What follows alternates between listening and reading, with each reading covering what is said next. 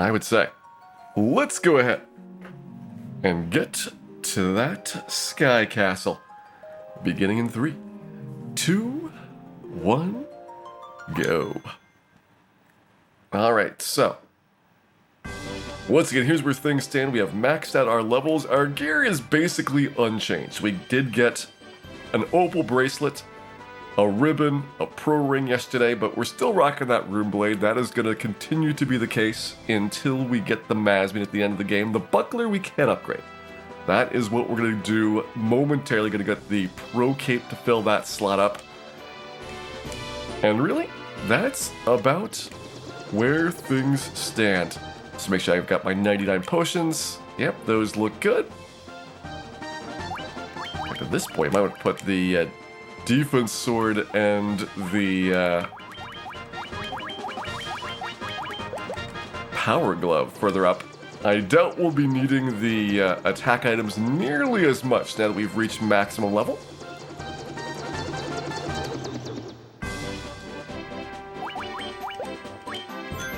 And I believe this is our first time actually going into Mirage Tower. Yeah, we have not been here at all yet. Are we going to kill Warbeck? You better believe we're going to kill Warbeck. You know what we didn't do? We so have not gone into Mirage Tower that we have not even, I believe, talked to Dr. In. It was a while ago, okay, that we got this lab. Probably at least an entire lich's worth of time has passed.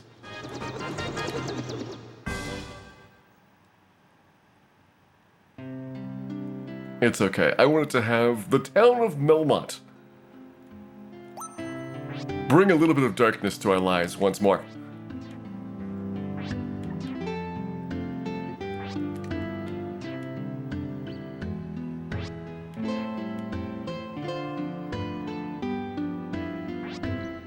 And there we go, Lufenish language learned. And of course, the most important thing of all. We are going to barter. Let's ditch those things we're not going to need, and let's buy a lot of steel armor. 17 steel armors. Quite the steal indeed. That's enough steel armors for your entire family. Or what's left of them after they wear this.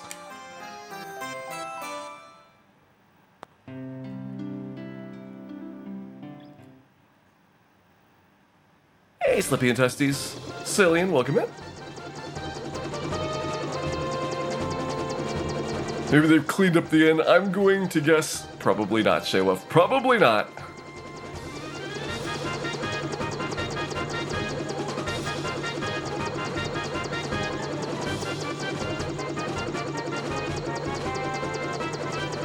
Alright, we ended up over on the waterfall side. There we go. You can find the tile to get down here. We'll head to Lufenia.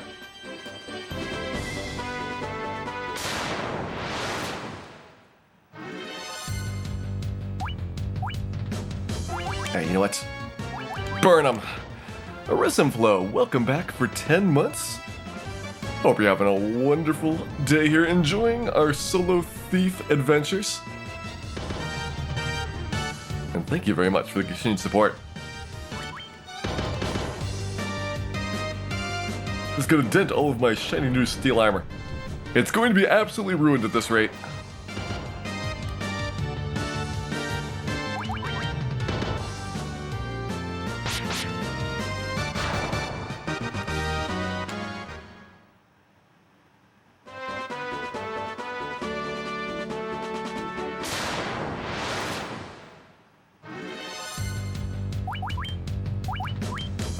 What's the Warmax strategy? We're going to probably defense sword 2 or 3 times, then power glove 2 or 3 times, and then hope that we're not dead at that point, so that we can begin attacking. The thing I don't know really well is how much of a difference those defense swords are going to make and how many we need to use.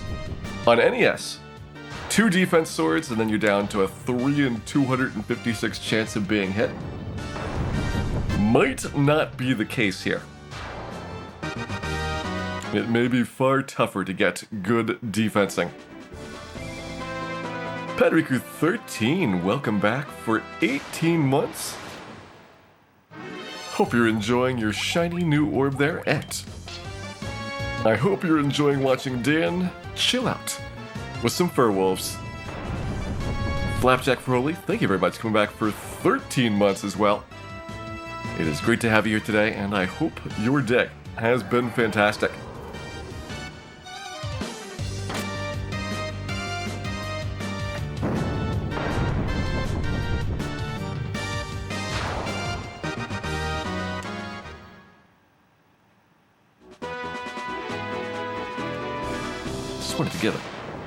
Just wanted to get a chime. All these monsters making it awkward and difficult.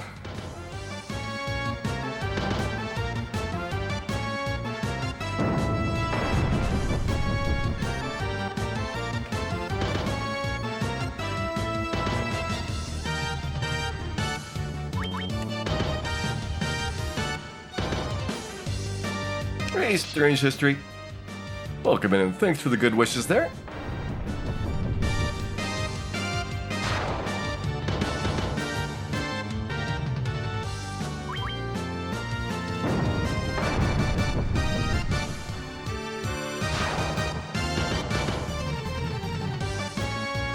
Troll. I'll take you down the old-fashioned way with my rainbow sword. Is tonight gonna be the night, assuming that we can take out a Warmech last calls? That is really the big thing that I have no idea about. Everything besides Warmech, about an hour or so to finish off. Warmech! Well, the last time that we were hunting Warmechs for a bestiary run, I think it was like an hour to find them. And that gets a little bit scarier if it turns out to not be first try.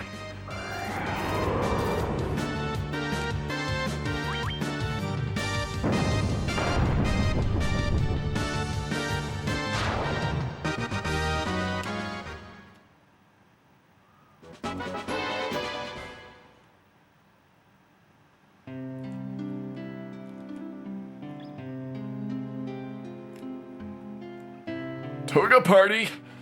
Too intense for Dan. Unable to resist.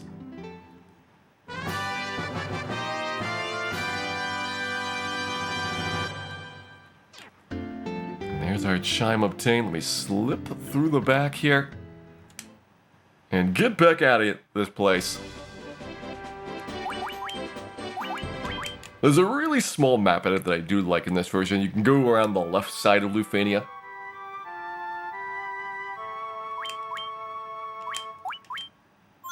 Got that little bit of clearance around both sides instead of being up against the edge of the lake there. Just a nice touch.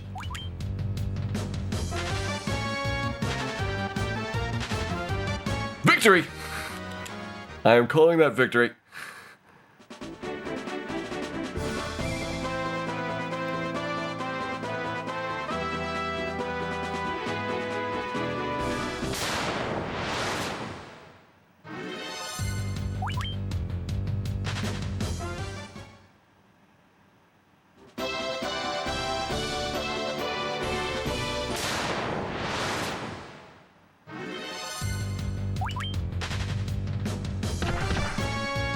Rankle a little bit more sturdy.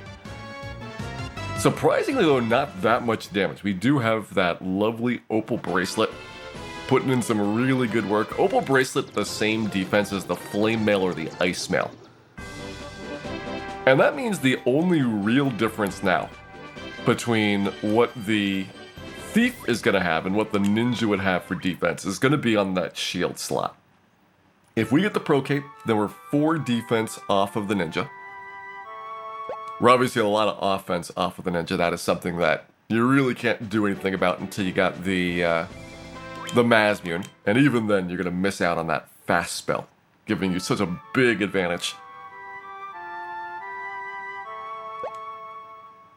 Doubling your offense in one round is pretty important. Hey, Shinobi, thank you very much for those bits, which will definitely be going to the Melmond Relief Fund. Because Melmont, it was a relief that we finally got our slab turned in.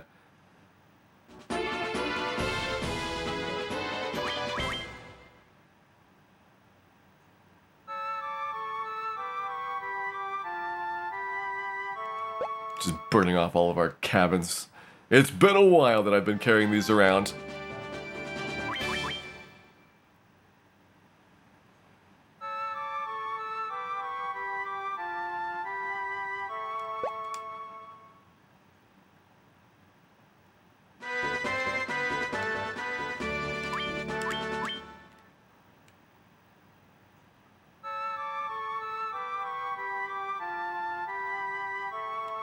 Alright, good enough. We'll save the last one for our trip back out. This is the beginning of our Mirage Tower adventures. We don't need the Thor hammer. We don't need the Sun Sword. We don't need experience. But we will Bane Sword team out for the fun of it. And we do need the Pro Cape, which is going to be up near the top of the dungeon. I'm going to grab the black shirt as well. In theory, that is, again, an item that is not going to be required. If you want to actually do some of the fights in Temple of Fiends, there's a few where black shirt would be beneficial. In particular, you get the water battle in Kraken's floor. But for the most part, there is very little reason to do any more battling. As much as we can skip with either save scumming or with running away or resetting, we will.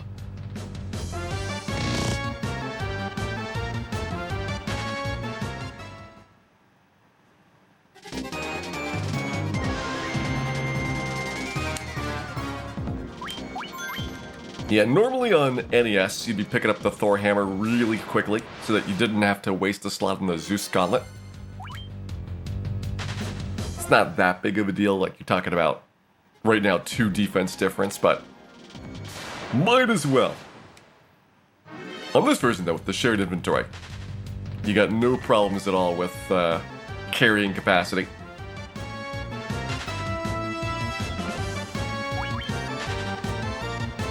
Although our inventory is remarkably sparse other than those 17 steel armors.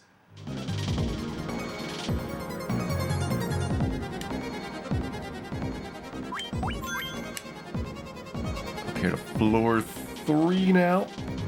We'll need to get past the blue dragon, which should be a fair bit nicer than NES.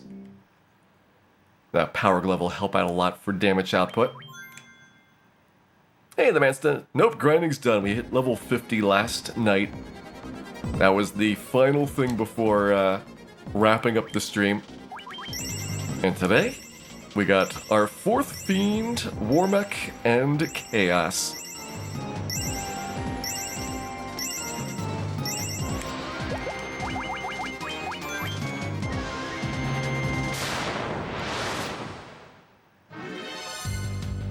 Thank you, Boris. Thank you very much for gifting a sub out there. Hope the recipient does enjoy those emotes, and thank you again for the support. It is much appreciated.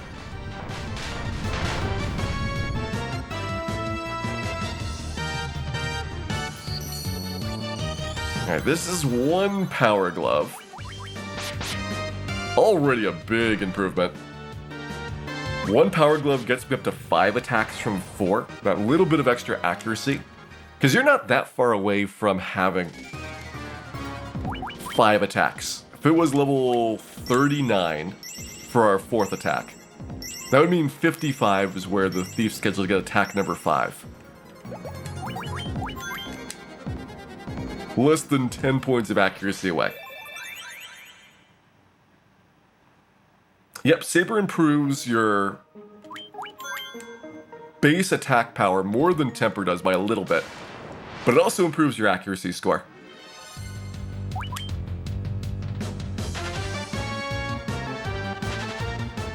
Does Easy Mode Thief do more attacks? I am pretty certain Easy Mode Thief would be doing like 9 or so attacks with the level 99 maxed out.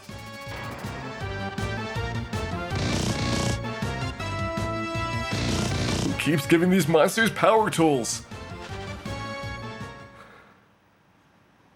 It sounds so weird when they do that.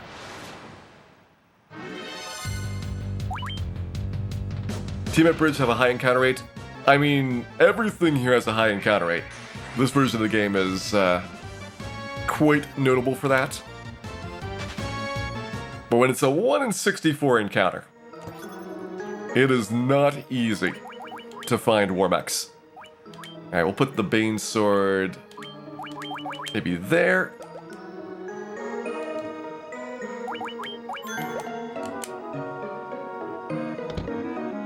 Likely at least gonna get a little bit of use out of that thing. See you later, okay, man?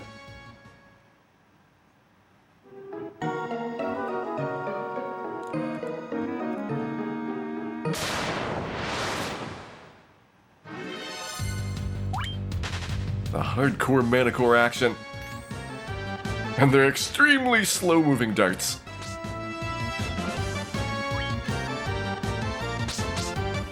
That's it, Manicores. You had your chance.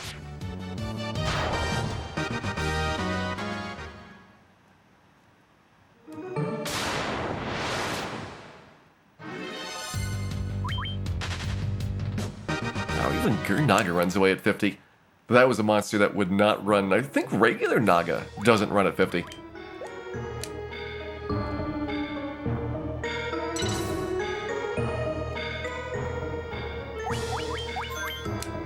Okay, so we're not going to need the Adamant, obviously. Don't need the second ribbon here. And our pal, the Eye, he needs a reminder of our time together in the Ice Cave. Such good times.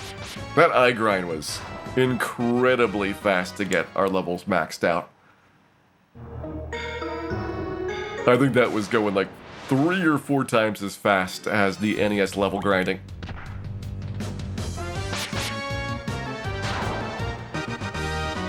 And on top of that, easier levels to get for the most part. Nothing worse than that single stat point game.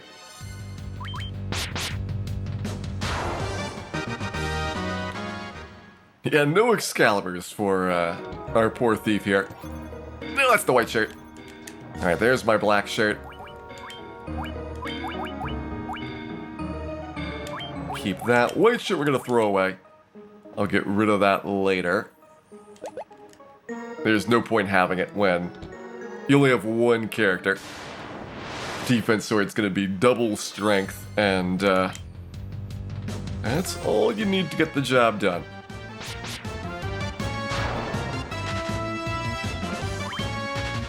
That's right, you better run away, Manicore. You better run.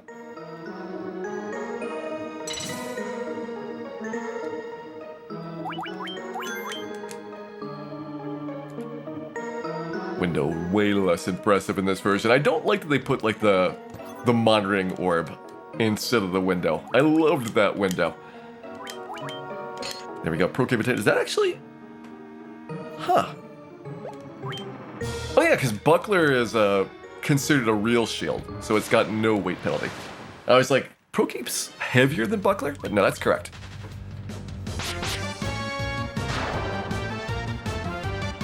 Hey Zaytoyak, yeah, I play on my PS2 Slim for this.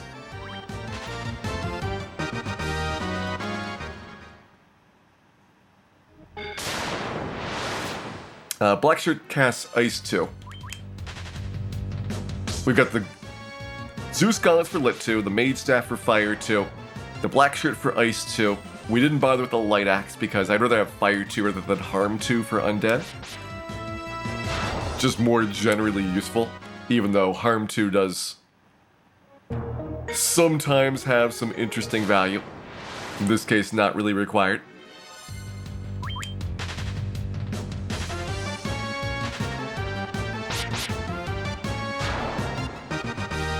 Do you need exit to leave Temple of Fiends in this version? Yes.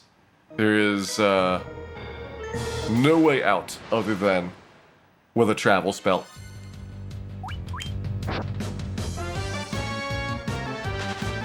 see that we've upgraded our shield animation to the cape there. And sadly, there is no Remakes to hug in this maze. We're going to have to find Remak the hard way.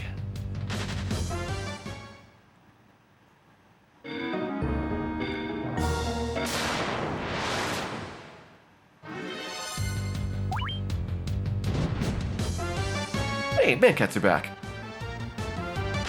Yeah, speaking of finding Remakes, we might as well get a little prediction going. Gonna give you all a couple minutes to think about your answer. It's unlikely that things will change in the first 5 minutes.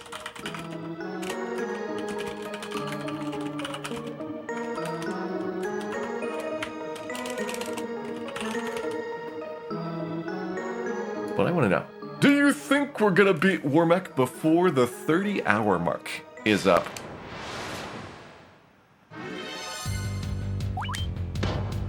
You get the Masbian? You'll pick the Masbian up. No real downside besides a little bit of an extra walk going across Tiamat's floor.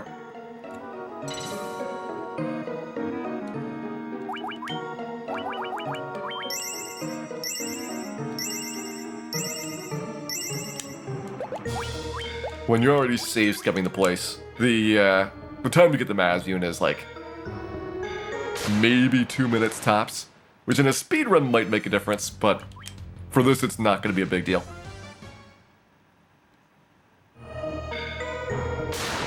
Well, no encounter 1 Remakes. That sadly has not happened.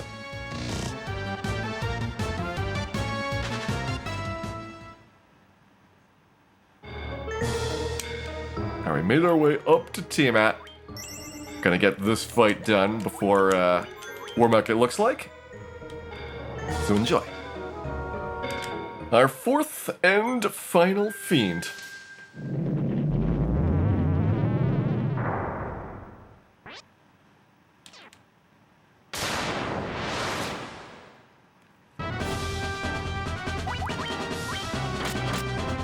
Slight munching.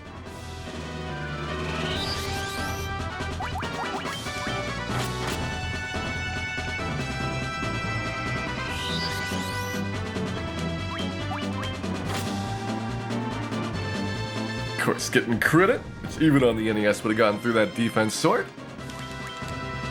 Let's go Bane.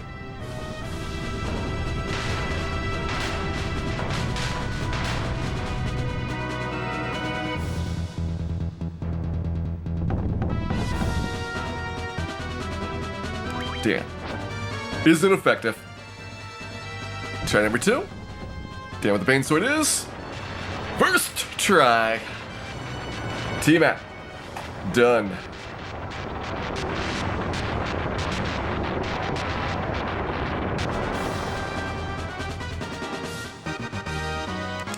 It's a different boss theme. There's a fiend theme, and then there's like a regular boss theme.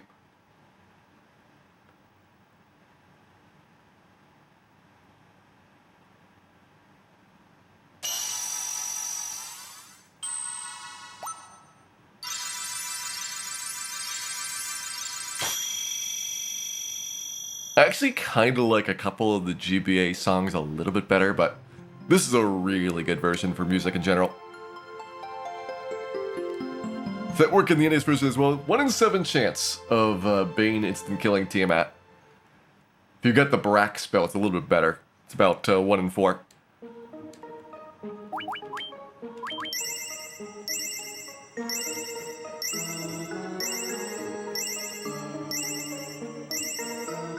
And with Tiamat out of the way, now the bridge is ours. Let's go, Remak. I know you're here somewhere.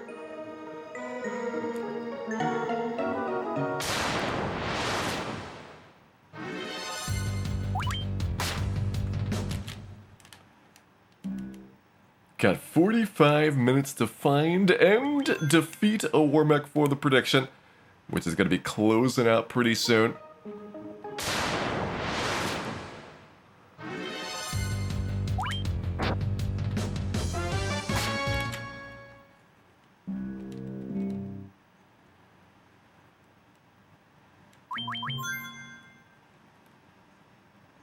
In the past, all of the fiends have one weakness that goes away. So Lich is no longer weak to fire. Carry is no longer weak to status ailments. Kraken is no longer weak to lightning. And Tiamat's no longer weak to poison. Dan is, of course, still weak to fudge.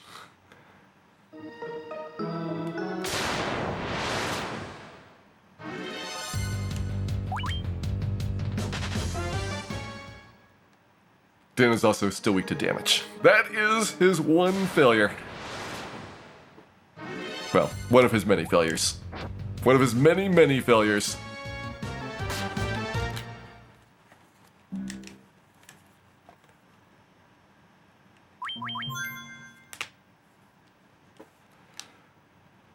There we go. Predictions are closed on Warmack. 45 minutes or so.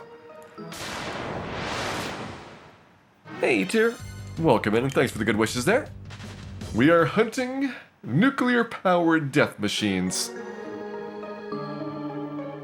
And this one might not be getting a hug.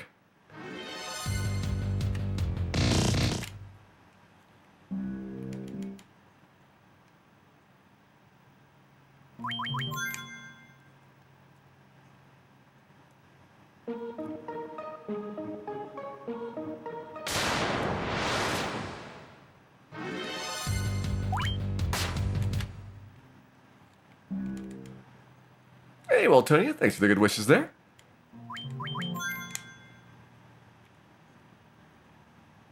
Odds of finding him are the same as the original version. NES had triple Warmech appearance rates, but every other version of the game is 1 in 64.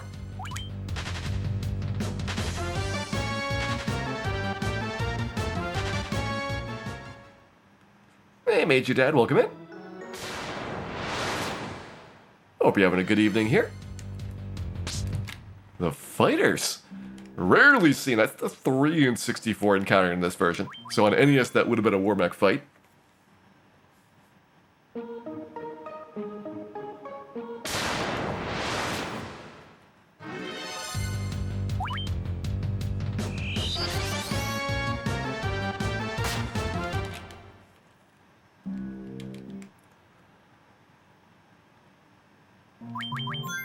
Running up and down the bridge for hours trying to find a Warmech. I'm pretty certain the longest monster we had for the 100% beast area was like 80 minutes. And I don't remember if that was the Warmech or the T-Rex, but obviously one of the two.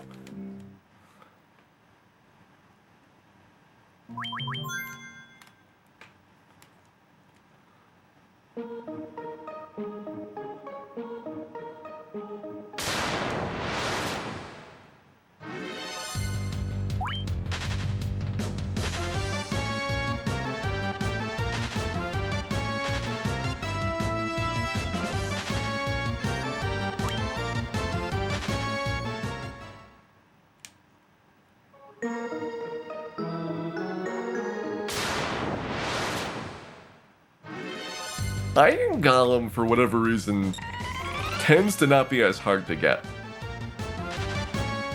I think Iron Golem was like half an hour.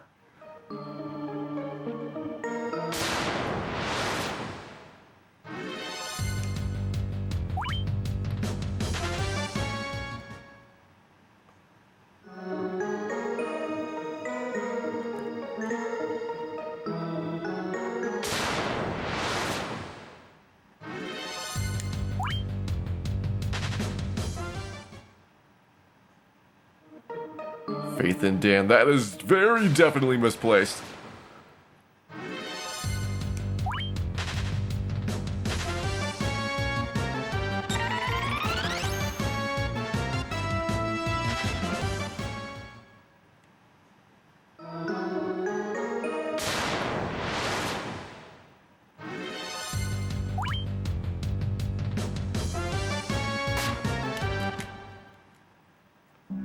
Hey, Eternal Tomato, we are looking for hug machines.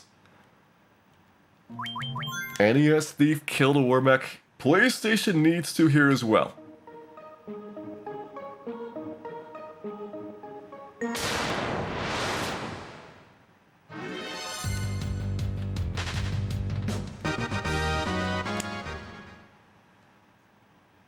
Warmick on the bridge, yes. Warmick's on the bridge on every version of the game.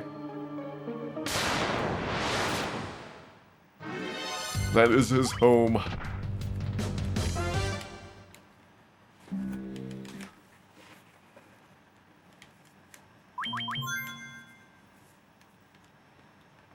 It's still his home, Shaywolf. He just can't find his way back there. It's like that iron knuckle.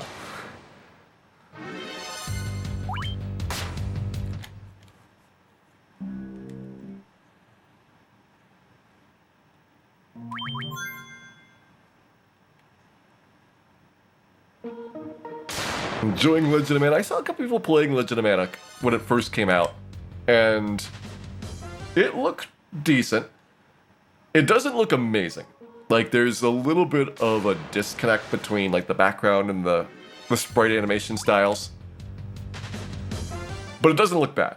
So it's one of the ones where, kind of like the Saga Frontier remaster, that if you really want the game, seems reasonable to get. It's not one of the atrocious remakes. It's not one of the ones that you'd rush out to buy even if you had your favorite copies already, but it's a decent one.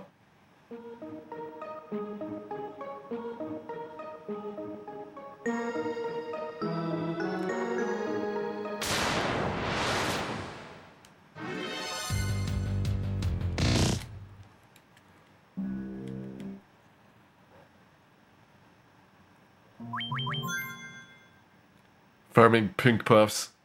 I think I've told this story before, but there's a whole bunch of, like, corrupted treasure chests in Final Fantasy IV. Just like, if you talk to random pieces of grass and things, you'll get junk items, like around the city and a few other places on the original version of the cartridge.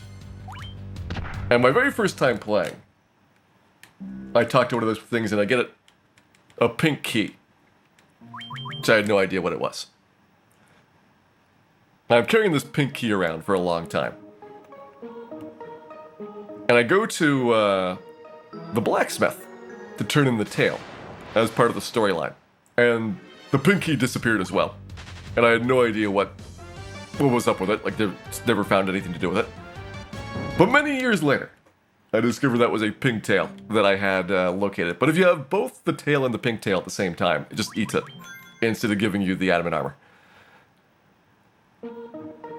So yeah, good times.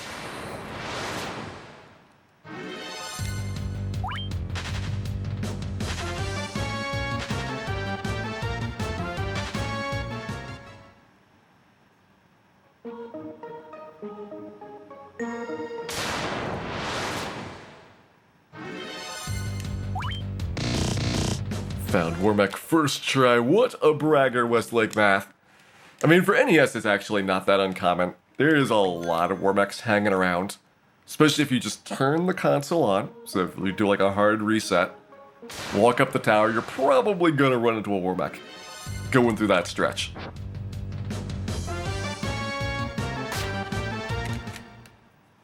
And I am pretty positive they did that to make the take a picture with Wormek contest have like some chance of getting winners. Because every other version of the game is a 1 in 64, which would have made it so that Wormek could not appear until you had already done 128 battles. And if you've got that requirement, then like very, very few people are going to find them. The 1 in 64s on the NES and Famicoms are extremely tough to get normally.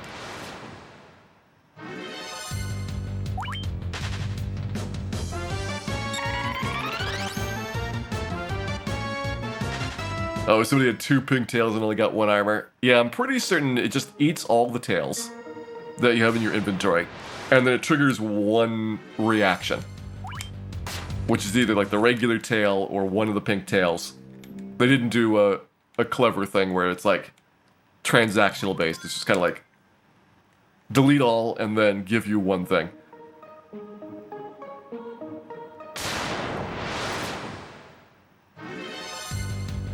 More Solo Thief challenges. This might be one of the last few times we do Solo Thief. I can't really see doing the Solo Thief as being as interesting on GB or PSP. Just because like the Astos challenge is gone and the Lich challenge is gone. Like you're gonna get through there so quickly. But it's not really that different from a lot of the other character classes. It's like you're gonna have to do less grinding to get through Bicky, because you'll get the double XP, you'll get the double agility. In fact, you might not even need to grind at all, you just walk up to Garland and Bicky and kill everything. Actually, is that true for Bicky? Might not be true for Bicky, because that's more defense than offense. But definitely true for Garland. Hey, Thalfin, welcome in.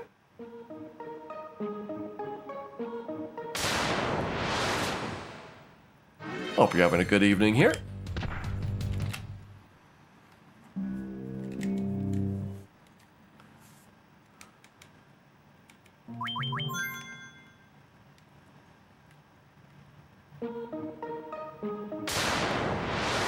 Well, the nice thing for me on these sorcerers is, besides the save anywhere, at level 50, the sorcerer's just gonna run away almost every single time.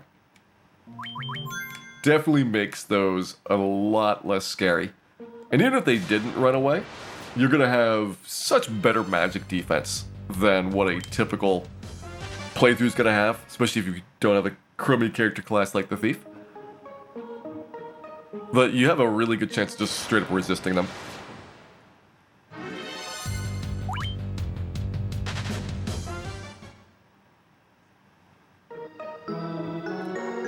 What are we doing now? We are doing a war mech hunt.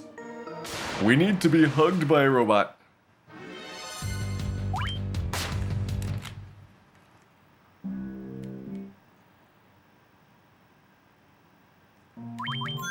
And we have a little bit more than 30 minutes left in our prediction to get that hug done.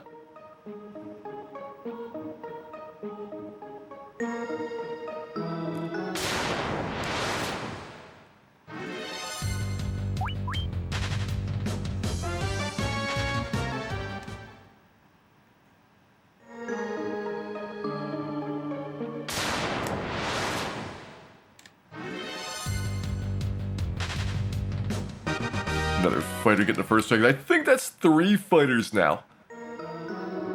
Which means we've had 3 3 in 64s, but no 1 in 64 encounters.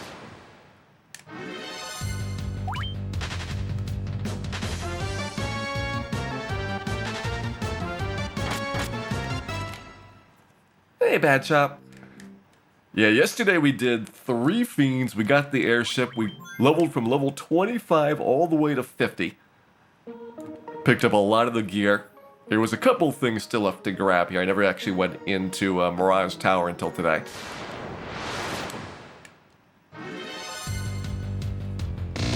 But we did a lot of stuff yesterday. Like, once we got past Lich, as promised, the game got quite a lot easier. Lich ended up being the last real gatekeeper. He was not terrible, but certainly harder than I expected. I was thinking level 28 we would just stomp him. And it turns out that was not the case. Could maybe have done Peninsula Power to get, 30 or 31. Just try to get that little bit of extra offense to help out. Because at that point you're pretty consistently getting those 3 attacks.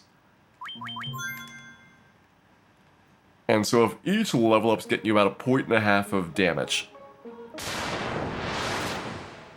Doesn't sound like much, but 5 extra points of damage per round is like the difference between that first 745 killing him and not. I think we'll get a first strike here. Well, it wasn't true for the other encounters. Like, you still get ambushed by mages and shadows all the time. I know on GBA you get 75% first strike rate on Warmech. But on those you get the same thing on shadows and mages and everything else, so we'll see.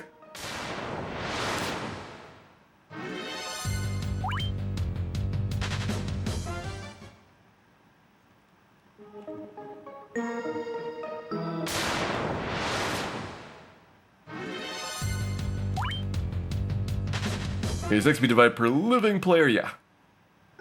Basically, you get a fixed amount of experience for the monsters, and you have an equal split among all the survivors. So that's one of the things that solo characters do get some benefit from. You know, getting the equivalent of quadruple normal XP from the enemies. But considering how much slower you take things out, you're gonna benefit way, way more from having that group. At least until you get to the point where it's like trivial to do the fights. And then it swings back around.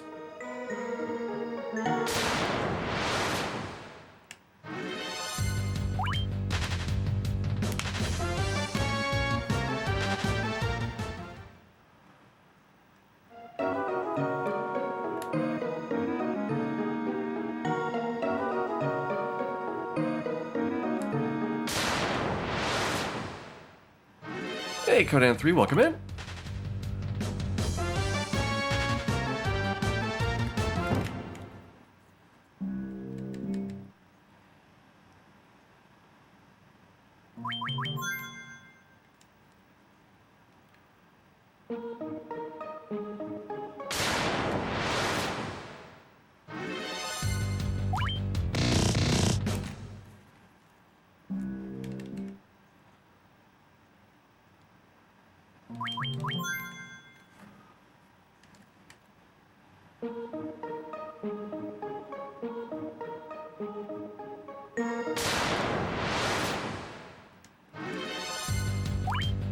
Getting a lot of slimes. Those are an uncommon encounter here. It is about a 9% chance of the slime fights.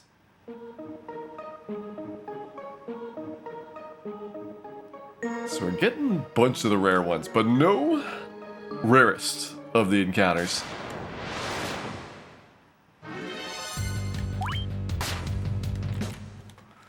That one is remaining elusive.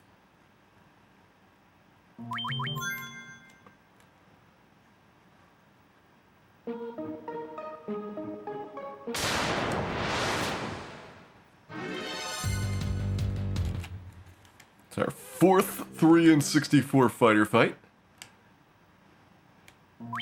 Fighter is quite rare on NES because they swapped him with the Warmex spot. So fighter moved down to the rare encounter there. You'll still see fighters in Temple of Fiends in the past. There's a fighter mage formation that's much more common in its appearance rate. That's one of the reasons why fighter is a particular monster that you don't really ever think of all that much. Not as bad as T-Rex or Iron Golem, but very few places to appear.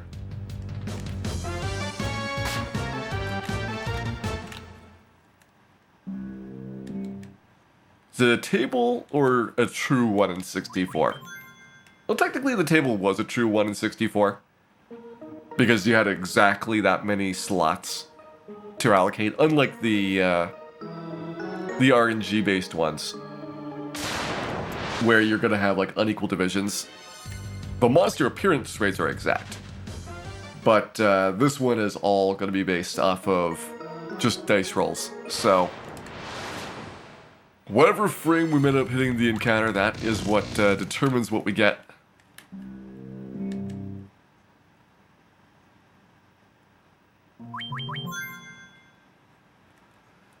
Any Tyro meat in this one a long time ago, Eternal Tomato.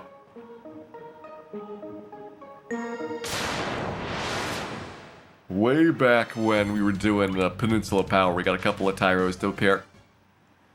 It's not something that gets a lot of appearances. Tyro is a little bit more common in this desert area around the Mirage Tower than the Lufeni area.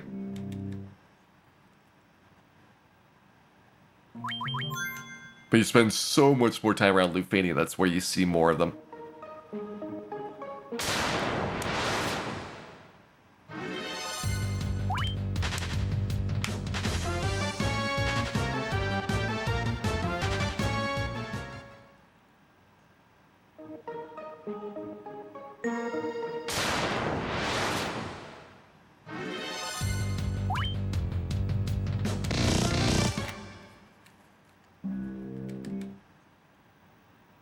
Yeah, we had a couple of Tyros early on. Like, they're so much tougher than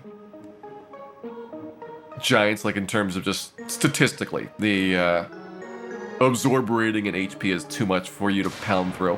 So even though they're a solo fight, and you think, oh, that would be a really good setup considering that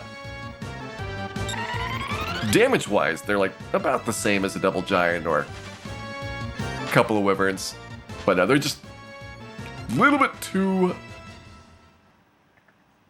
robust to realistically take out early.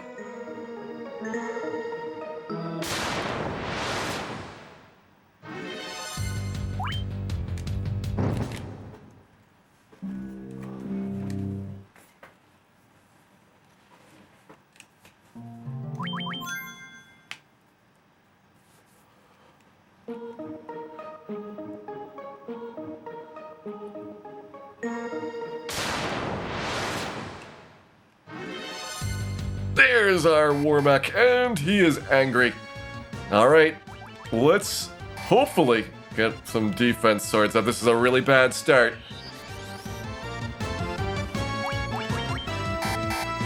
No, I'm gonna say this one is toast. We got trashed by the lasers. Even if we get a bunch of dodges in now, it's probably too late.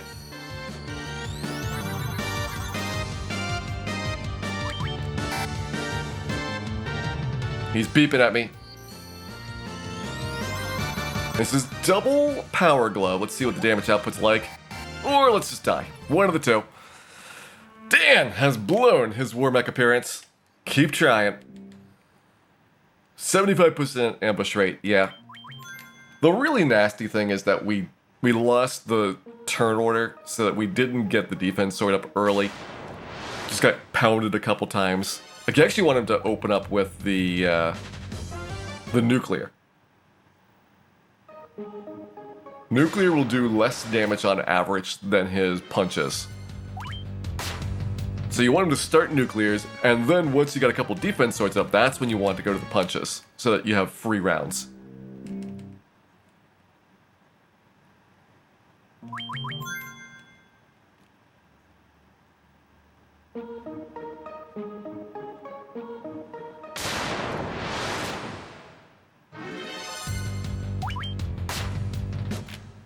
Hey, Kalonzo 2.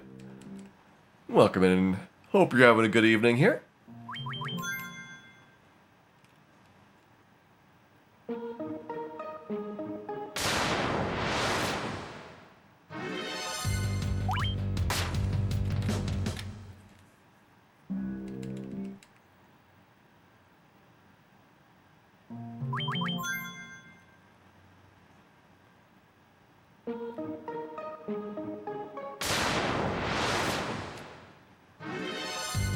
Nobody's gonna beat Astos for bottlenecking thieves.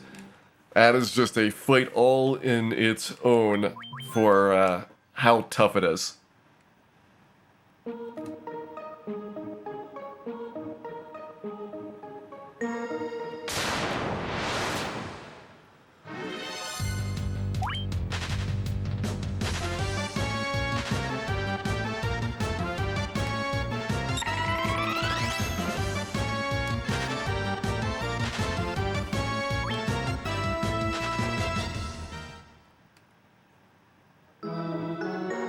What is the regen rate? I believe Warmech's got 2,000 health and it's 5%.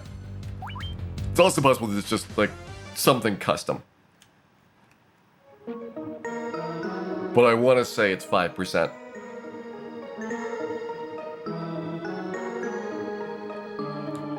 Am I going to run the Pixel remasters? No, not really interested in the remasters, Turk I am not planning to get them.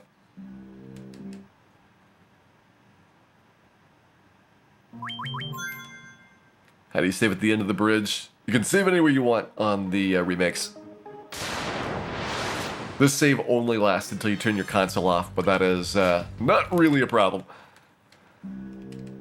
That is long enough to get things basically taken care of. Lets you save scum through dungeons, skipping as many random encounters as you'd like. Hey, Katsuki. Welcome into you.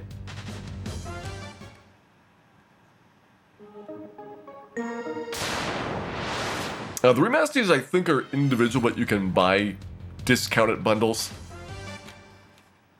And based on the prices, it looks like they're going to charge less for the earlier games and more for the later games in the series. So it's not quite what we were guessing for the pricing model, but somewhat close in total price. I think it ended up being like $100 for all 6 of them.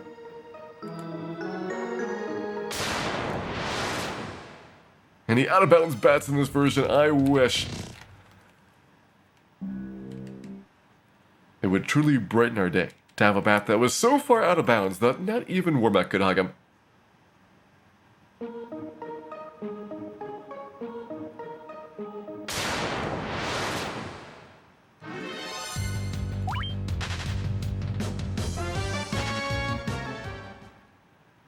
I think that 75 is for the sale, Falcon. There's like a pre-order sale for a discount, but it looked like 100 was the regular price.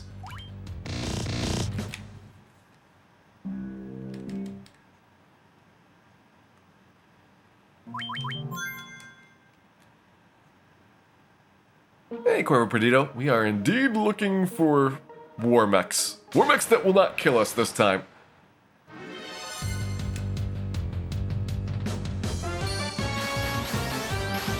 We have found one, and it was painful.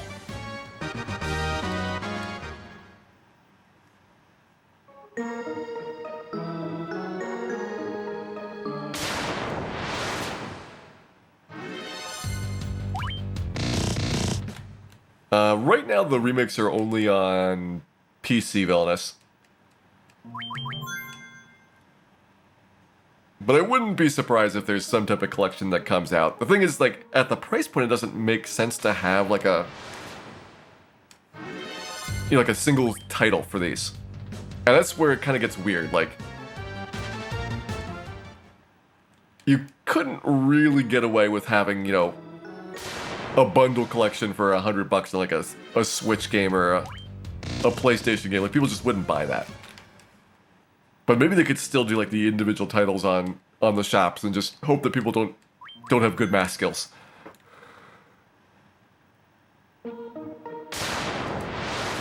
Hey Praxia, welcome in. You have joined in time for the Warmech hunt, where we are hoping to find and defeat Warmech before 30 hours is up. We have so far done the finding. The defeating, not so much.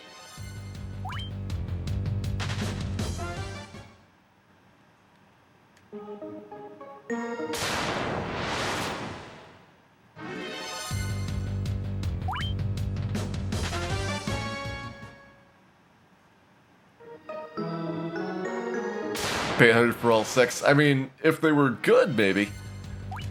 Like, here's the thing, it's not just the price. It'd be nice if the price was less, because these are very old games that have been remade a lot of times.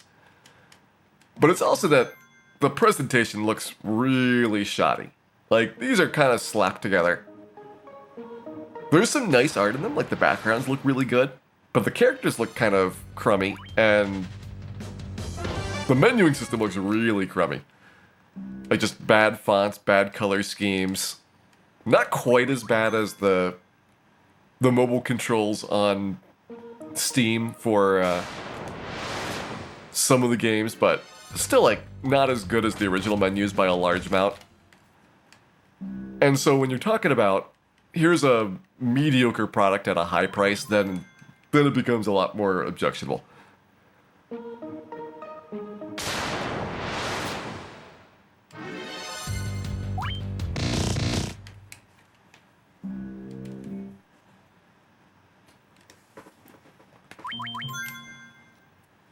Oh yeah, I definitely wouldn't recommend anybody pre-ordering it. Like, there's also the possibility that there's many other flaws that you can't see from a couple of screenshots. So you really want to, like, find out, are there major things that are really deficient about it before buying it. But since it's on Steam, I imagine that at some point, they're going to have bigger than 25% discounts. You just got to wait a year or two.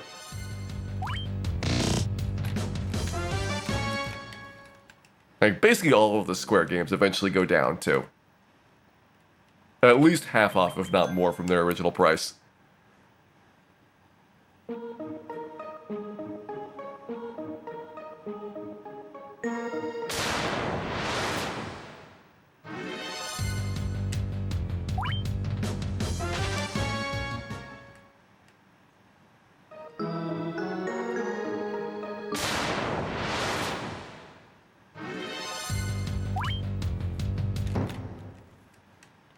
I mean, I really doubt 5 is going to play as well as the original. Like, Super Nintendo 5 has some of the most responsive menus in any of the games that they have ever made. Like, even the GBA version, which has a lot of bug fixes and improvements, the menuing system's a really step down from the Super Nintendo version. That's one of the reasons why people like to play with the translation patch on Super Nintendo 5 instead of GBA. Because, well, GBA's, like, got a lot of improvements. It just doesn't feel as nice.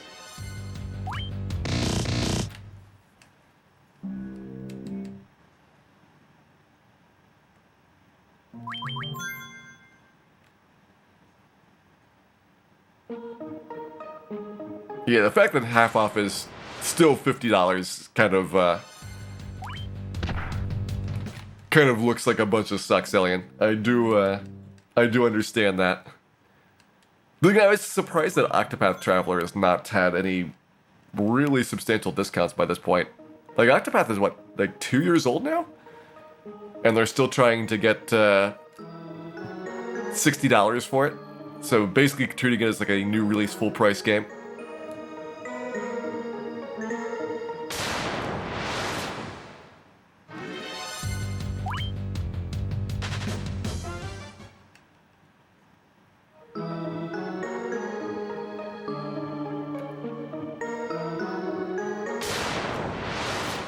Oh yeah, if you only played 5 on the PlayStation version for the Anthology Collection, definitely GBA is going to feel nicer. It's not going to look as nice, but it's going to feel nicer. And Super Nintendo with the fan patch is going to be really good.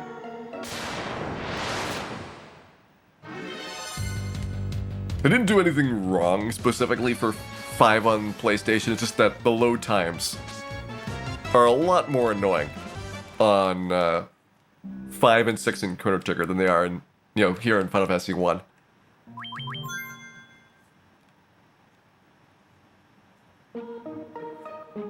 Hey, Mr. Fuzzums, welcome in.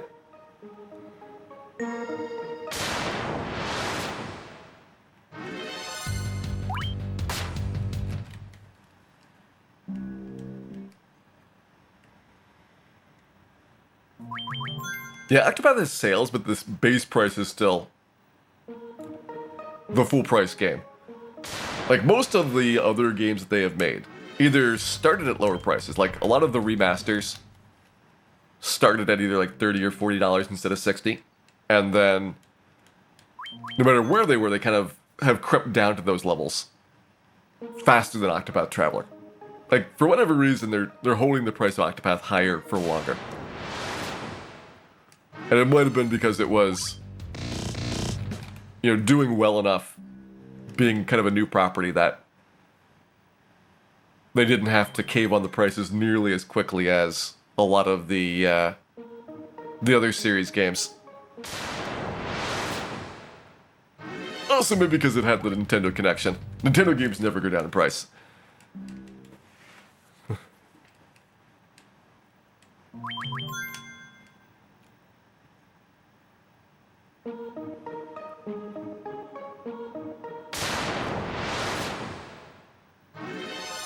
But, whatever they're doing is really working for them. Nintendo has had some really big successes in the last couple of years. They were looking very shaky with the Wii U, and then they totally turned things around with the Switch coming out.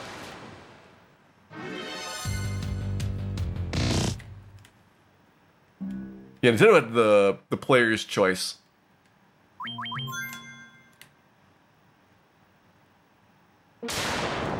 They would do reprints after usually like 1 million copies sold. That's when you typically see those player choice ones show up. If you ever look at the old games, if there is kind of like a banner that's brown colored, that's usually the player's choice versions of the games. And back for like Super Nintendo, that was a lot of units sold. Like 1 million was a whole bunch of copies, and it's gotten to be less and less over the years. So I think the later systems, it's a little bit easier to get interest in doing that type of reprinting.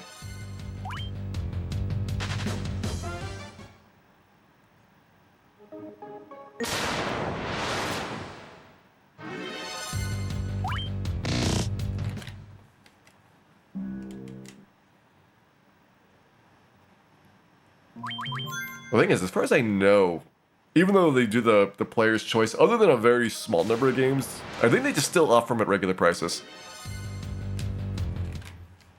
Like, it's not like you get a big discount for the rebranded ones. The one exception I remember was like F-Zero, the original one on the Super Nintendo. They made a whole bunch of them with the player's choice, and then like even years and years later, you could still get F-Zero new in the box because they had tens of thousands of copies just sitting around. They evidently made way too many of the reprint one. They couldn't sell them.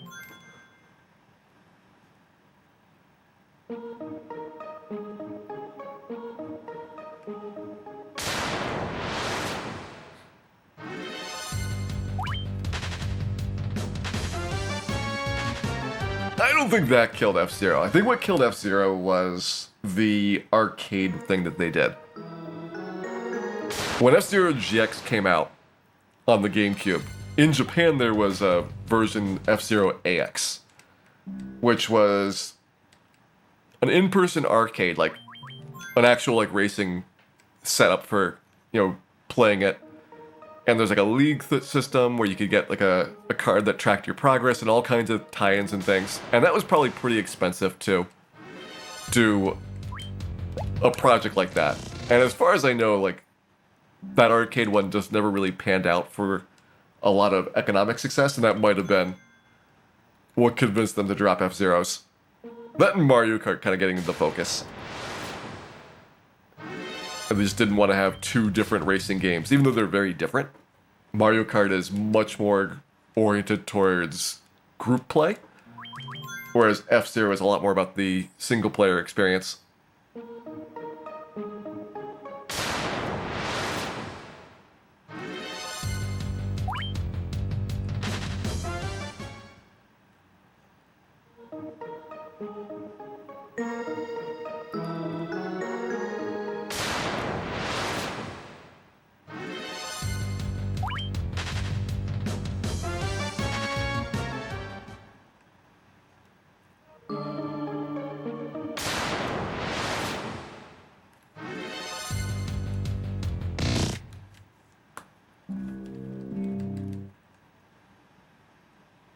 Hey, Crimson Tint, we are looking for the War Mech.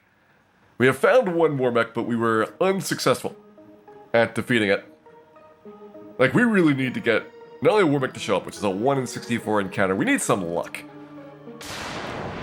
That battle has to start off the first couple of turns going really well.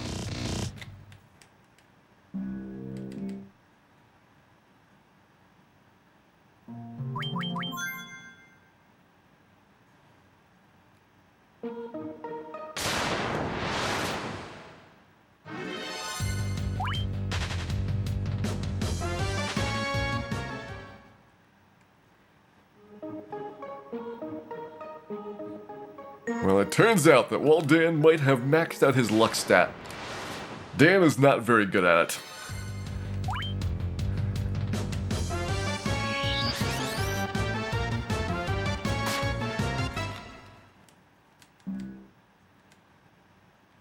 Oh yeah, it's no longer outer space. Like, the Sky Castle is really in the sky rather than in the orbital space station mode. It's still pretty high up. Like, you'd have to be decently hyped to get clouds like that to show. But you no longer have a beautiful window to throw Vorpal Swords out of.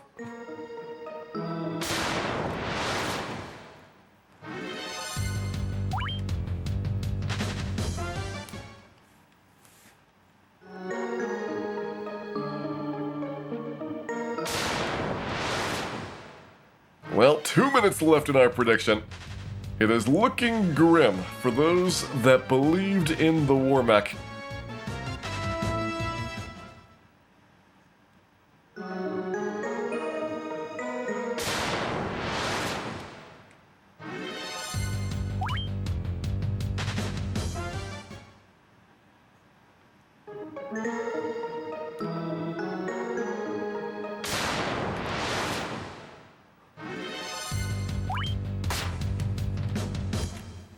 What do we have right now? We've got the Rune Sword. That's the best thing that the Thief's gonna have until you get the Masmune. There's nothing in between that a Thief can use. It really hurts their damage output.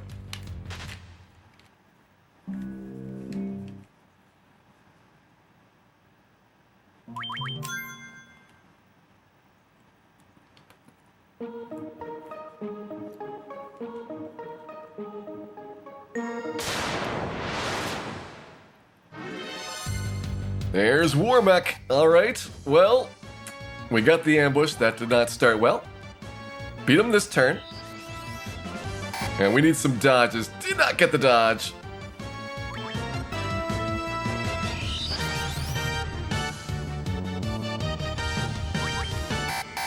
Oh, that would have been a great one to dodge there. Well, that's 3 defense swords up. Let's go Power Glove. 1, 2.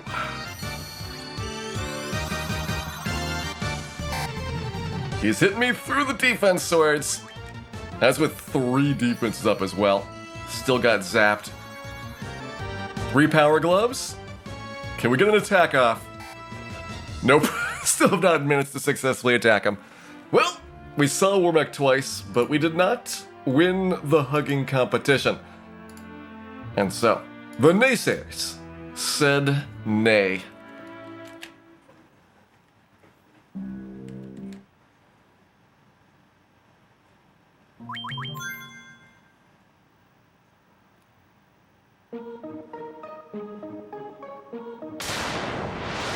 Well, well, well.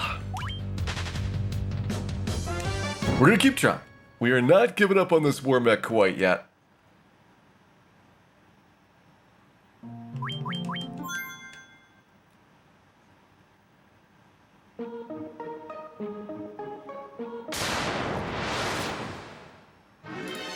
In fact, if you'd like to double down,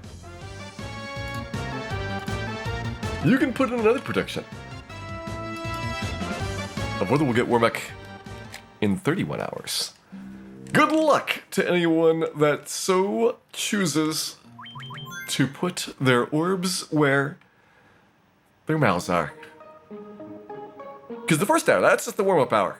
This one is Dan's power hour.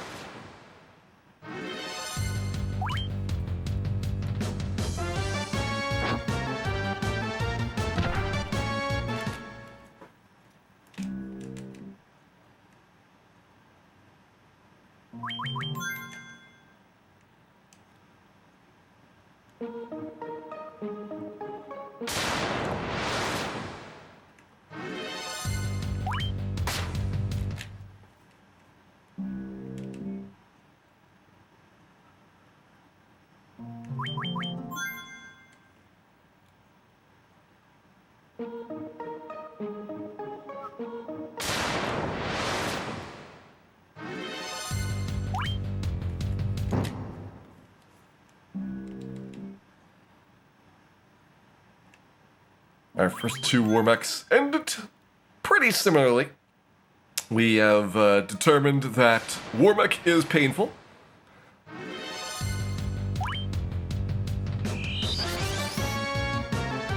both times getting ambushed. It's a 75% ambush rate, which definitely complicates things.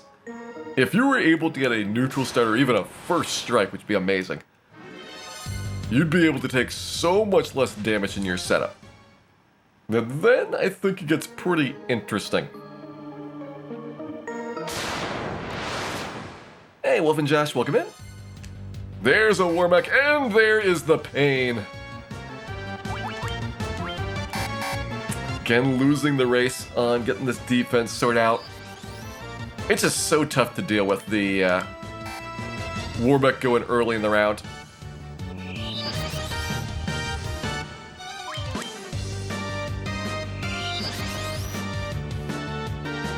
I'm going 4 defense swords. And I'm hoping that wasn't gonna get nuked. Resist, Dan, resist!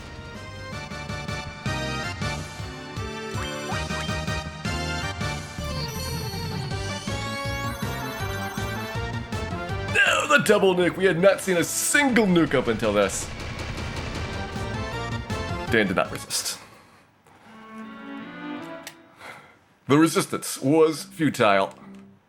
We really want those nukes early in the fight, and then we want him to switch to the hugs.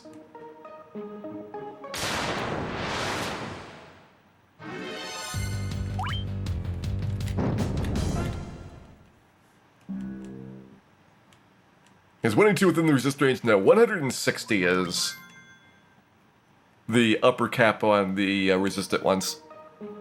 It is 80 to 320 for the nuclear spell. It's the same as Fade for its damage.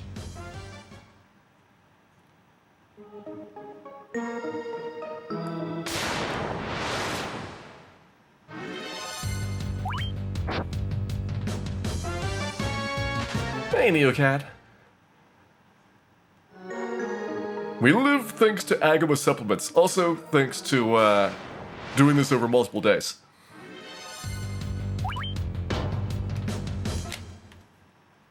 We're actually pretty early here in our day 4 of no, this is day 5 of the Solo Thief.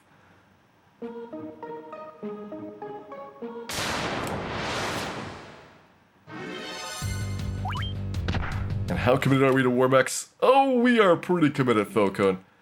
I am not going to let a couple of bad Warmech starts dissuade me. Like, we had, what?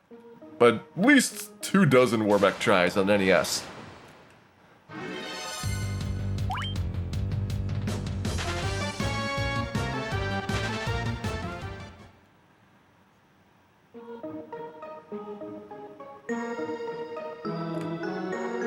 NES Warmech, we had a Bane Sword on, which is 3 in 256 chance of working. So we get in there sometimes with, you know, maybe 2 or 3 Bane Swords getting popped off. Sometimes we get a dozen, but it would take a lot of them. Whereas this one, we're gonna try and take them out with damage.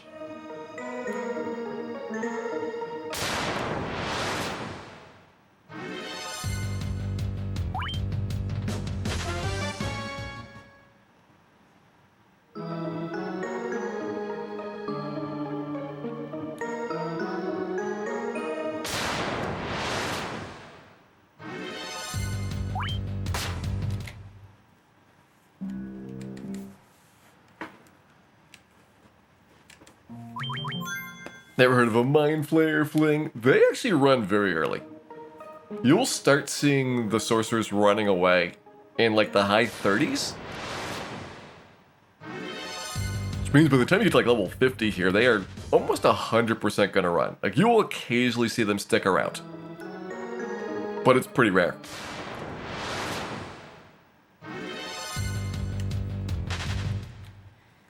Hey, Detested Hunter.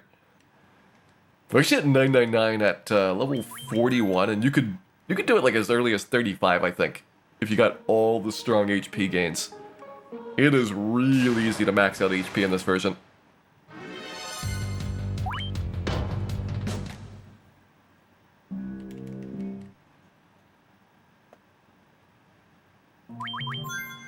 The problem is, Warmech is really easy to unmax your HP in a hurry.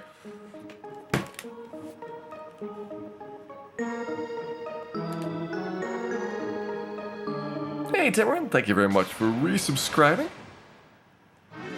Back for 12 months. Hope you're enjoying your shiny new orb there. And enjoying our nuclear-powered hug competition.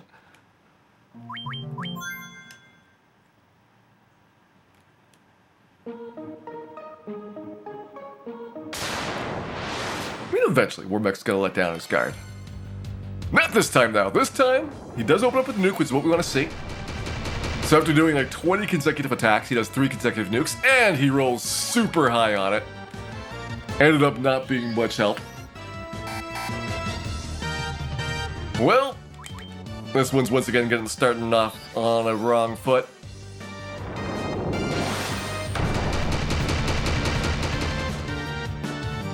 That's a good roll, though. Come on, Warmech.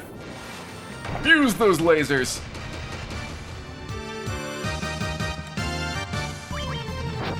There we go. We want to just physical from here on out. Nothing but physicals.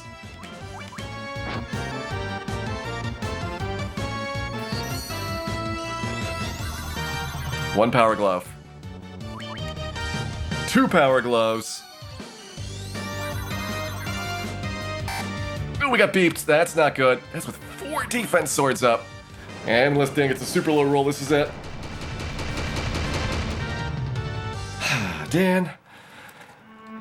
So close to getting your first attack off. So close. I don't know. 4 defense swords is not dodging it. There might be a cap on your evasion that we're hitting. That you just cannot ever get below that amount on dodging. Which would be very concerning for Dan's survival rates.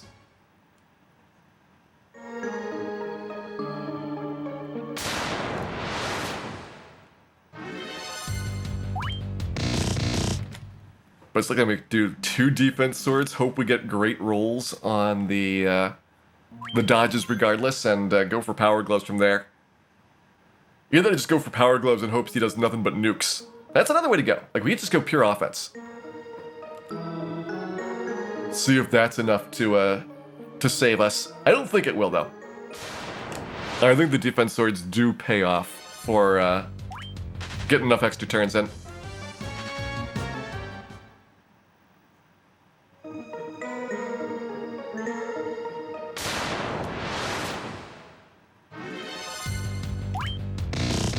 Alright, FDI, have a good night. Thanks for dropping by, and may you dream of electric robot sheep.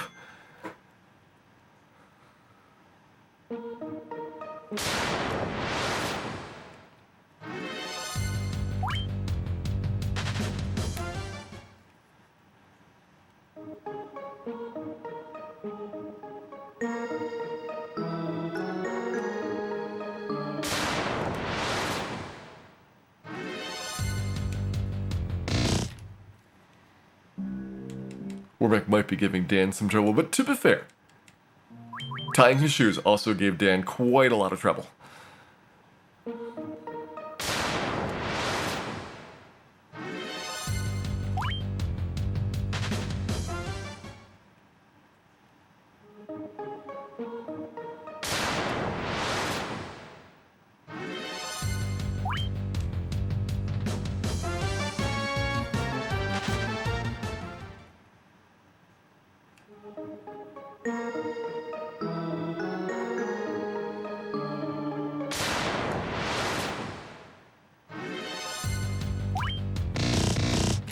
Warmech could definitely be an encounter. We're getting that level 99 easy mode would make a big difference. Just having the higher base evasion so you're not having to put the defense swords up.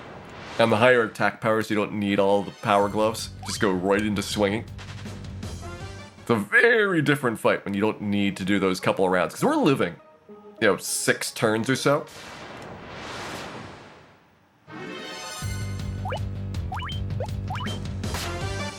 It's just we kind of need to live like 12 turns to have a realistic chance of beating them.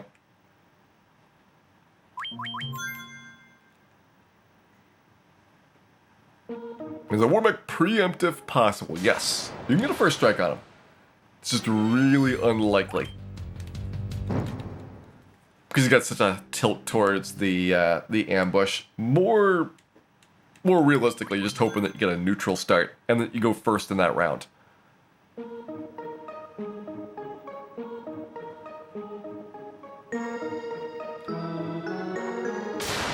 No, you don't really need to go first if he does nuke. Doesn't matter your order at that point. Rude Fighter. Hey, Solarius Paul, welcome in. Runeseeker 22. We are currently hunting for hugs. I am currently 0 for 3 at getting them.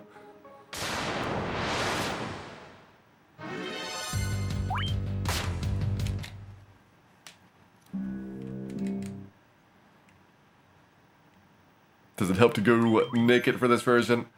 The slight improvement in evasion would not be worth taking an extra. Like, at this point, 49 damage. Like, we have a decent amount of physical absorb. And while it looks like, you know, that's nothing compared to Warmech's hits, it's probably a 15% damage reduction. That might be the difference for an extra round.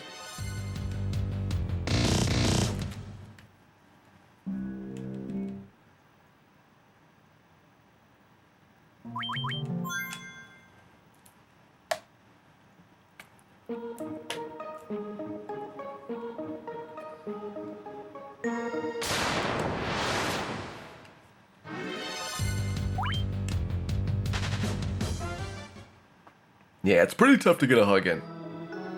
With Warmech's appearance rate being so low, you know, you're only getting a very small number of attempts in. And so you're just hoping that they get a good enough start that it becomes worthwhile.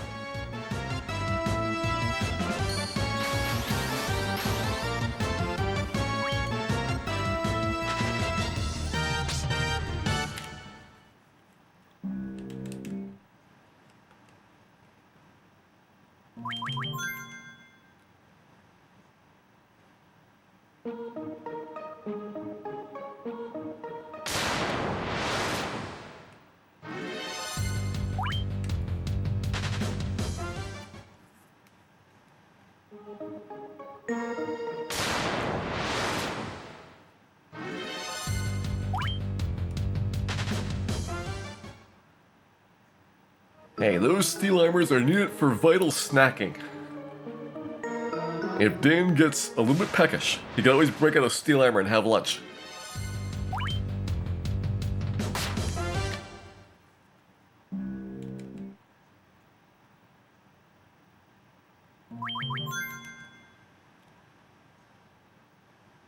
At this point, we are 1 hour into the Warmech hunt. We've seen Warmech, what, 3 times?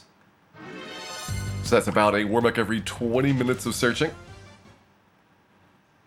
It's a little bit better than I expected, actually, but depends a lot on what you're doing with the other encounters. You're blowing through, on average, 64 fights to get 1 Warmech to show up. That's where it comes down to, like, how many times do we need to reset versus run away. You know, resetting here, you're spending a little bit of time going through the credits, but running away, you might have a couple rounds to do. Was it 4 Warmechs? Maybe that last one did come pretty quickly. If so, 15 minutes per Warmechs. Really good. I would love to keep that pace up.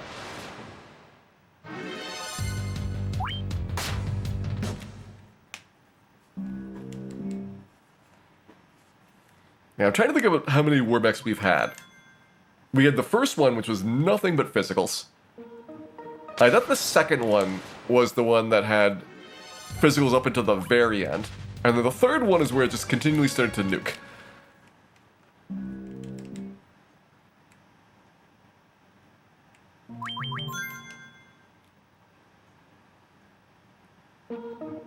But I guess number 4 makes sense in that, because after the one that nuked a whole bunch, we went back to the one that was kind of more mixed.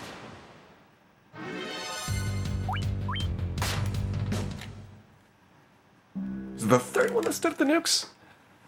Ooh. All I know is Warmech is being unpredictable for his skill use.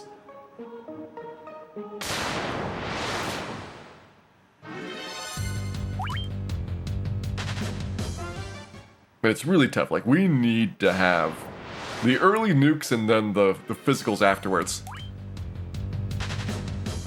Because eventually the nukes are just going to wear you down, even if you get decent resists on them.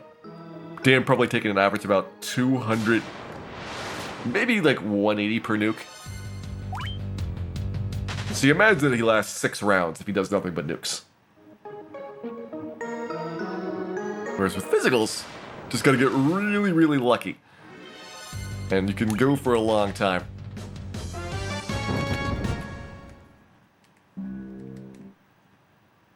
Nukes, then the jukes. That's how we do it. That is going to be the key to success.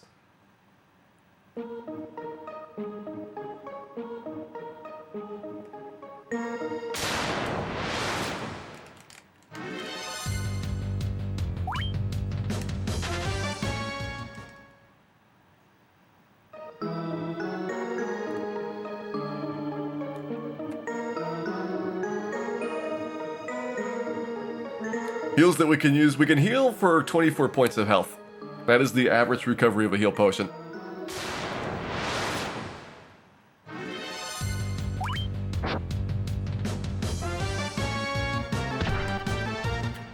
$24.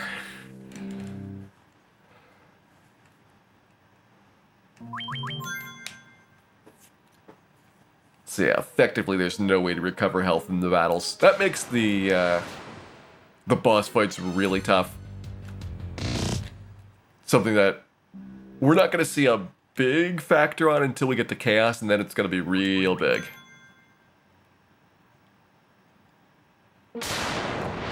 Healman staff are half of the heal potion rate. So you would get 12 HP off of those.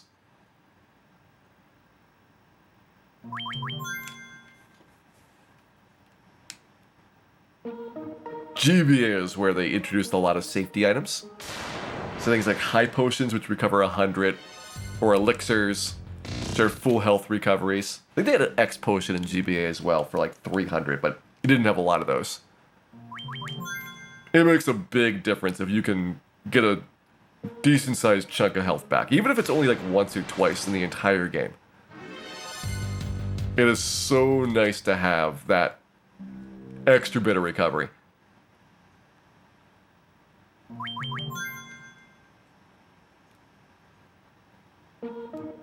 Because really that's what makes the White Mage so good, the Cure Force. Can do so much with those.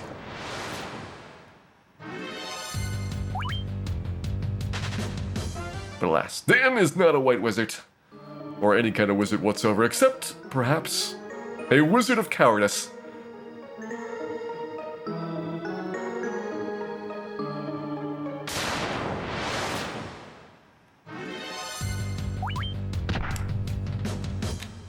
Hey, Rusty Balloon Nut.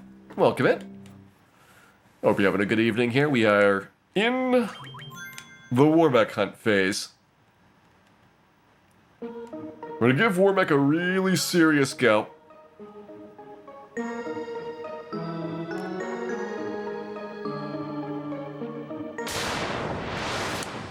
mean, we are 30 hours into this challenge. You might as well. Give it all you've got for trying to be perfect.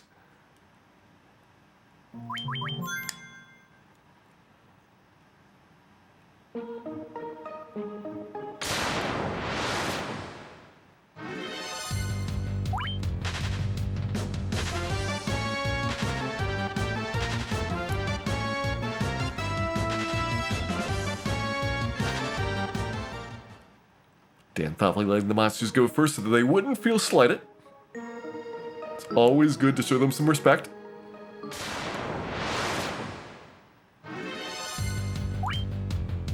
So we're going to take longer than the NES Thief run. I don't think Wormek is going to beat Astos. I think eventually you're going to get not an ambush. That's, in theory, a 1 in 4 chance. Probably a little bit better.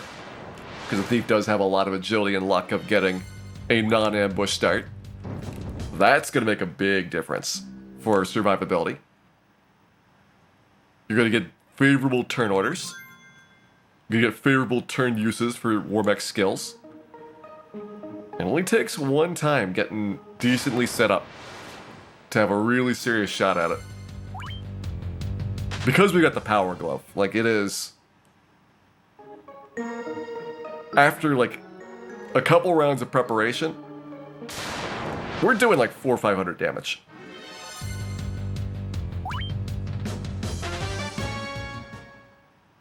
All 4 Wormek's ambushes? Yes, so far we've had all ambushes.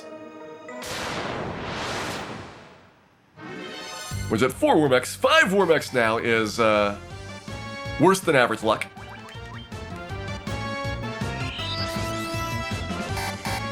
Now we need some dodges. He got a little bit more damage than I think we can reasonably deal with. So this one is unlikely to go well. At the end, can you resist and get me at least 1 Power Glove off?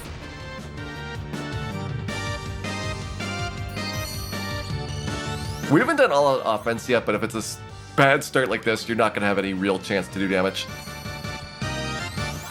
There's 2 Power Gloves up. And there's Dan down. Wormek. Too sneaky for his own good.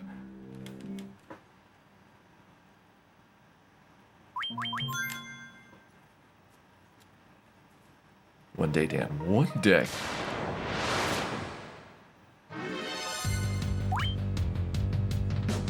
Hey, thanks, Kit Redak. Now, the Wormek, I think, is just a matter of persistence. Unlike, you know, Astos, where you have to level up, and it's like, maybe more leveling would help. We at least know that leveling is not going to be a factor on this one. We've hit level 50. We've got maximum strength. We've got maximum HP. Don't quite have maximum agility, which might be hurting us a little bit, but we're not that far off. And when you talk about how much the agility is worth versus the single use of the defense sword, it's like we're getting more than, 3 times as much gain from the defense sword as we missed out. It's like a really small amount.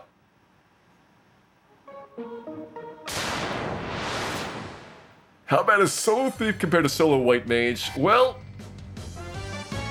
I will talk about that after we get this Wormek down.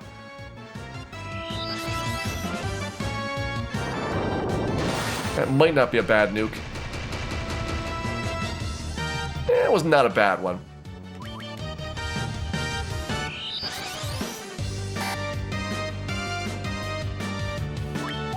Hoping for some dodges going offense.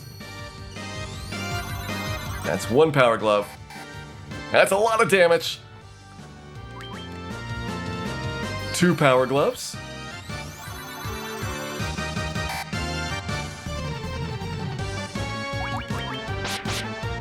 Two Power Gloves is not enough.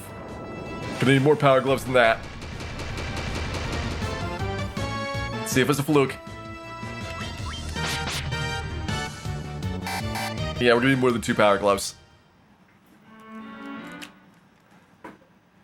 More than 2 required.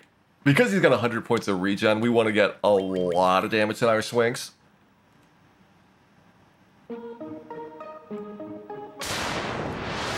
So the Power Glove beats doing, more rounds of fighting.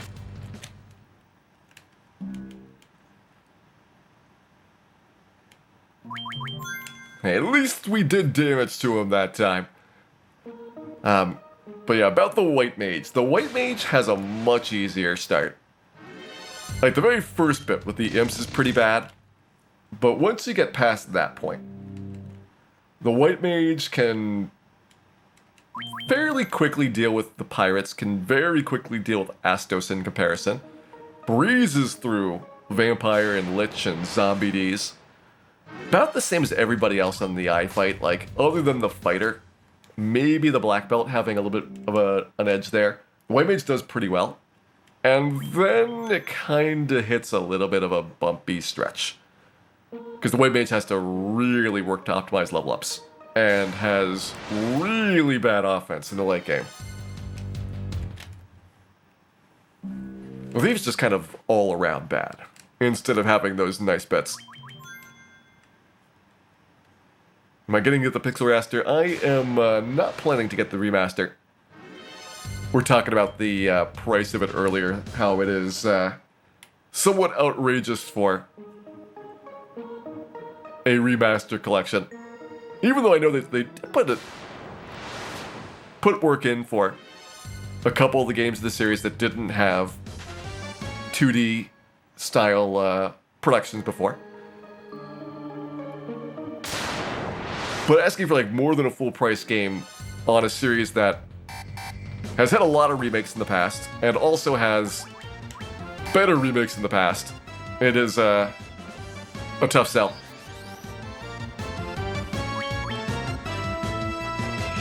Hey, I'm KS, welcome in. You just had time to watch Dan destroy Warmack.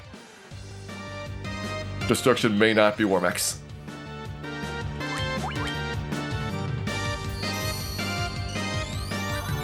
There's one power glove. There's one zap. Dan cannot take any more beeps. 2. Good dodge. Good dodge for 3. We're gonna go 4 power gloves. And then we need a lot of dodges in a row. Come on, Dan, resist. Resist! You can do this, Dan. You can do this! He's still alive. He's still alive.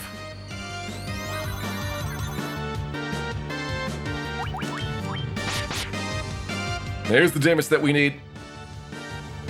500. 900.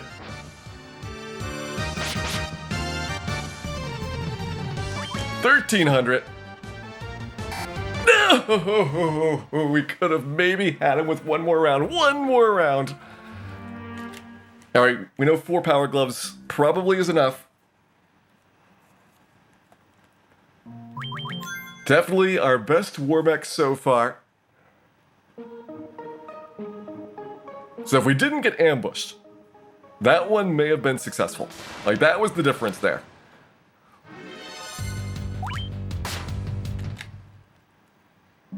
Yeah, 2,000 hit points and 100 regen per round. So you have to be kind of mindful of how quickly you're going through that fight.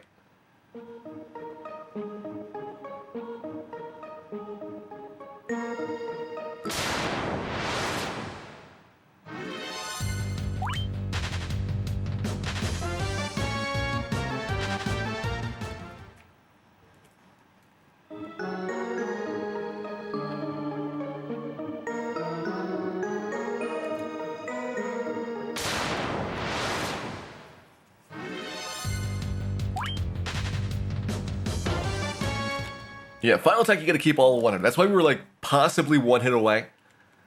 It would have had to have been a really big hit, but it was conceivable that Dan could do, you know, a 650 or so.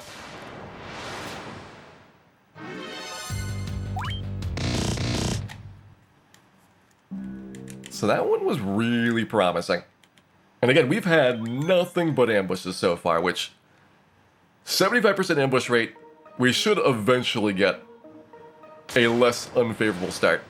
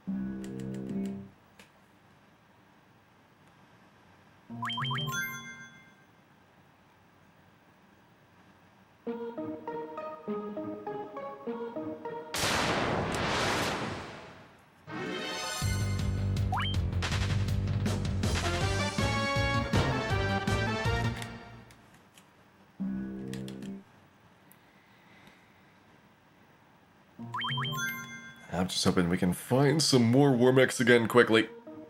We had a pretty good stretch there for Warmech appearance rates. Like, that was feeling really good for those Warmechs showing up in a couple of minutes apiece.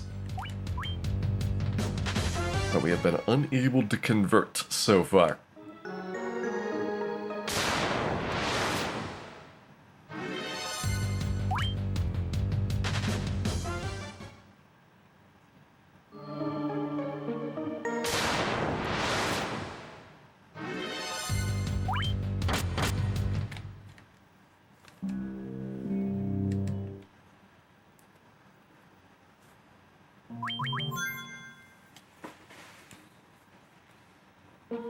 We'll Final Fantasy IV off to get the after years. I'm sure they will charge extra for that Omni Flare.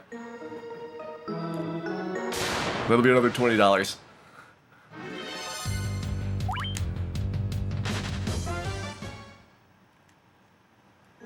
I actually don't know if Square is proud of the after years or not. It definitely was panned quite a bit when it came out. But it doesn't always mean that they are regretful about it.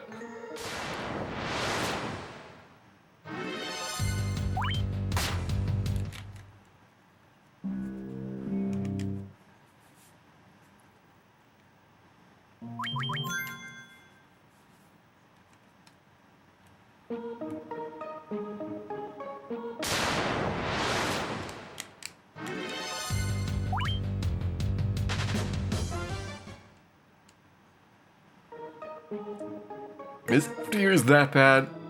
The thing is, it's extremely recycled. So they have a whole bunch of new characters and new scenarios that are exactly the same as the old characters in the old scenarios. Except the writing is not as good. And it's not really interesting to do the stuff again, because Final Fantasy IV was passable for the time, but it's definitely a lot more print-up than 5 and 6 in the later Final Fantasies. For the depth and kind of like the quality of how the game fits together. So when you've already got something that's holding on but barely, and you make it significantly more repetitive, it very quickly gets tiresome.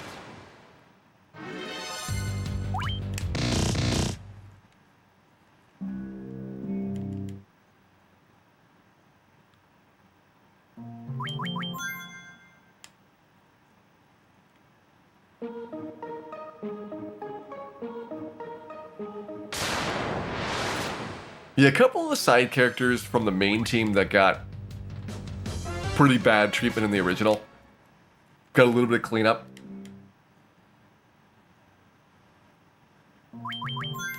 But the characters that were like really good in the original had like basically nothing added to them.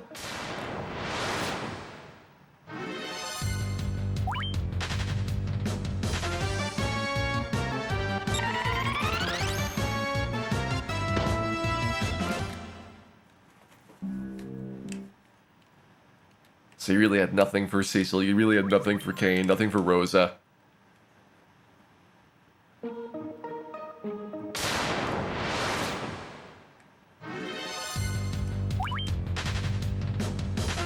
They had to come up with excuses to take Rudy out of the plot.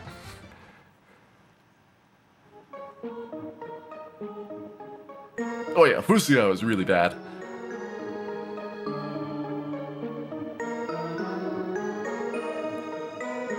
But it did okay.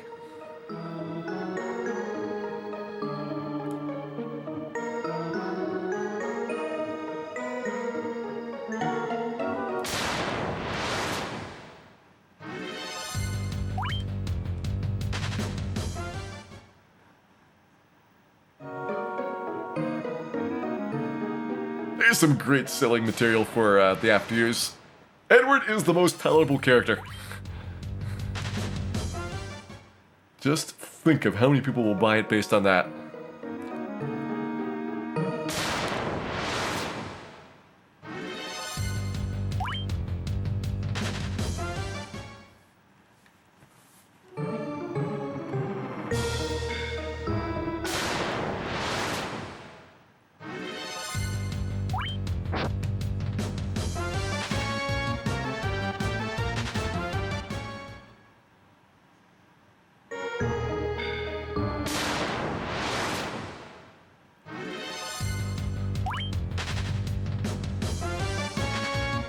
Warmax, I know you're lurking here somewhere.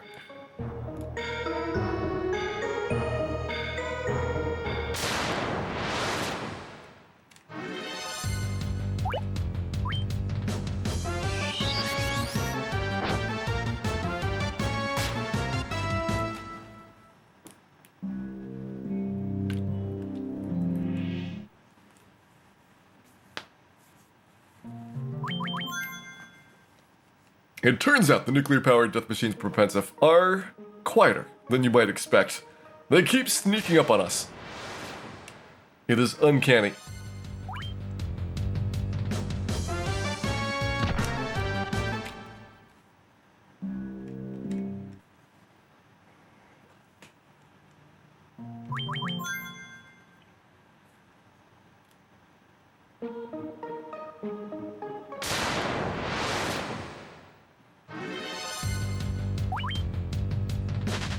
This point, I'm not even sure who ordered the Warmech. Somebody's got a Warmech on back order. And I would like to fulfill it. Obviously, we were not able to kidnap Dan for this particular playthrough, but I did have a Warmech pre-order at the very start of our Solo Thief adventure.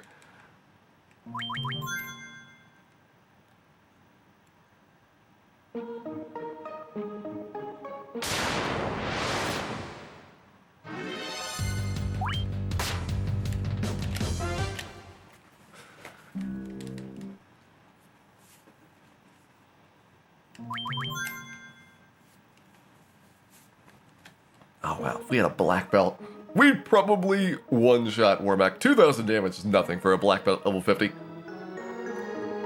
Especially a black belt with a power glove.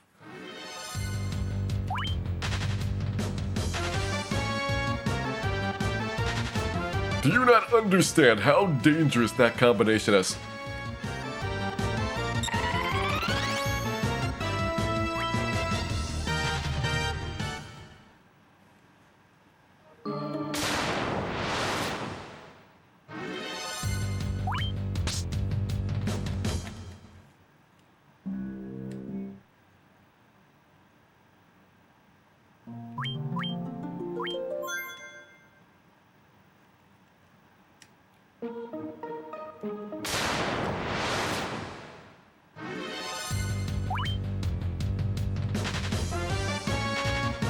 I don't know if After Use had way too many party members. It did have a bunch of guest characters, but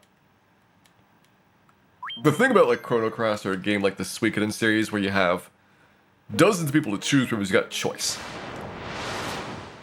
And After Use, you never had really a lot of choice of so many party members that you couldn't even keep them straight. It was still like a relatively small cast of, at this point in time, here's who you could potentially be playing with. But definitely for storyline reasons, like, you can only get so much about each character into the plot of the game. So they're going to be thinner characters. But it's a different problem than what those big RPG, 100 character choices tend to give you. Like, at those levels, you have absolutely no detail about anybody. And you often have so many characters that at least a couple are like exactly the same as somebody else.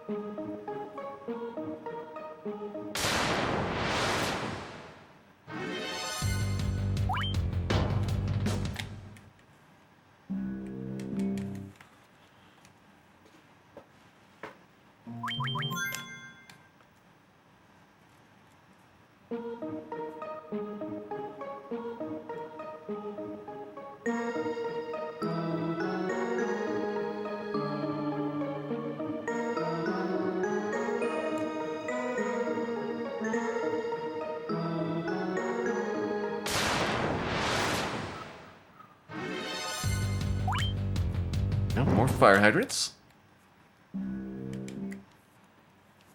just resetting rather than taking any damage. It's not worth the time dumping potions out of things. By the time you go into the menu and you go through like the 3-second potion jingle, you can basically reload the game anyway.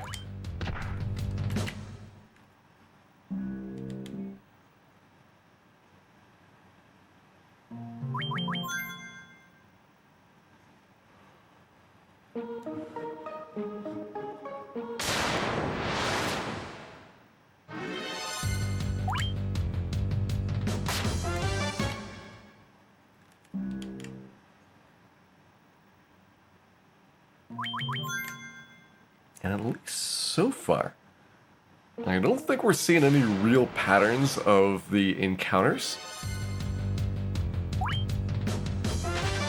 So I don't know how much variability I need to worry about. Because I think that there is some manipulations that can be done in these remakes. Loading up the memo saves and, you know, an exact number of frames going into your next battle or your next fight. So to make sure that we're not worsening our chances of war mech appearance rate.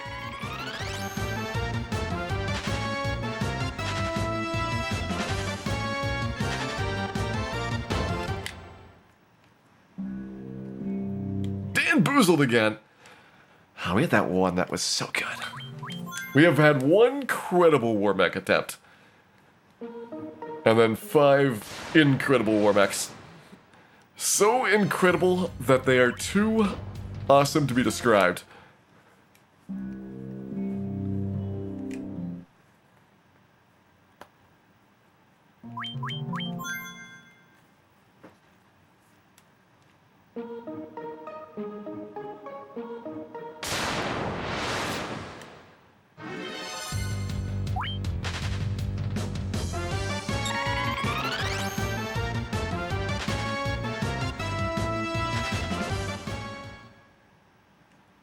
Yeah, after he's kept Cecil, kind of like Rydia, basically out of the game intentionally.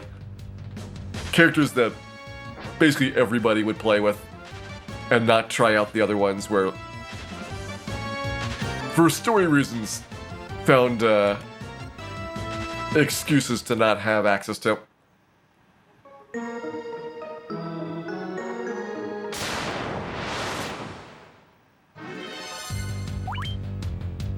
It's actually kind of interesting, because, like, when you think about it, even though Cecil's the main character of Final Fantasy IV, and even though he's got a lot of growth early on in the storyline, as soon as he finishes up Mountain Ordeals, he really doesn't do anything else for the rest of the game. Like, what character development does Cecil have after going up the mountain? One scene with Golbez, and that's about it, and that's more about Golbez than about Cecil.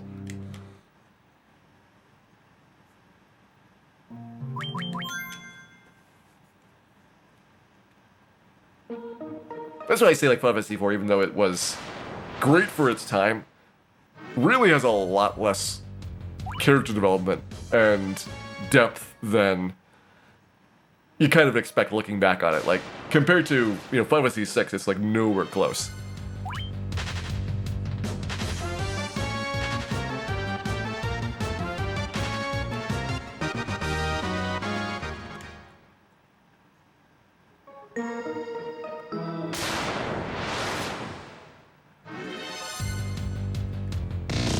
I suppose his gullibility is something, but then again, it's mind control. All you can do is shrug and say, well, wasn't his fault. And then they reuse that plot like 3 more times.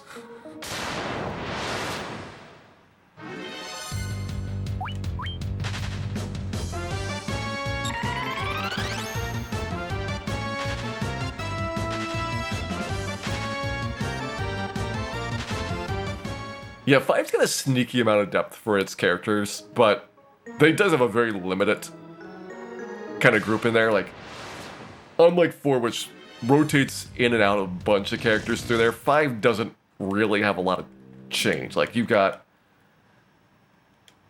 the main character, you got one character that, after showing up, really never goes anywhere, and then 2 characters that rotate, and that's about it.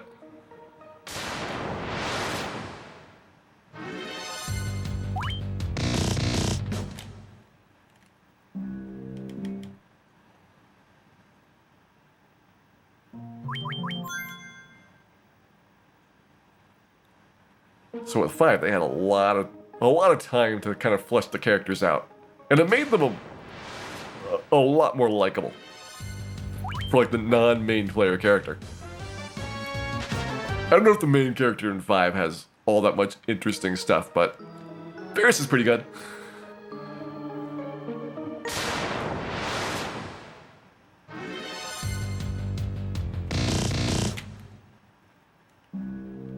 No, it's not that 4 is a bad game, Logan Tire. Like, it's a very good game, and for the time it came out, it was an amazing game. But just kind of comparing certain aspects to it, to how much games have improved over the years, it's kind of dramatic to think about, like, when you compare them side by side. And don't think about the nostalgia factor for the era at which it happened. Like, there's been a lot of real progress in storytelling and presentation of these things.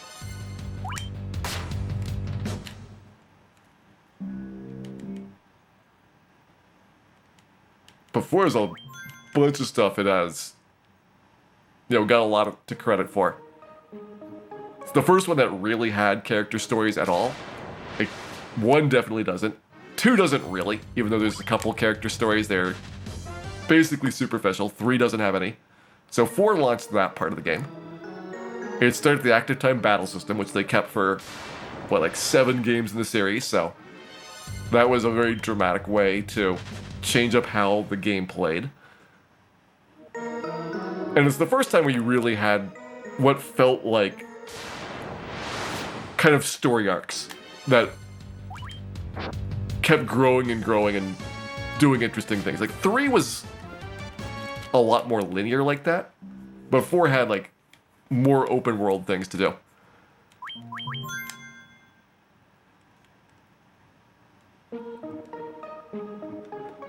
2's got character development. Guy likes beavers. That's about all you have to remember about 2. Other than that, there is no development whatsoever for the main cast.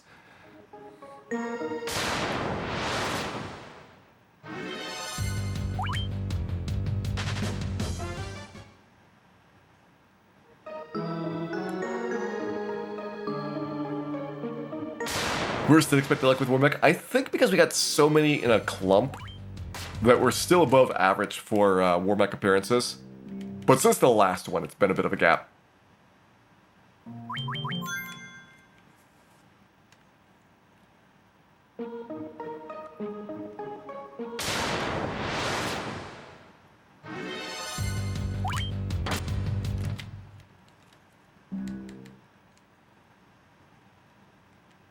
Minwu was the most boss white mage ever. I mean, Minwu was like partially thrown in as here's a basically helper character that's going to carry you through this next section, but when it comes down to it, like, he's surprisingly bad, setting the tone for many bad white mages in the Final Fantasy series.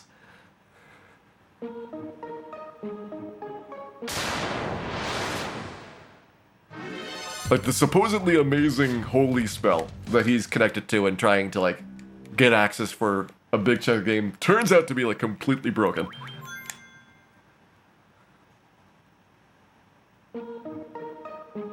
It is such a letdown to go through that.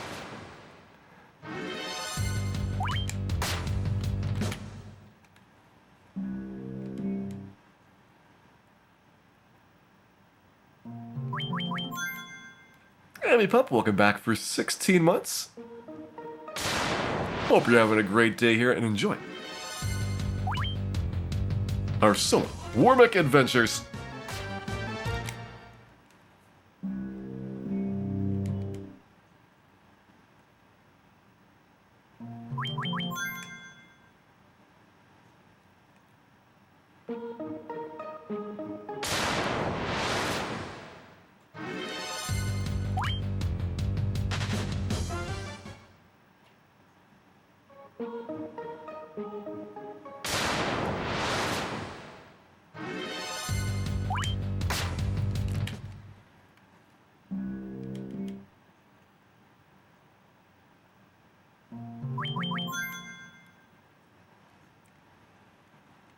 Alright, 7 minutes left for this prediction. Will we find another Womack, and will we have as much success as the last one? We got a bunch of attempts in the first half hour of this prediction, including one really good one. But it has been quite dry for Womack since then.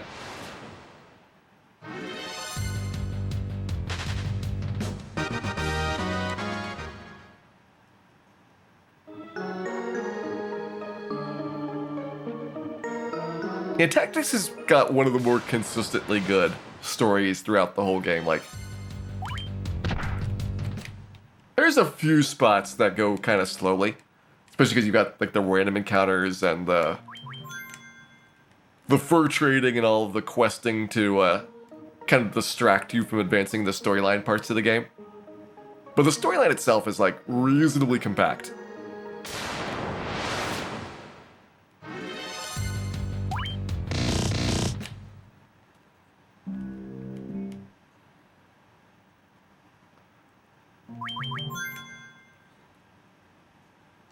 If it pops to 59, do we count it? Yes.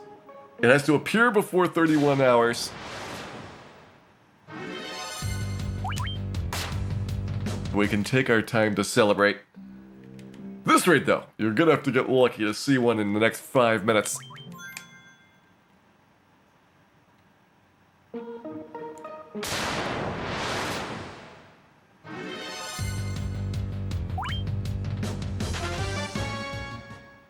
Post Midgar Final Fantasy VII feels like wandering around. That was kind of like reflective of Cloud's progression. There's all kinds of stuff about Midgar and Cloud's storyline there. And then he's got this big chunk in the middle of the game where like he's lost and doesn't know who he is, and the gameplay kind of reflects that for a long time. You're lost and you don't know what's going on. And then eventually you get things back together, and that's where it picks up again.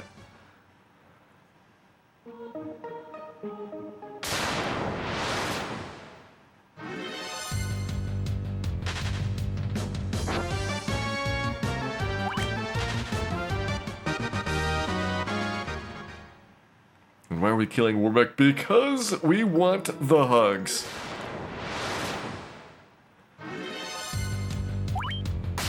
We deserve the hugs.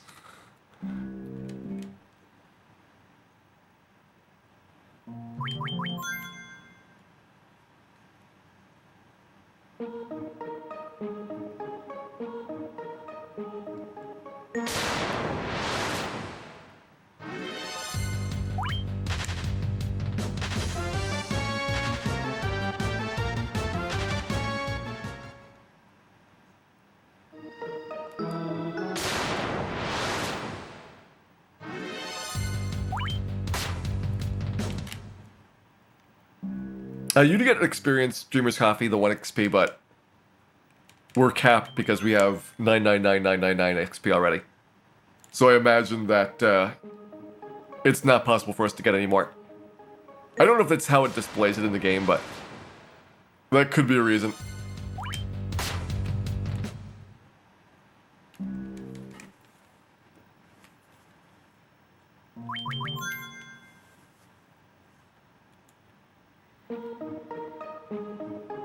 Yeah, we know it's possible to kill Womack. Like, we were close.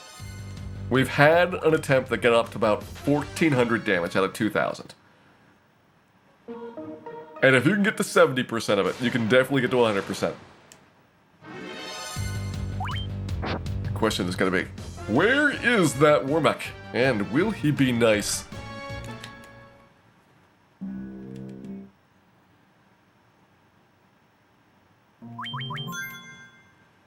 Womack's got double health, Meppy. He's 1,000 in the NES version. Like, we would have killed him if it was only 1,000.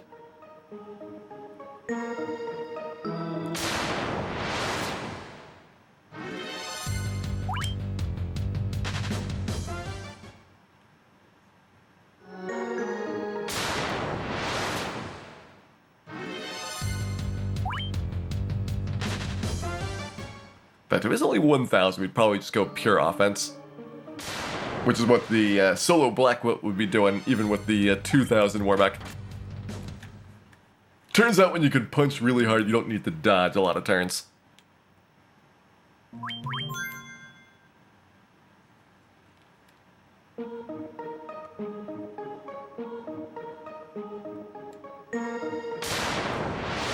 Oh, Temple of Fiends is gonna be short toxic. The thing that makes Temple of Fiends hard on NES Solo Thief is that you have to go through all the encounters and you have to do the whole thing from scratch if you die to a boss. Whereas here we can just save beforehand, power glove our way through the bosses. If we have too much damage, we can reset, try again, although I don't even think that's likely to happen. And then it really just comes down to chaos, where with a little bit of extra HP, even though we can't dodge his physicals nearly as well as NES would, I still think you're going to be fine, because you can spend, you know, the first couple of turns waiting for him to cure 4. You know, why waste time doing that when you can put some defense swords up, you can put some power gloves up, and then as soon as that cure 4 hits, you know, you're doing 600, 800 damage. Doesn't take a lot of rounds to kill him.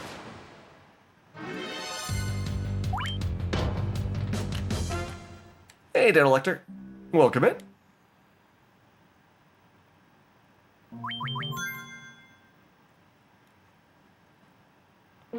Yeah, Dan was one dodge and one really good attack away. I think 2 rounds we would have definitely had it. 1 round would have been very questionable.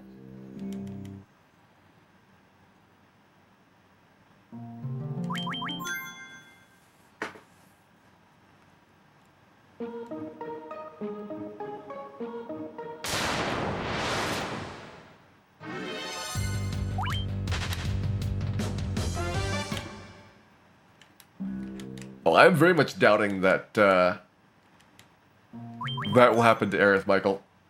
I think that is something they have set up with the ending of the first part of the Final Fantasy VII remake.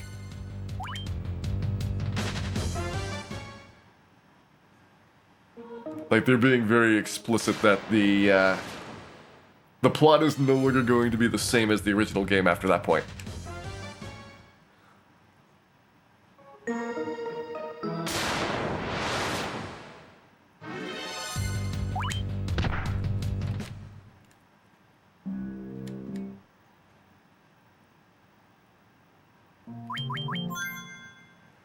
Well, at 31 hours, we were not going to declare defeat on this Warmack, but some of you have been defeated.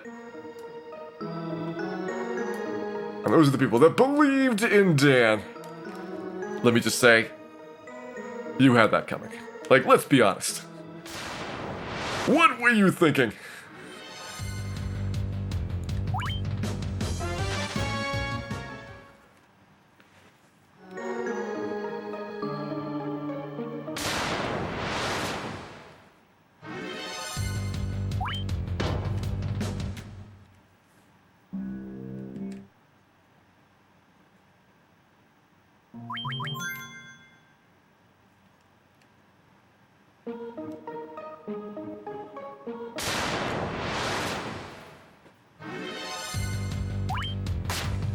It's not going to take until 2040 KO. The very likely possibility that, you know, it's 3 years in between the games, but still, it's like 2027 for the last part of it. I can't see them stretching out more than 3 parts, especially if there's a whole bunch of other additional content that goes on to it. Like they did with the part 1 bonus bit.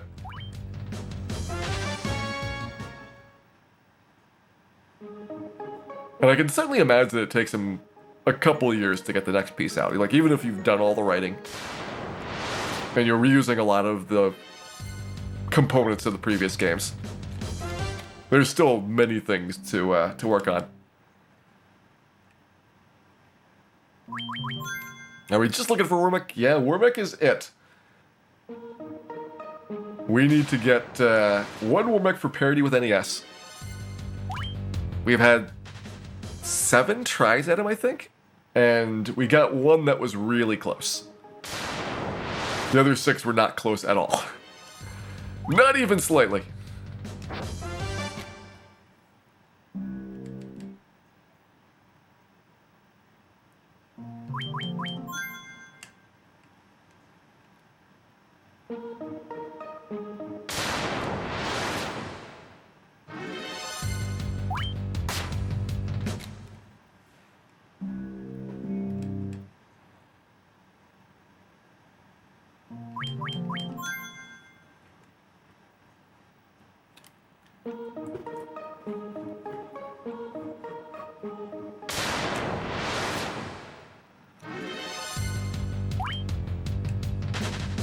Tragic, Omniplayer. Absolutely tragic. Missing out on the achievements.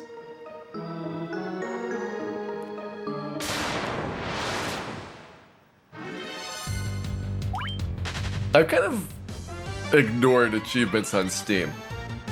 Like, achievements really started with, like, the Xbox system. And that one kind of made sense. Like, there's a limited amount of points that a developer has, and they can split them up, but they're reasonably going to have like a small enough number of achievements that it makes sense. But there's games on Steam that have like 120 achievements. Like, why even bother at that point keeping track of them? I think it was Baldur's Gate I was looking at for like the achievement list. Like every 10 minutes of the storyline, you got an achievement, and then every side quest was an achievement. Like, it's just like way too much to even deal with. And there's nothing kind of like forcing developers to use the system in a decent way.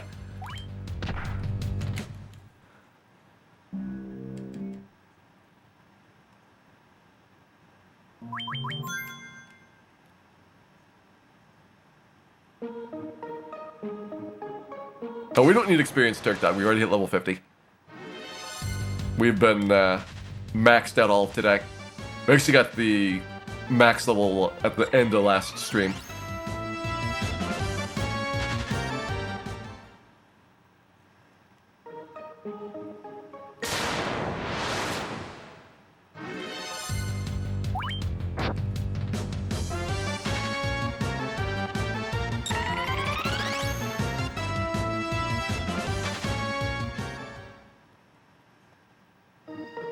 How many students is this? This is number 5, Emmy Pup, I believe. It has become a blur. A blur of thief. It is not an attractive blur. But we're doing our best with it.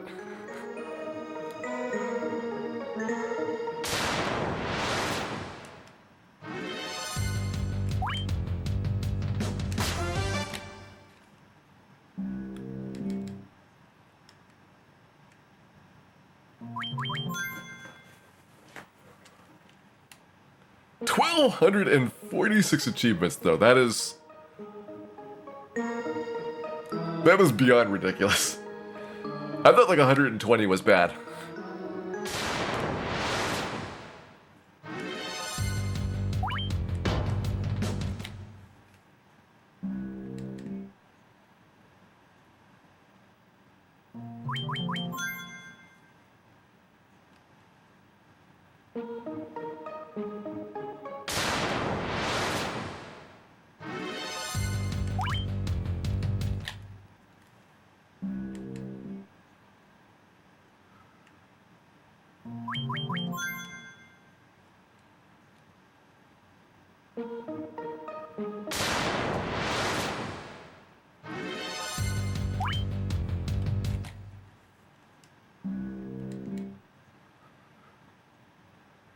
The mud gulls look amazing. I mean, a lot of the monsters look really good. This is, for me, like the definitive version in terms of sprite artwork for this game.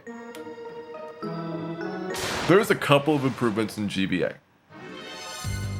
where they're cleaning some stuff up, especially on like the character side. But for the monsters, this is as good as Final Fantasy 1 got for sprite artwork. I don't really consider the PSP quite in that same category. I like the graphics on PSP, but it's a different style than the hard edge, dark outline type of sprite artwork that you get here.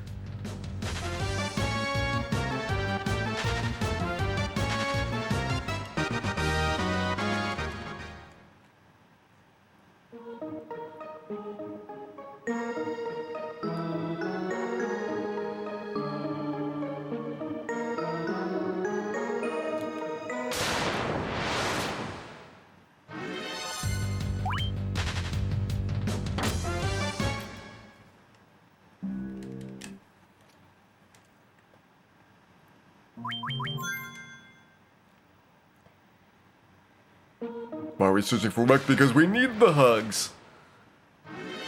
They are an essential part of a balanced and complete breakfast.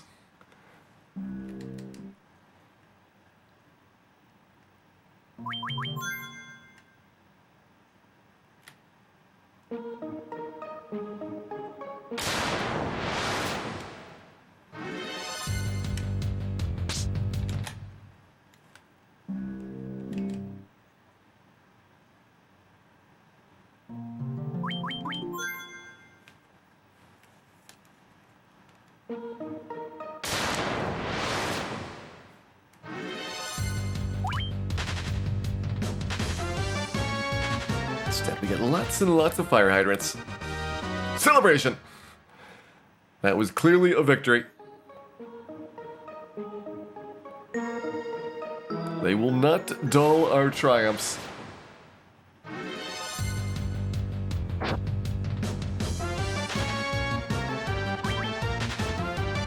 That's right, you better run, fighter. You better run! Run and get me a Warbeck.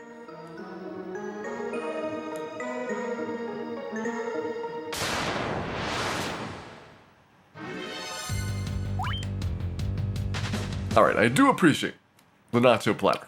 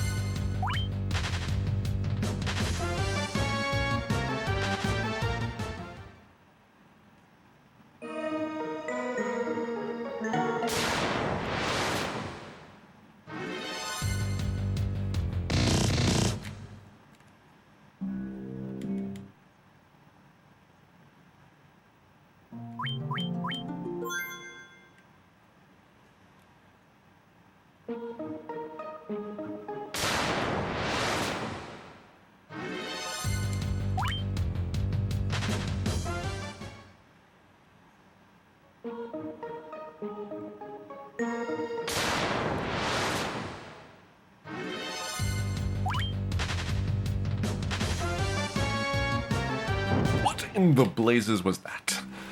Come on, Hydrant. You gotta cooperate.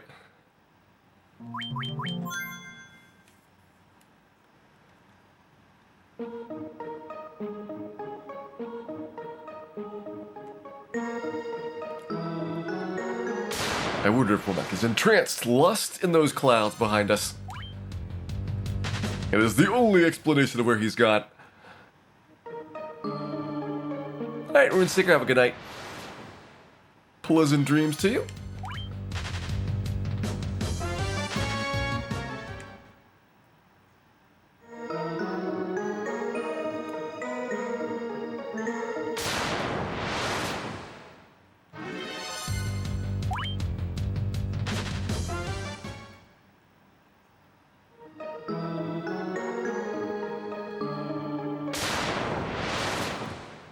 Thought this was supposed to be in space. It's more like in the atmosphere. It's still technically a sky castle. But yeah, a bit of a downgrade. I think that the background here is nice, but you lose the window to throw your Vorpal Sword out of. That's a really tough one to give up.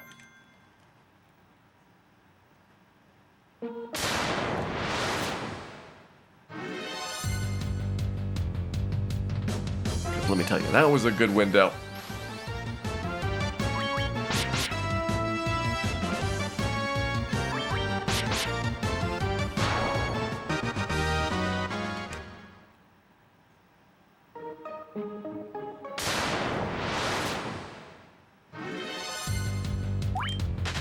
But overall, I think the cloud background here is one of the better settings for this game in general. Like, just in terms of, like, how soothing it is. Soothing and relaxing.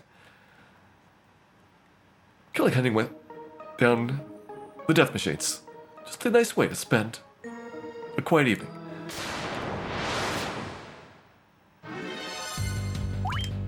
How terrible is the Vorpal Sword? The Vorpal Sword is so bad that they almost thought about letting the thief use it. Like, that is not good.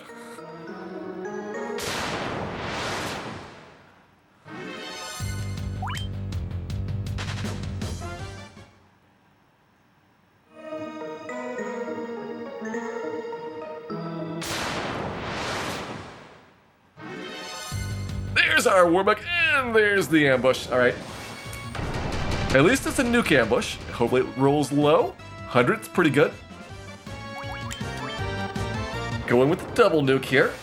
This is not as bad as it seems because it's better to be nuked than beeped early on in the fight. After this, though, we're going to want some beeps.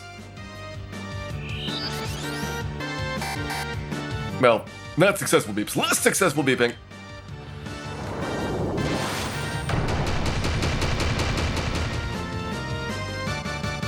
We need a lot of beeps in a row here.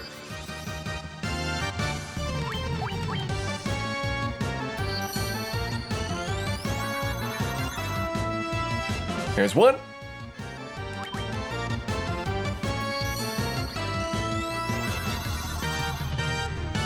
And the nuke's not helping. Ooh, really not helping. That one rolled very high. 320 is the maximum on those nuclears.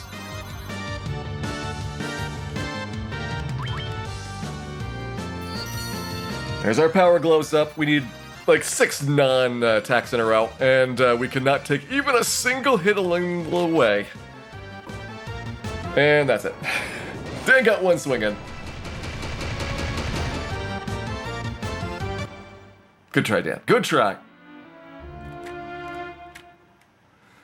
2,000 health. He's got 1 regen as well. So you have a pretty big chunk of your damage per round that gets wiped away. Like with a couple power gloves, we're doing, 400 or 500 damage, but really it's 300 or 400. And that makes a pretty big difference for the number of rounds it takes. Like, you could almost get away with being pure offense if you were doing a consistent 500 per round. Almost.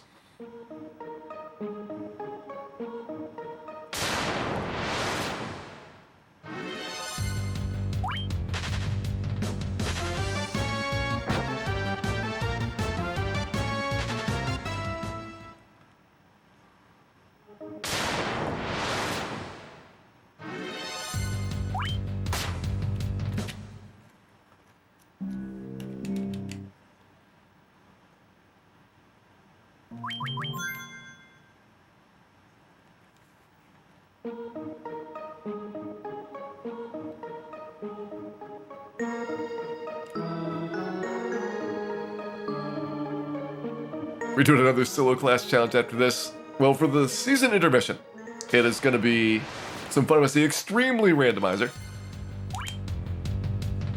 This is the last day of Solo Thief. So we'll be starting with the Extremely Randomizer on the weekend streams. I'll probably be doing a little bit of Zelda 2 Randomizer. I don't know how much Zelda 2 Randomizer versus speedruns I'll be doing. But at least a couple of those I think would be good. It's nice to get 1 or 2 of the randomizers in because they're tough to fit in during the regular season. Whereas the Zelda 2 speedruns are a great length for kind of squeezing in at the end of the stream. And we initially talked about doing some PSP Final Fantasy speedruns, but given how the Solo Thief playthrough went, that might get bumped. Solo Thief started off really good. Like, our Bicky time was nice. The Estes time was not as nice.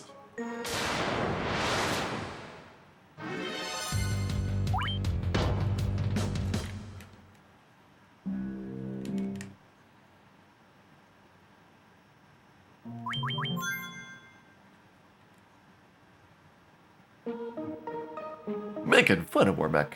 Nobody would dare do such a thing. Wormack gives the best hugs in the known universe.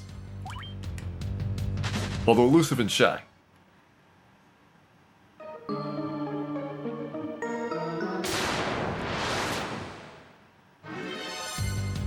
You are welcome to speedrun the Soul Thief if you would like. Have at it. I'm gonna if you got lucky on Astos. Soul Thief would be 20 hours. You have to get really lucky at him though. That is the thing.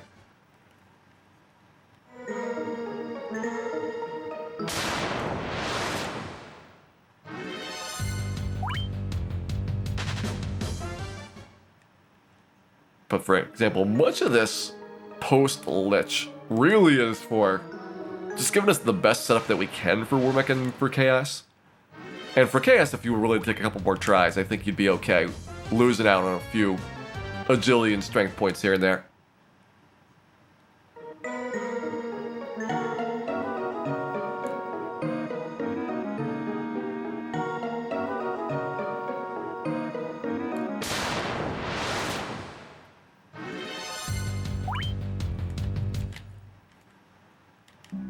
Does Wormack give better hugs than Agama?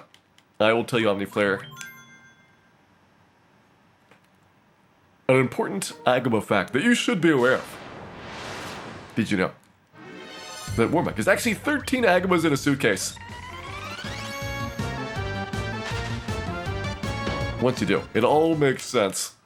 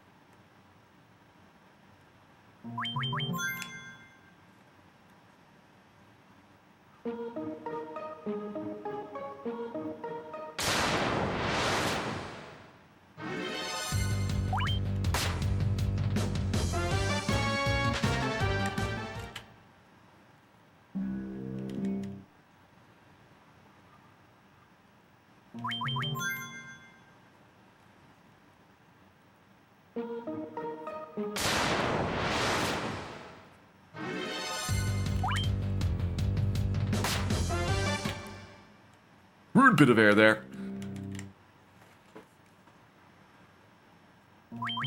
Very rude indeed.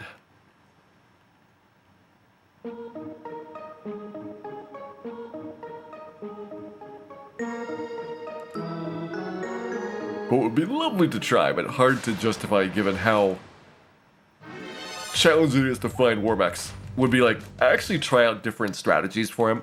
Like whether pure offense, in fact, could make sense. There's an outside chance that it would work out. You'd have to get really lucky with the nukes, though. Helping you through that, very big chunk of it. And there's the Warmack ambush. How does he keep doing that?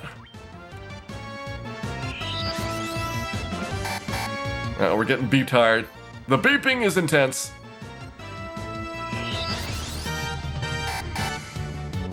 Wow, we just got beeped into the ground. Crushing, crushing!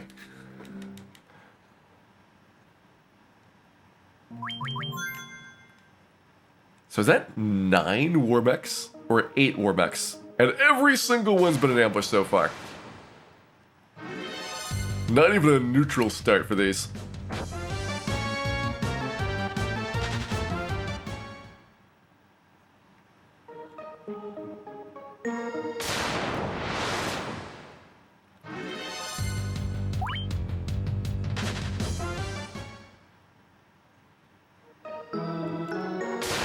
But yeah, Dan got trashed on that one. That was our worst Warmack yet. We've had a decent Warmack. We've had an okay Warmack. We've had some bad Warmacks, but then we had that Warmack. That Warmack set a new record for futility as a thief.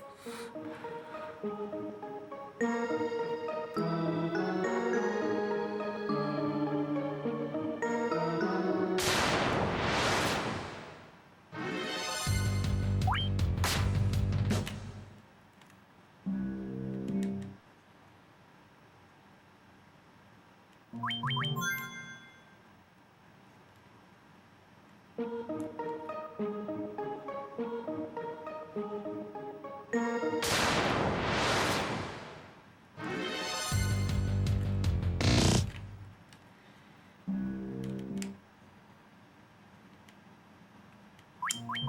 stacked, it's blocking more than half lackeys. Like, once we got the 3 defense swords up, we were getting a couple of misses in a row. Which he's got 2 attacks per round, so that is, you know, maybe like 6 or 7 consecutive dodges with 3 defense swords up. That's a lot. But at the same time, it's rounds that you need to spend to get into that state. And it's not 100%, so like, even with, I think, 4 defense swords, we're still getting hit occasionally. So my guess is that there is still a cap on your evasion score. Which, now that the monsters are uncapped for their accuracy, means that you cannot ever get to a state where you dodge all the attacks. At best, you're going to be dodging a certain amount, which is what we're going to have with either 2 or 3 defense swords. I'm thinking 3 is likely what we're looking at.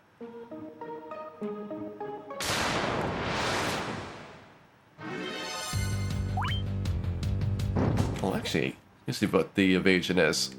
Can probably figure out if 2 is enough. Let's see, 96 evasion.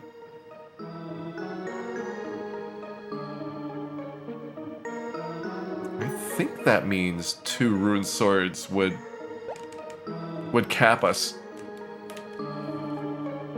I don't know what the caps are like if it actually caps at 255 or not, but it seems like it would check out that we might not be getting benefit past the second one.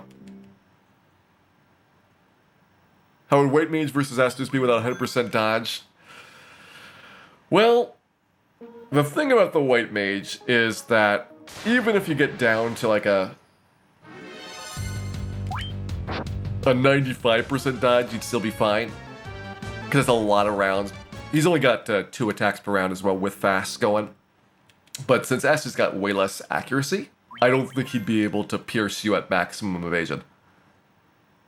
The thing about Warbeck is his stats are just so much higher. And I imagine Chaos is going to be like that. Probably like Kraken 2 and Tiamat 2. So they're going to similarly benefit, but they won't be able to last long enough.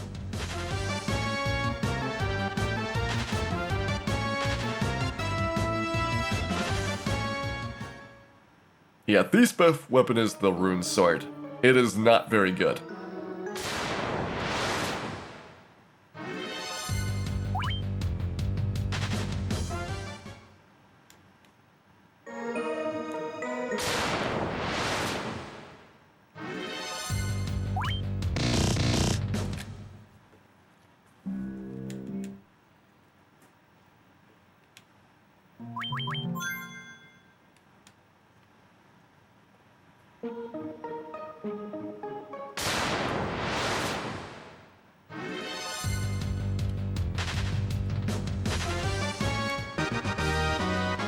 Better run, Fire. You better run. Run and tell Wormack that we have delicious cookies for him. And then when he comes unprepared, that's when we spring the trap.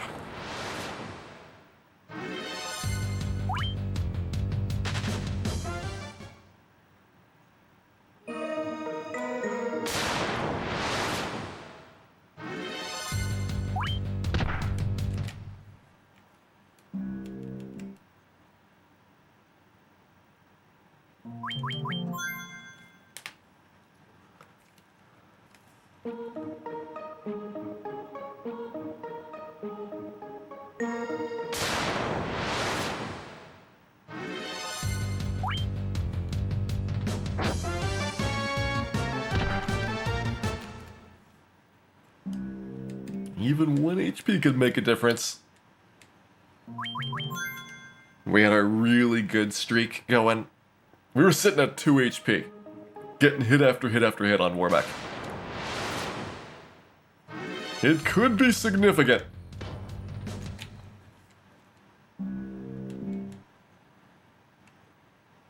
I also soon be time for a quick water break. I'm gonna go to 31:30 on the clock and then grab some additional refreshment here.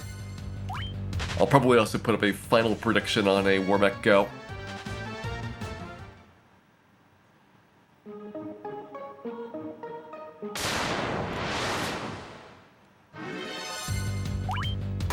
I think what we will do is set 33 hours at our cutoff. At 33 hours, we're going Warmech or not.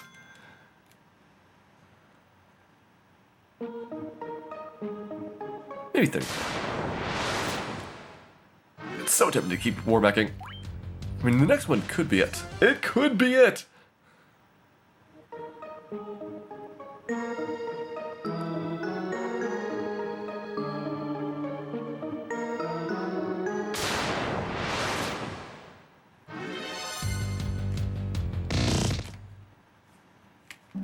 That one was not it.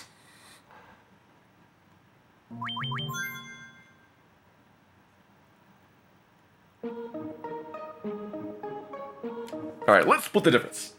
31:30 right now. We're gonna say that we have until 33:33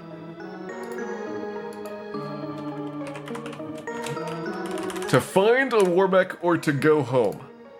And this is your chance to put in that prediction. Figure out if you want to believe in Warmech where you have been failed before.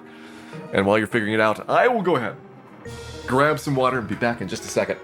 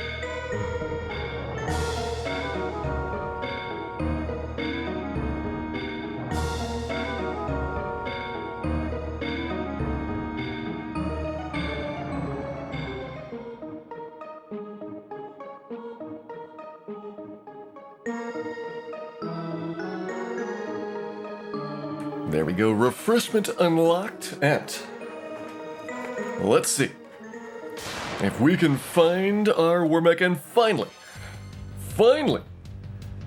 bring him down.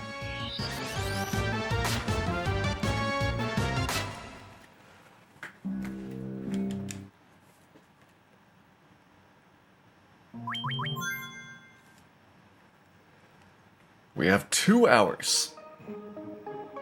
2 hours to get him. And I intend to put a good effort in on this. Basically had a little bit more than 2 hours so far for, what, 9 tries on Warmech? Of which 1 got creditably far. So we know it's possible.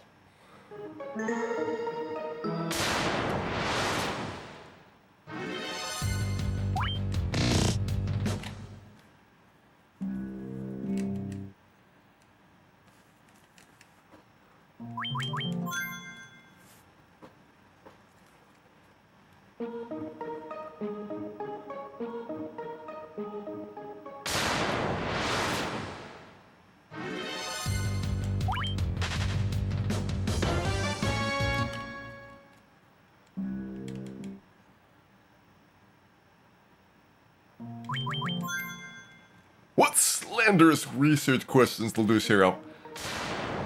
Dan is completely not responsible for any misdoings of the town of Melmont, despite a persistent rumor. There is, in fact, no Melmont connection in his heritage. He is a fine Conarian citizen. And I, for one, am outraged that anyone would impugn that Dan is not of the utmost upstanding moral character.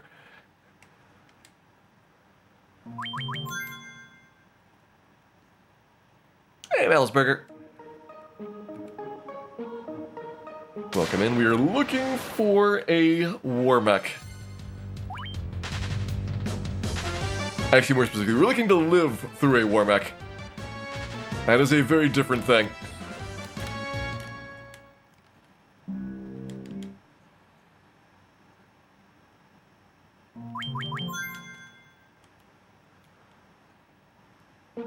Look, those steel armors were a housewarming gift for our war mech friend. I assure you, nothing is amiss.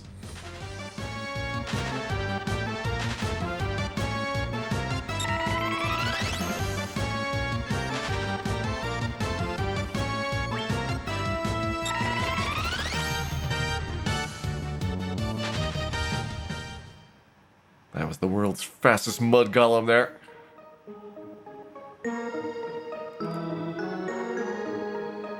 Hey, Captain Vittles, welcome in.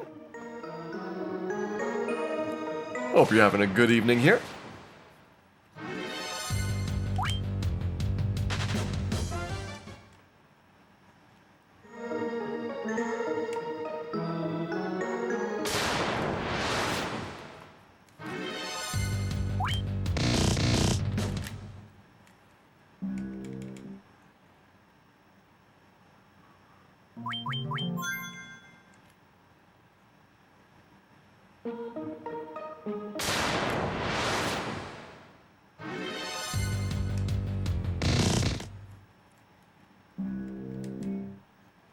It is kind of surprising that despite having the maximum possible luck in the game, Dan is still doing this badly at finding things.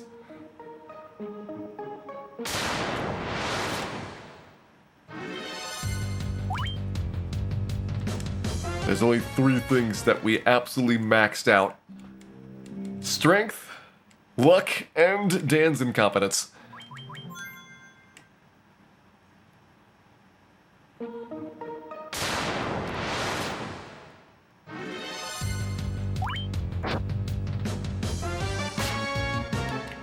Still experiencing the Canadian heat. I hope you are staying safe, Captain Vittles. Finding secure shelter and, if at all possible, relocating Agamas to the nearest cooling centers.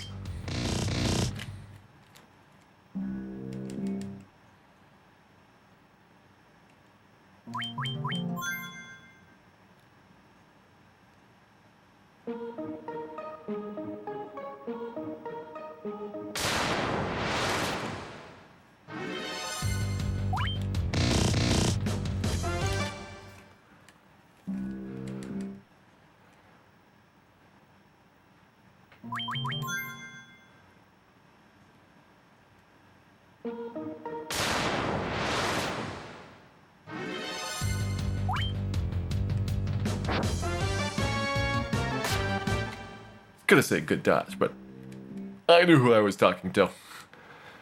Just give him a second.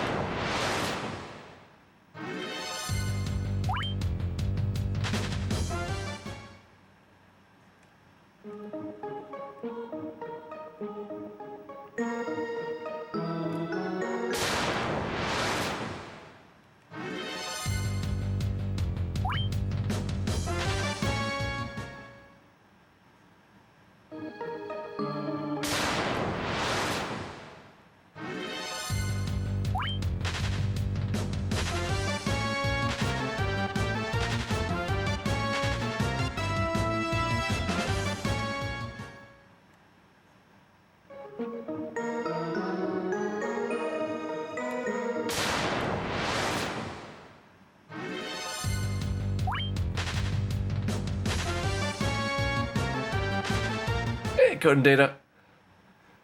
Dan currently working on a spectacular plan for surreptitiously hugging a Warmech. The plan so far has consisted of getting shot in the face repeatedly. It has not been a good plan.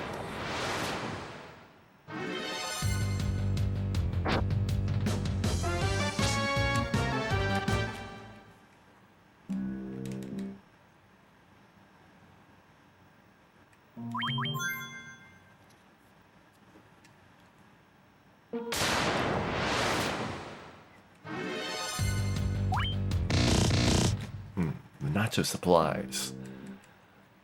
You know, in this version of the game, the nachos kind of look like they've got eggplants. I wonder if it is an eggplant jalapeno nacho dip, because it sounds pretty good.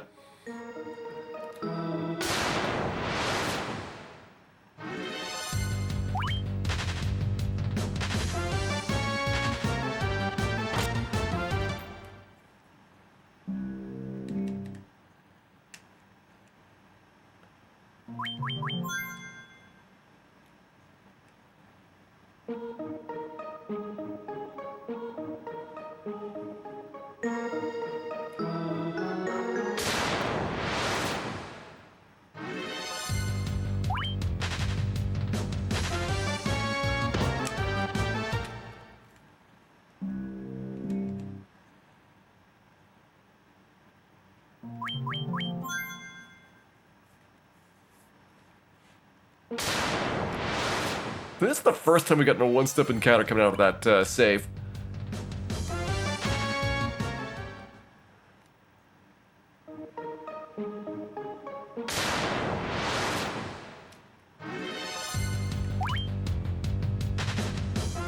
I mean, statistically, you just have to keep track of Dan's utility at some point.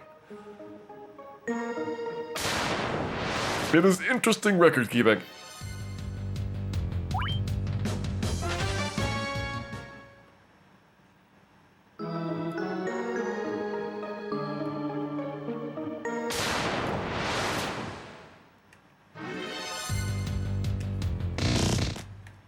Alright, prediction closing pretty soon.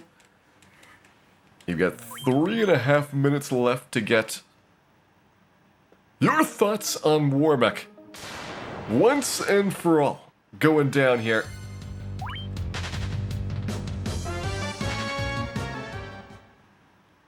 Because at 33-33, we are going to Chaos, Warmech or not.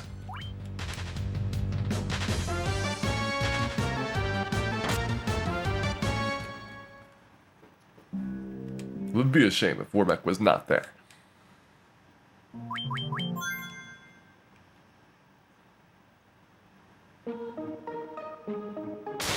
How much HP does Warmech have? 2,000 hit points. He regens 100 per round. So basically subtract 100 off of every single attack that you do other than the very last one. And our high score has been 1,400. Our low score has been 0. Tied with 0, tied with 0, tied with 0, tied with 0, tied with 0, tied with 0. Tied with 0. Those were the bad attempts.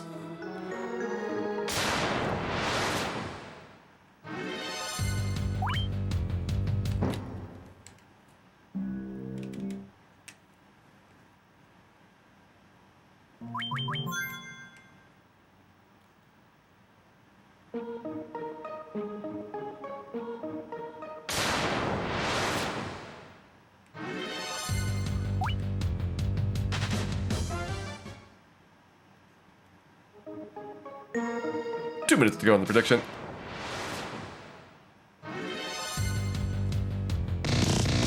And still no Warmech settings in this stretch. I think we're averaging about a Warmech every 15 minutes for the tries. I don't know if that helps you go in favor or against Dan's Warmech success rates. But you can try and estimate how many Warmechs that we actually get to attempt. Be a lot easier if we were doing the NES version and had Warmech kind of predictably in a place, even if it takes, 10 minutes to get there. It's a really consistent interval for every Warmech showing up instead of a whole bunch of randomness.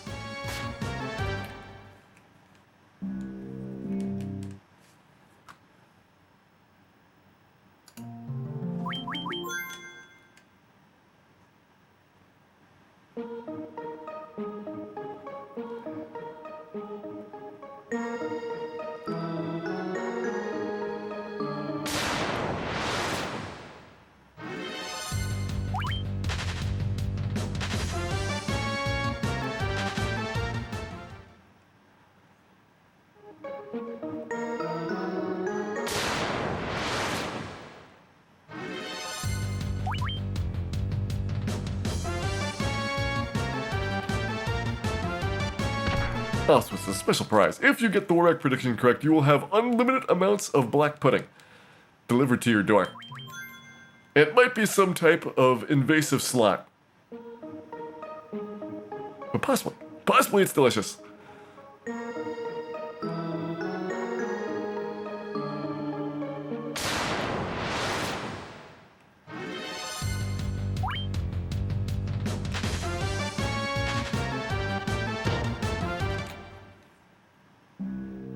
Alright, predictions are closed.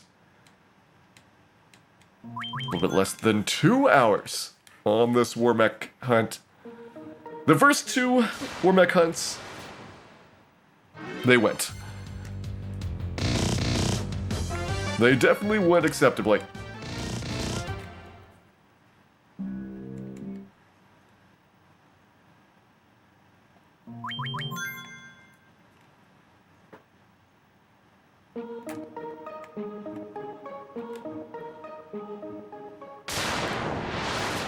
Surprised this might be longer than NES. If so, Warmech is the sole reason. This is longer than NES Warmech took.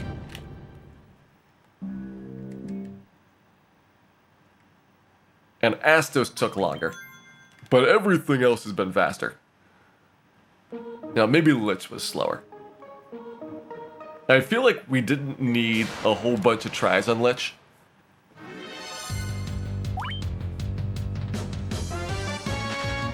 So we might have done that one faster as well, but then we blew through the leveling really quick on this one.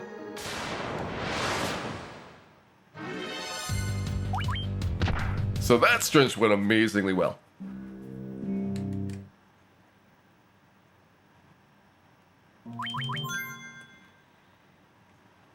We didn't have to go through the dungeons, but we didn't have to do, like, a lot of trips for Lich. Like, that was, like, second or third try at worst on NES. And for Warmech, that's basically the whole cost of finding him. On NES, you would know that after a certain number of encounters, there's a guaranteed Warmech that you'll see as the next fight. And so it took about 10 minutes to set up. You're walking through Mirage Tower, you're walking through Sky Castle, you're waiting for a couple encounters to go by, and then you get the fight guaranteed. And the amount of time it took to get that is quite a bit less than the average time that we're getting for the Warmechs on this version. So you're definitely coming out ahead on NES for each Warmech try.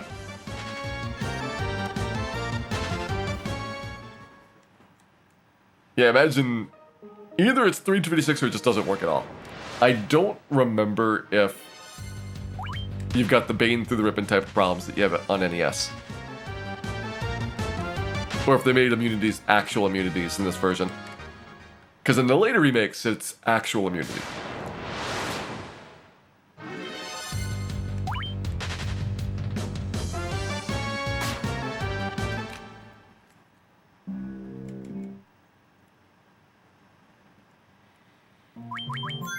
Was 356 a design choice? Yeah, they could have made it so that the critical hit did not bypass certain checks.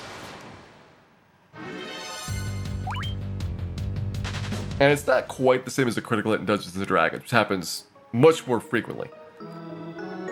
But essentially, if you have a critical roll, which is either a 0 or 1 in the table for NES, which happens 3 times out of the 256 values, Then, for example, if you're doing a physical attack, it doesn't check the evasion. Like, you just automatically hit, doesn't matter what the enemy evasion is. Or for spell attacks, it automatically hits, doesn't matter if the enemy's got resistance.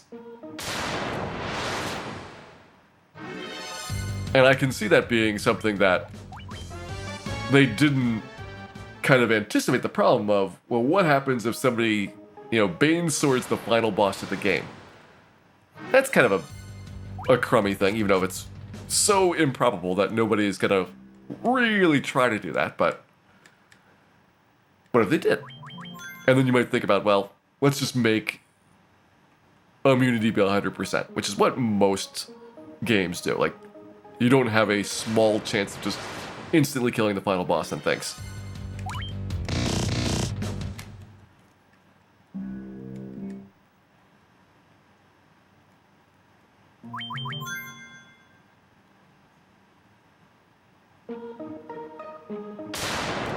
No one would ever try to Bane Chaos. Not a single person, Fred, I agree. I'm really glad we didn't have to Bane Chaos with the NES Thief. I did a lot of setup work to give that Thief the best possible chance of winning on melee combat. I knew he wasn't going to be able to beat Warmech with the Thief stats, but beating Chaos was really good.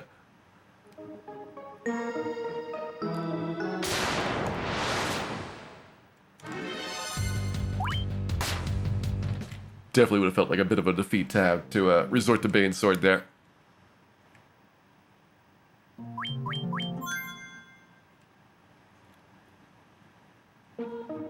Hey, Shorty McFaddy, thank you very much for resubscribing for 26 months. Hope you're having a great day here and enjoy our Warmech hunt. Because you better believe, we want those hugs.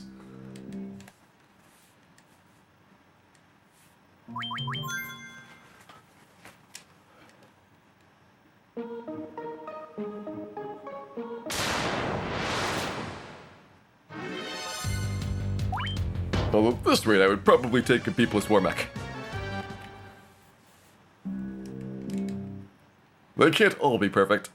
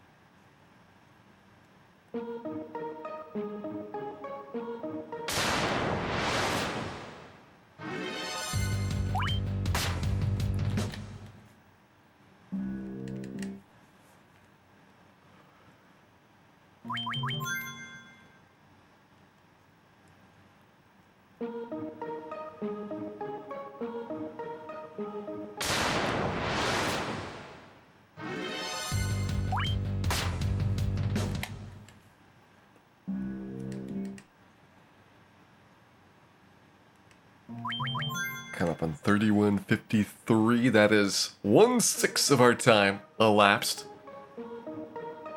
And not even a Warmech to show for it. This is definitely below average Warmech appearance rates right now.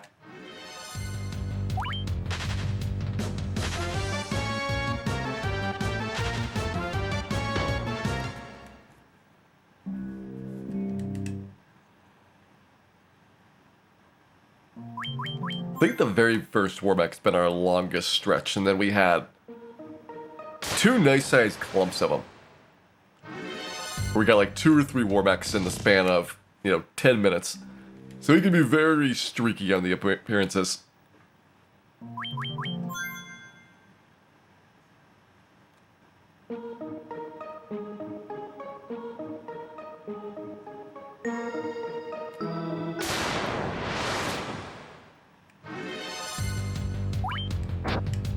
Good dodge. Double good dodge. I kind of missed the buckler animation. I feel like the cape dodge is not as good as that nice meaty clank the shield has.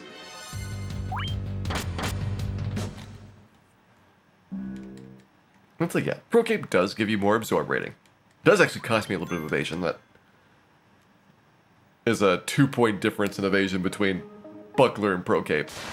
But in this game, it's always worth it to trade a point of evasion for a point of absorb. Sometimes a couple points.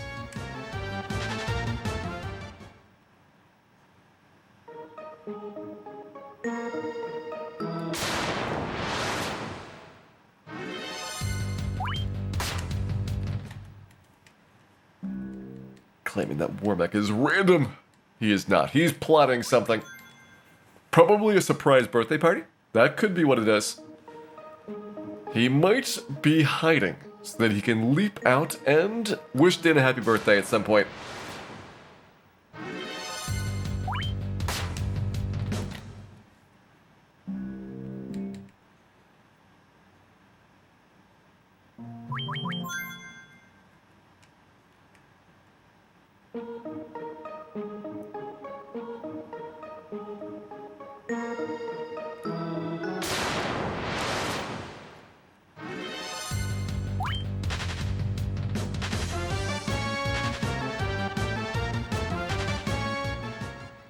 We'll declare that fire hydrant the victor.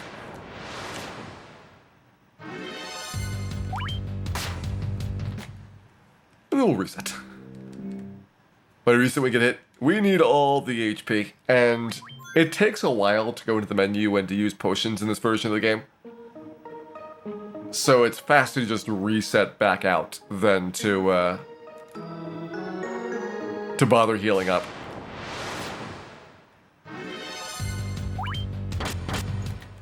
I mean, especially when you've got multiple attacks per round left in there, you have to still run away successfully. You could be spending 15-20 seconds, which I can load the game in less time than that.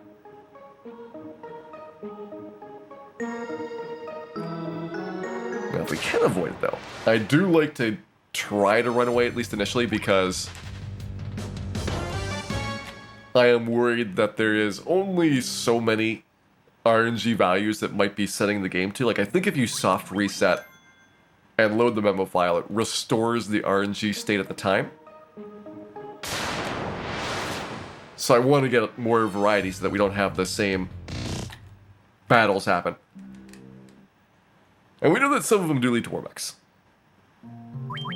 So it's not that it's impossible to find them, just if you happen to do, like, very precisely the same things over and over again, you might be negatively distorting your encounter rate.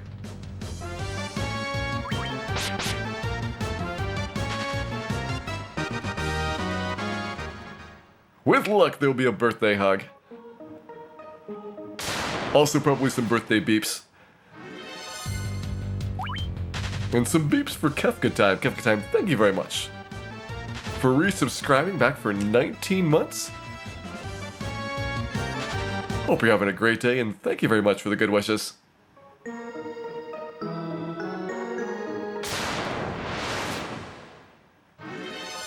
We need them, because we are trying to find and hug a Warmech.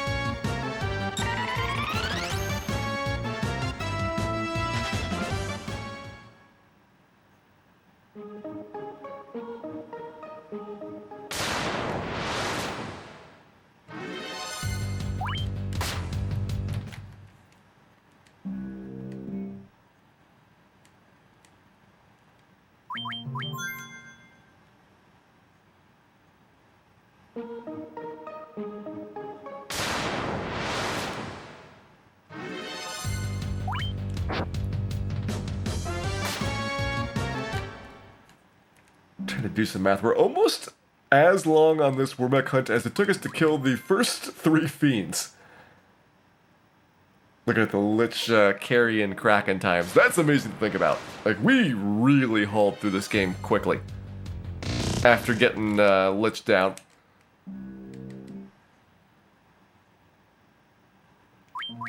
By far the most advantageous part of PlayStation 4 doing the Solo Thief Challenge.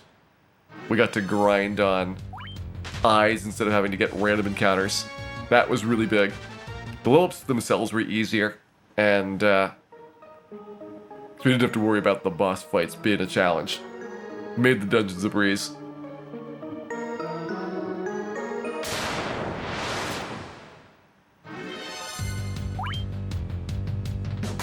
There's 32 hours in our challenge so far.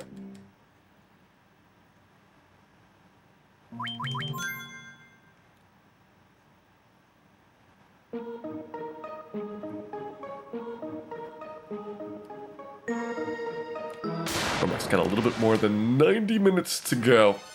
We'll see if we can remain elusive for that entire time.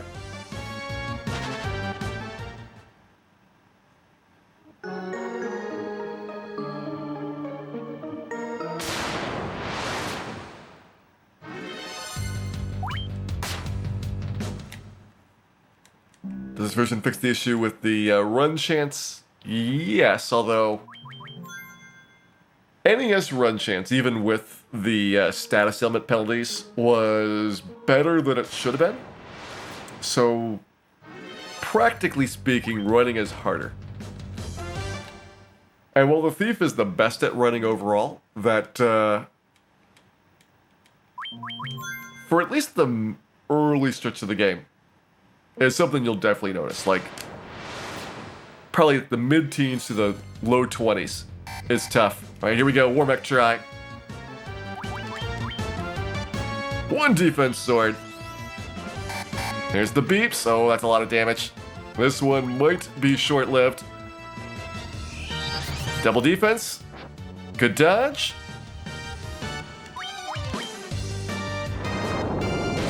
Guarantee survives this.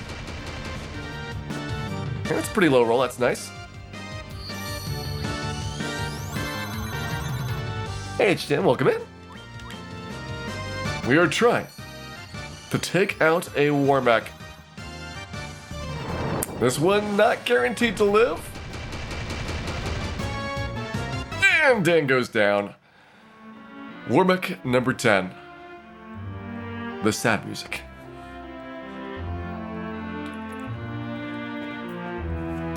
Oh, keep trying, Dan. Keep trying.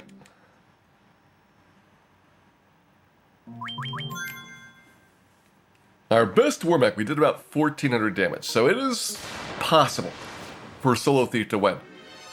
It's just going to be really, really hard. Also, all 10 of them have been ambushes, which is pretty spectacularly unlucky. If it's supposed to be a 1/4 rate of not being an ambush, failing that 10 times in a row is unlikely.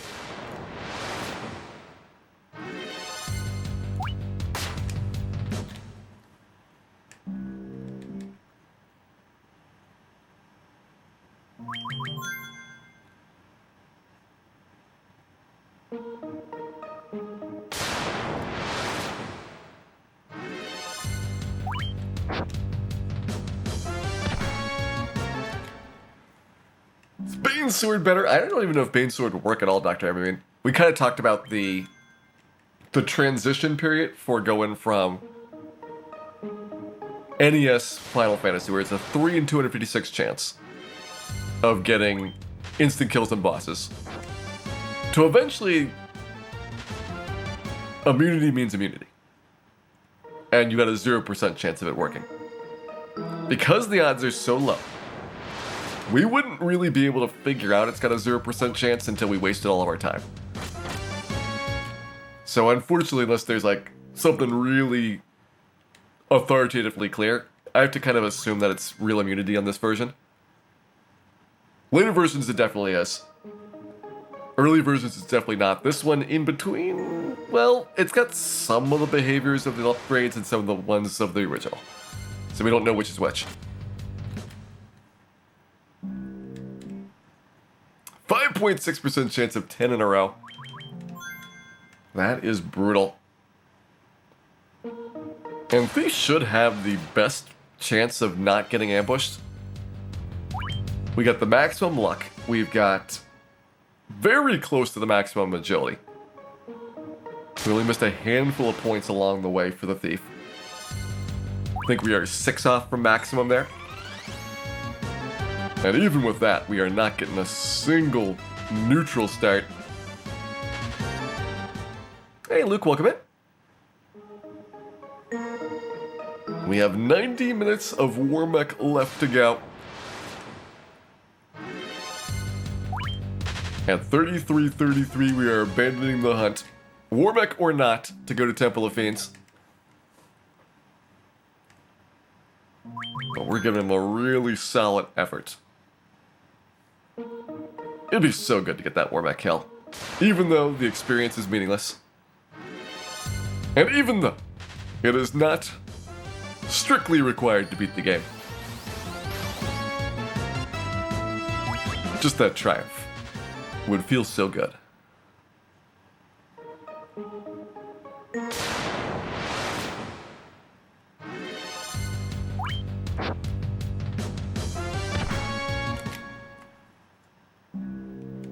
Can you escape Temple of Fiends? No. The Temple of Fiends is one way unless you've got a travel spell. Which even if you class changed to ninja, you would not have. You've got to be red, white, or black mage to get... Or red, white, or black wizard to get travel access.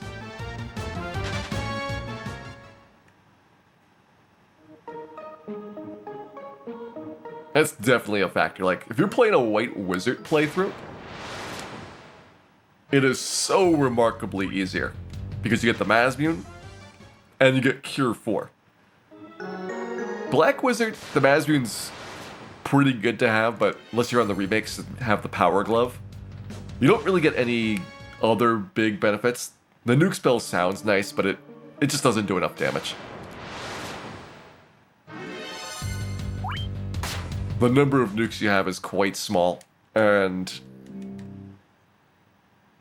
if you're in a real pinch to finish off a battle, it's great.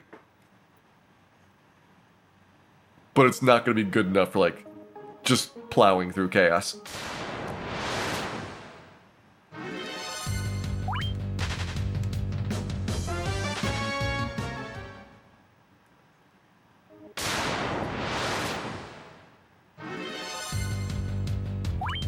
I'll take these preemptives, although it would be really nice to have a preemptive Warmech.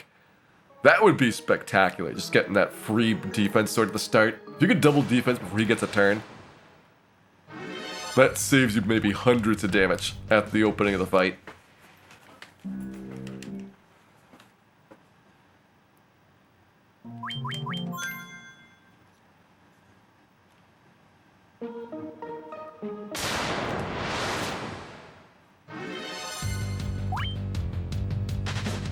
More eggplant nachos. They really do look a lot like eggplants. The more I see them, the more I am convinced that there is some eggplant in their heritage.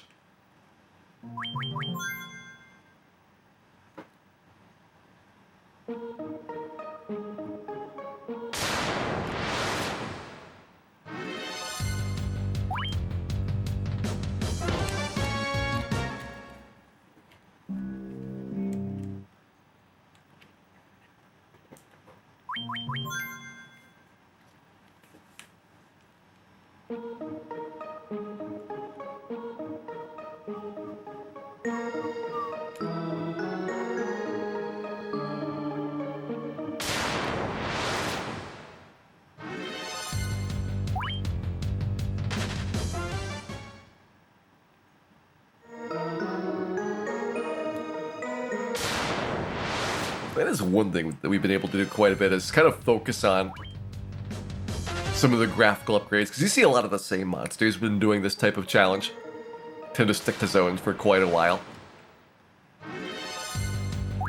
We might have lost the snail thieves. But many of the monsters are just so good in this version.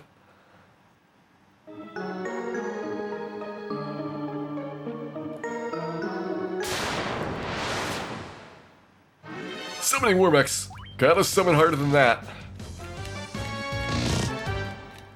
Your Warmech energy is appreciated though.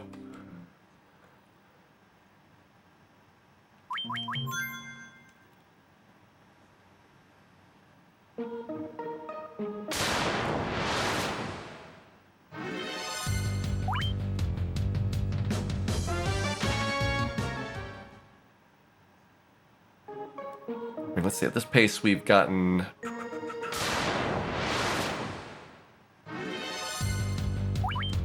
about a Warmech every 16 minutes. We were doing a little bit better before.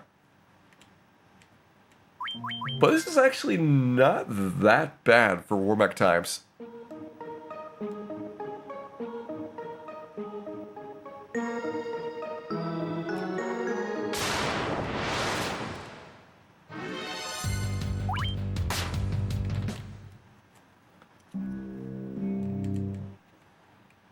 Does running help?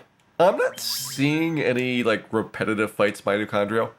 We were kind of on the lookout for that to make sure that it was not going to be a problem. But we've had, quite a lot of Warmechs. If we had, like, no Warmechs at this point, it definitely would be kind of wondering what was up. It's about a 1 in 64 chance in theory. And in practice, if you're getting a Warmech every 16 minutes, that might be better than 1 in 64. Like, we're not exactly getting that many attempts per minute in terms of encounter rates.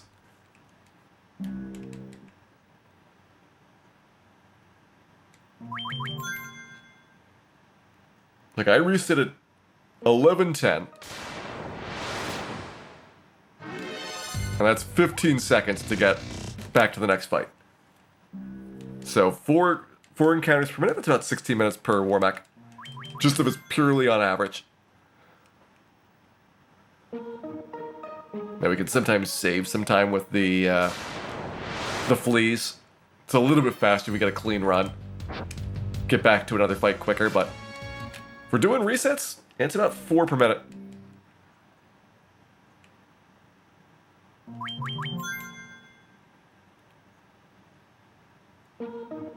Yeah, the save after you beat the game is for the bestiary. So you can do New Game Plus keeping with the enemies that you've already seen. But that's the only thing that carries over. There's no actual in-game bonuses for having it.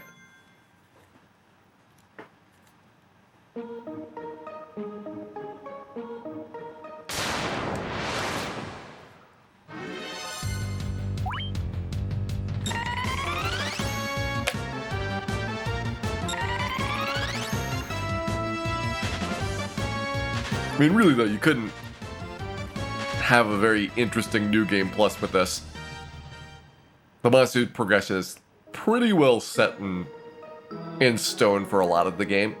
So if you had any items carried over, it would just completely unbalance things.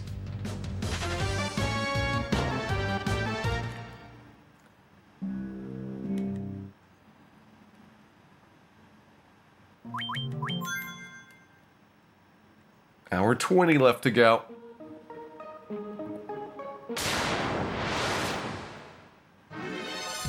We are 1/3 of our way through the prediction.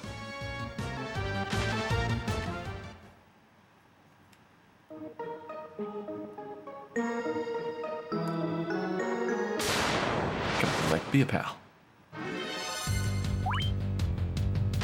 Just show up all flat-footed and unprepared.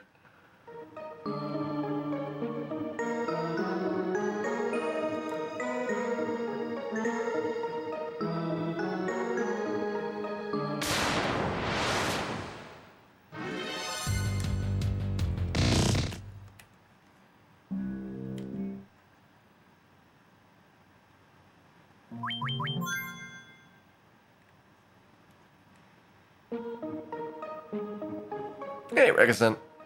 Yeah, the Warmech hunt continues. We found Warmech 10 times so far. Dan is currently 0 for 10 on Warmech kills. But one day he'll do it.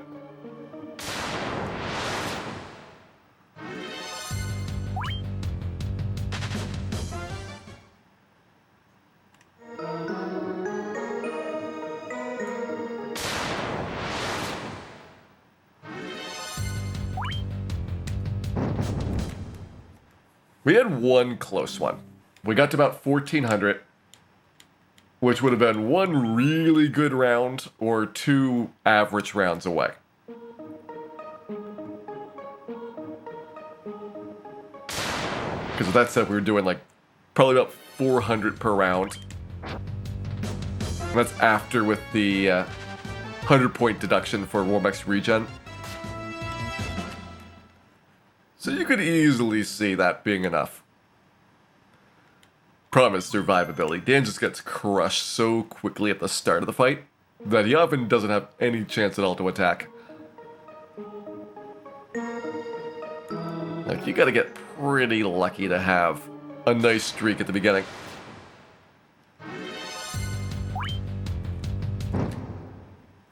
And also pretty lucky to find Warmechs. They are often elusive. I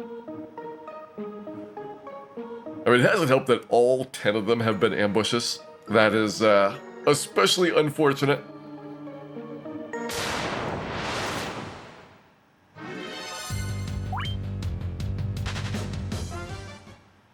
On GBA, where you got a 75% first strike rate, that's where Warmech gets a lot easier with this type of thing. Also, the fact that you'd have elixirs. Just do a couple rounds of buffs, elixir, back up to full health, a couple rounds of buff elixir, and then just power through them. You're basically looking at a guaranteed one try.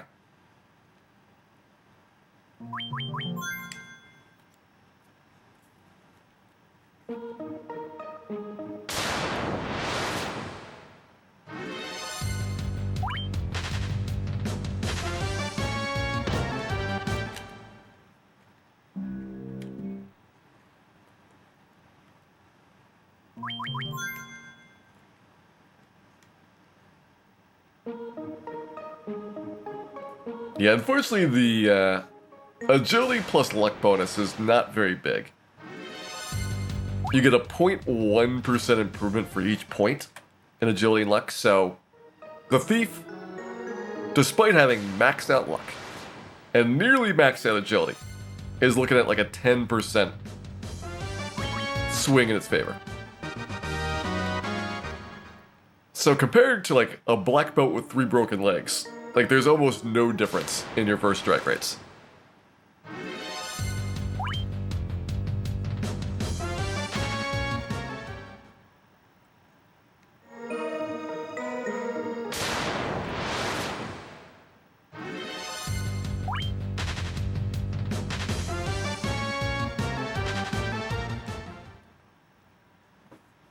I would guess they've got immunity on this one, Michael. Just based on what I've seen so far. Like, I don't remember any times where Dan got hit through the ribbon. We did a lot of grinding on that eye. Where he's got a bunch of status element attacks. Like, the eye's got the hold spell, which is a status-based paralysis.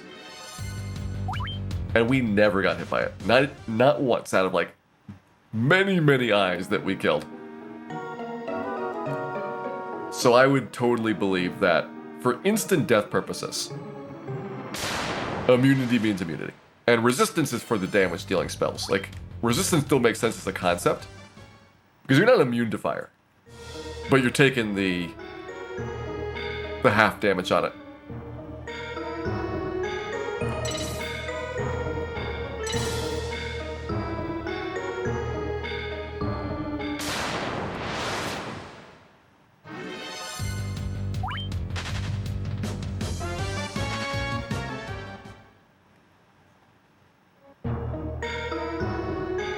Yeah, my guess is it would work both ways. Like, they wouldn't put like a special boss bit on things, because that didn't exist as a concept in the original. But just the immunity being a concept is something they could pretty quickly flip around. And you would see that on all of your characters as well.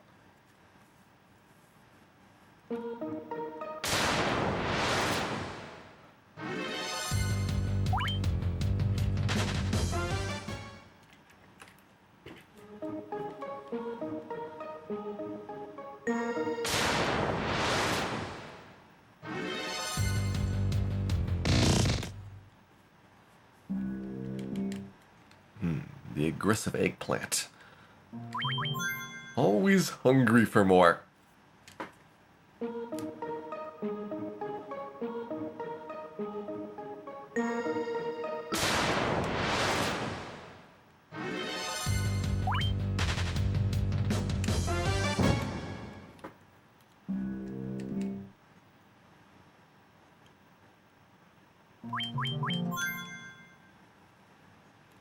Yeah, later the games in this series are very explicit about special boss bits, and sometimes they get those wrong, which is where a lot of great speedrunning techniques come in. But for this game, it's more about the individual element flagging, and that's kind of like pervasive throughout it. For like, where there are bugs in the flagging, it's still using the same system and concepts for how it works and put together. So they never really deviate from that design.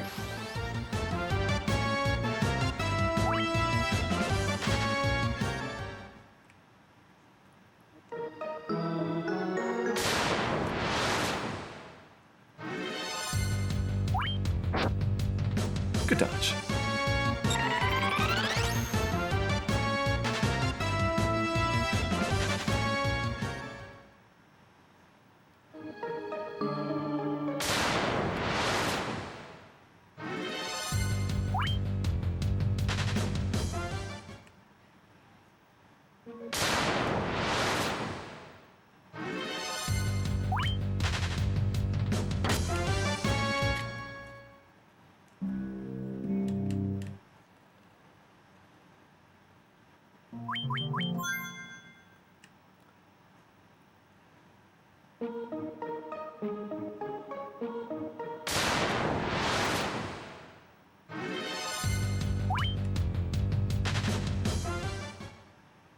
I think the real tech to figure out here would be some way of getting a Warmech manipulation. Just to appear. Like, you didn't even need to manipulate to win the fight. And it's something that, at least in other versions, it's been worked on a bit. It's probably tougher with the PlayStation version because of disk loading times. But for example, on GBA and on PSP, people have tried to get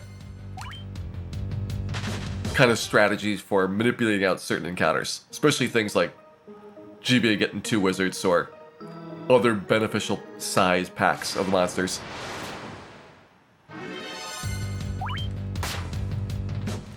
Does Warmech get boss music? No, Warmech's just a regular enemy from the game's perspective.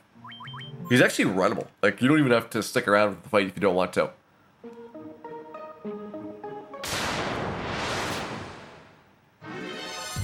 There he is! And there's the beeps. 11 ambushes in a row.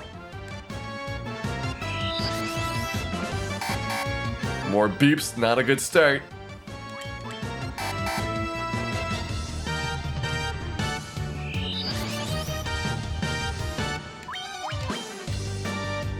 So basically, we would need a low roll nuke or a bunch of dodges, and Dan doesn't even get the single dodge, just destroyed again. And so the sad violins come in. Dan, keep trying.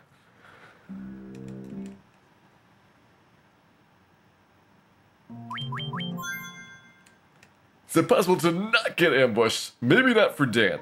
That may be a Dan exclusive. I mean, we're seeing all kinds of really funky randomness from Warmech, like extraordinarily streaky on those physical attacks versus the nukes. And I'm just going to chalk it up to that's how Dan likes to roll.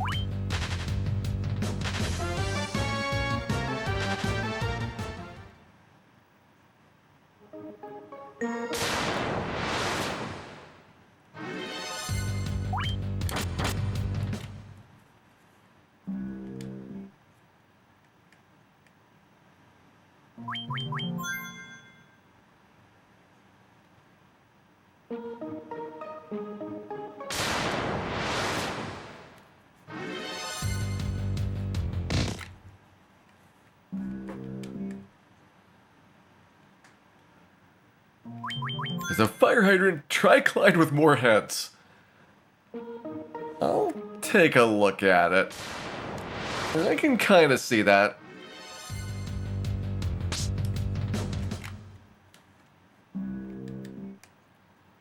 What can we get off of Warmax? Satisfaction!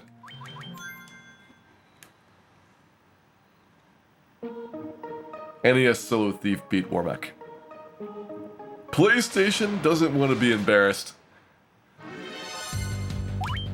But it's got a deadline. 33:33 on the clock is when we give up on the Warmack kill. I figure if we can't do it by then, well, I'm pretty sure it's possible. It's going to just take so many hours that it might actually challenge Astos at that point. I don't know. Tricline's got more of a snake bottom.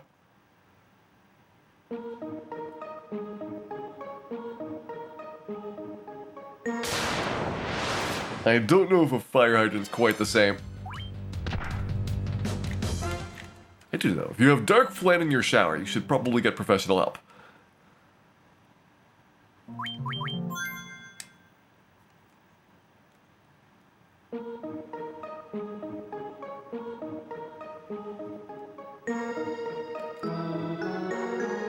Yeah, there's no real item drops in this version. There's a very, very rare chance of getting item drops, but it's the same stuff that you can find in the game already. So it's kind of pointless to worry about. Like, you can get gold needle drops from a couple monsters. Or like Garland will drop a long sword. And these are all things that you can pretty cheaply buy in the game. GBA vastly increased the drop rate and then added a whole bunch of new stuff, which for the most part makes the game a lot easier if you get it.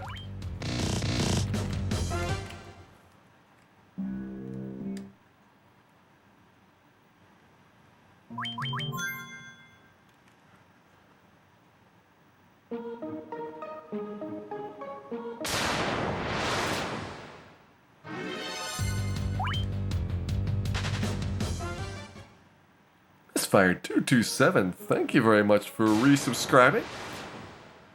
Back for 19 months and hope you're having a wonderful day here as we continue the quest to take down a Warmack. You know, eventually Warmack's just gonna feel bad for Dan. One day it will happen. He'll let his guard down. That's when we swoop in.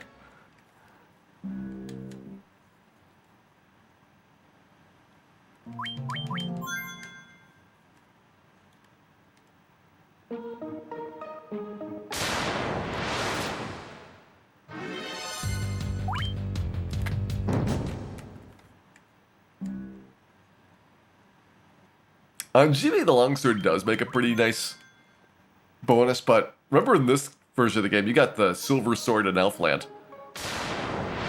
So you actually have a better weapon available as soon as you got the boat. Sure, it's expensive, but, like, it's worth it. Silver sword early is ridiculously good.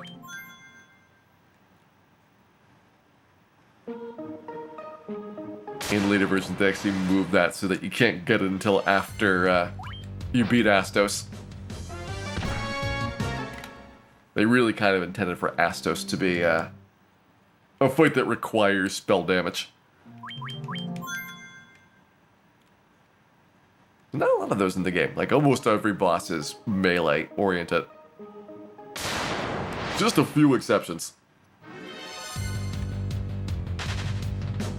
Alright, Luke, have a good night. thanks for dropping by and have a tremendous rest of your day.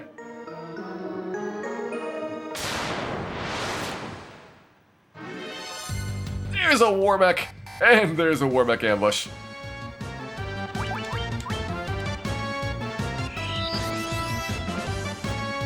Alright, nuke is fine. You want the nukes early.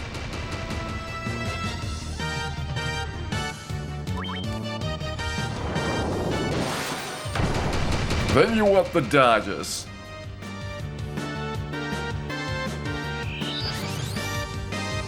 And we got a power glove up and get our damage rolls going. Nice, still nuking. 25% nuke chance, by the way, and does many in a row. At least we're getting good rolls on the nukes. Double beeped through a lot of defense swords. So we can't get nuked again. We have to hope that every single round he does a physical attack and misses, but alas. The nukes resumed. And again, a good roll on it. It was that last beep that really was painful. Like, we were almost on track with those nukes rolling so low to, like, just power through it.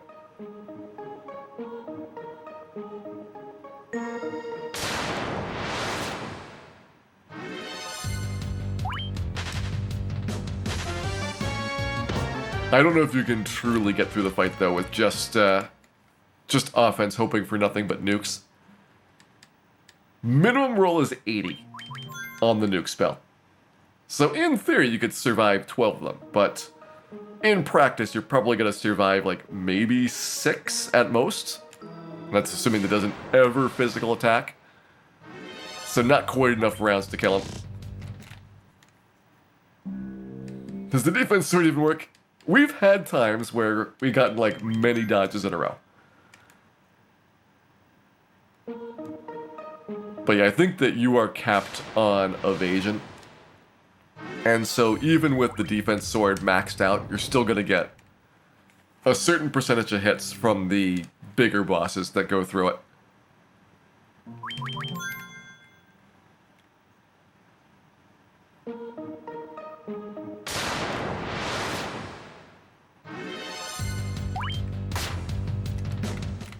It's like basically we have 96 base evasion. Each ruse should give me plus 80, so 2 of them would be 256, and likely that would be a cap value. On NES that would cap you out, and then the enemy accuracy would also be capped. And so they would never hit you through that amount. But if you're capped on your side, but the enemies are not, then you'll get down to a minimum hit rate, but you'll never get any better. And I'm kind of worried that that's what we are facing here.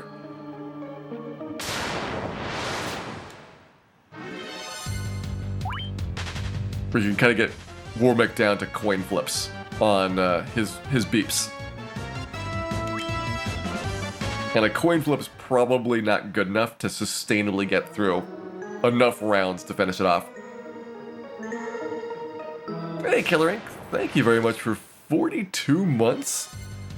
It is great to have you back and hope you're having a wonderful day. Also, why is the party dead? Because this is a solo thief challenge. We have played the entire game with only one thief, the worst character class in Final Fantasy. Doing no class change, which means that we don't get to upgrade at all. And, other than this Warmech, we have done everything prior to Temple of Fates. We're giving Warmech 1 more hour, and then we're going to Chaos after that. One last hour, Dan, you hear me?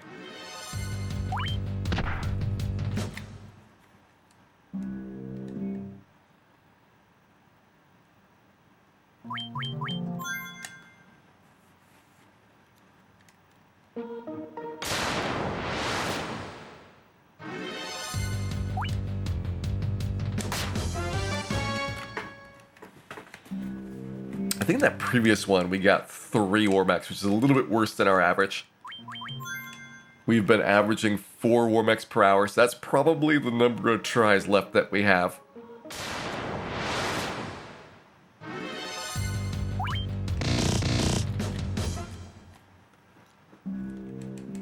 Hey, Fault. I'm going to be pretty strict on this one. I do want to make sure that we can finish Chaos tonight, even if Chaos ends up being a little bit problematic. I want to be able to take a couple tries at it.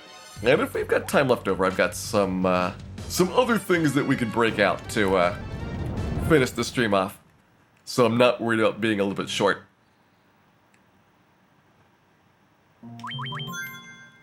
But I mean, fundamentally, that's, 4 hours going after Warmack. That's a pretty respectable amount of time to give it a try.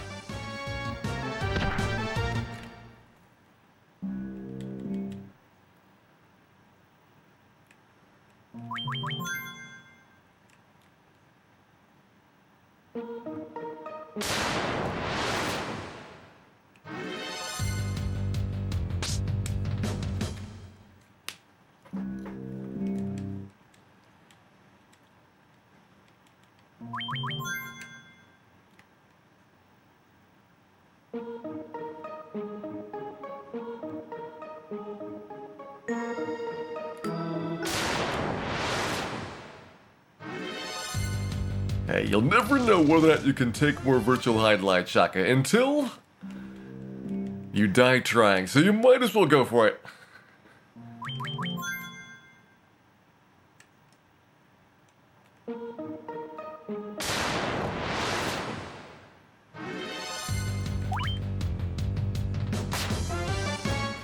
Alright, Michael, have a good night.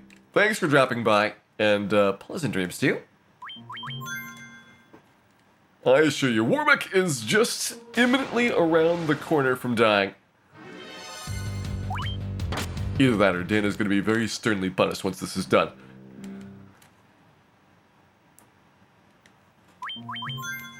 To be fair, this is the by far hardest thing that Solo Thief has to deal with. Chaos should be much easier because his attacks don't do nearly as much damage. So Chaos is going to give us a couple of rounds where we can, get that defense sword and that power glove up. We don't have to worry about being ambushed on Chaos. We don't have to worry about finding Chaos.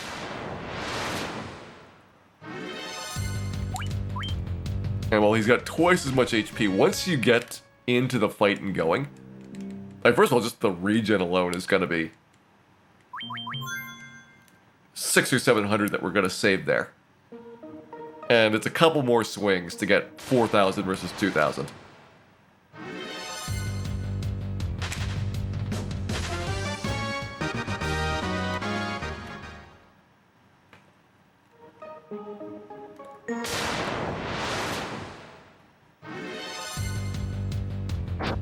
Consecutive 3 and 64 encounters. Where's my death machine?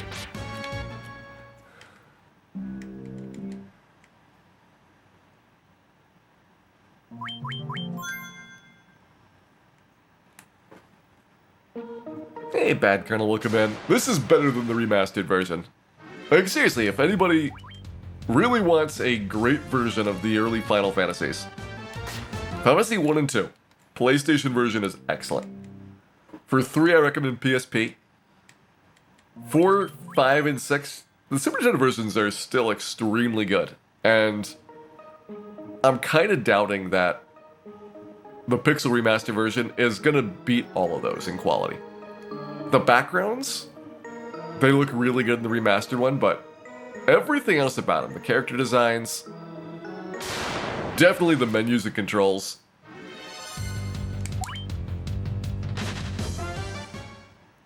I would say the originals beat out the remaster.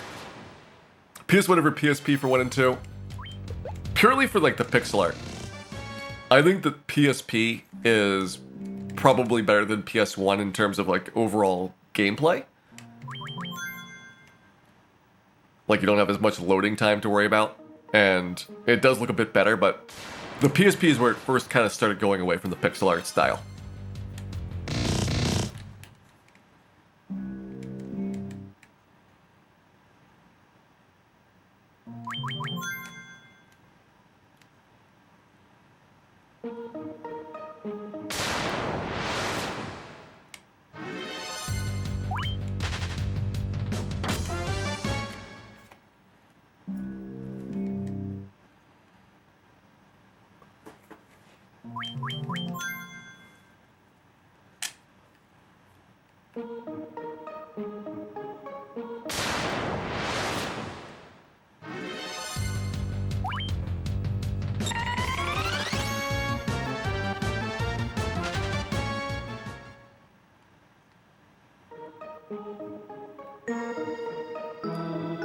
It's decent at running. It is surprising, if you played the NES version, that you're still occasionally struggling to run here at level 50, but in comparison to how the earlier parts of the game went, this feels really easy to get around. Like, you can almost get away without having to worry too much about save scumming. It's just like Temple of Fiends, there's a couple of bad unrunnable fights that you really wouldn't want to have to deal with. And the chip damage adds up. So even if you're only taking 50 or 100 damage per battle, because your stock of potions is limited, and the potions on average do less healing than NES, you're gonna be pretty constrained in how far you can go.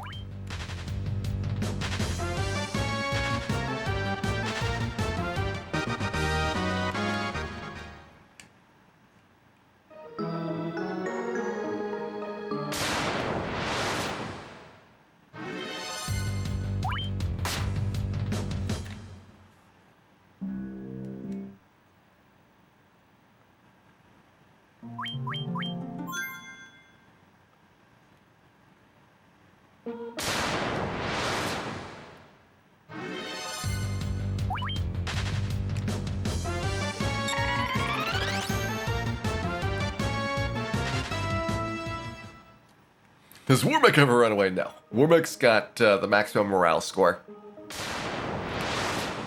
So even at level 50, you're nowhere close to causing him to panic. There's a lot of enemies that don't run away at level 50. The monsters here actually run away more often than like Sea Shrine for some reason. Sea Shrine's got a lot of really, really high morale monsters.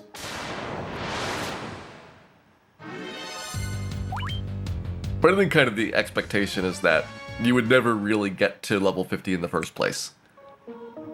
This game is kind of tuned around, like, maybe level 35 maximum. You can see it in the way that the growth curve for experience just kind of completely flattens out. There's not really any increased difficulty levels to get to, like, better farming locations. Unless you go inside of Temple of Fiends itself. And just with, like, any real party, you'd have absolutely no trouble with Chaos and Temple of Fiends at 35. Like, you just destroy everything.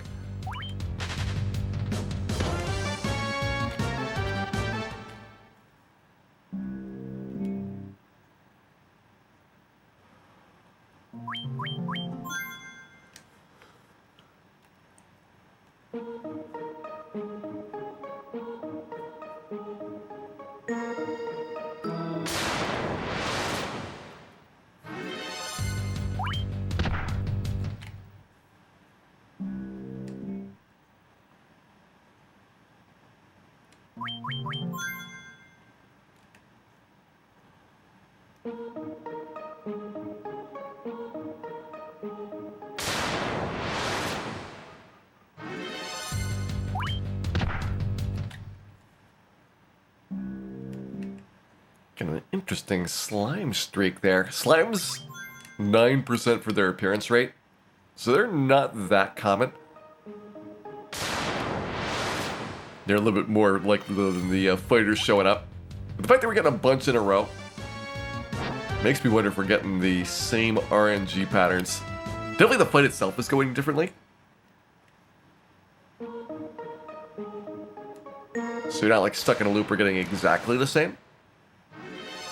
But questionable.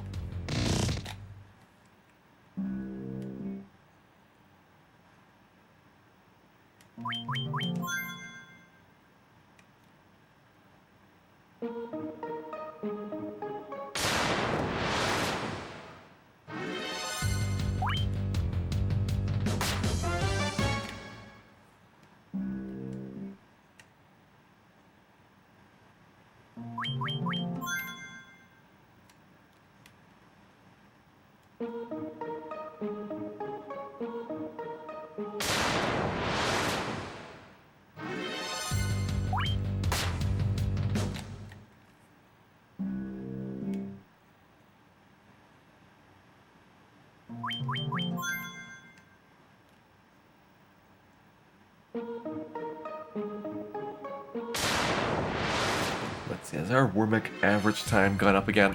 We might be up to 17 minutes now.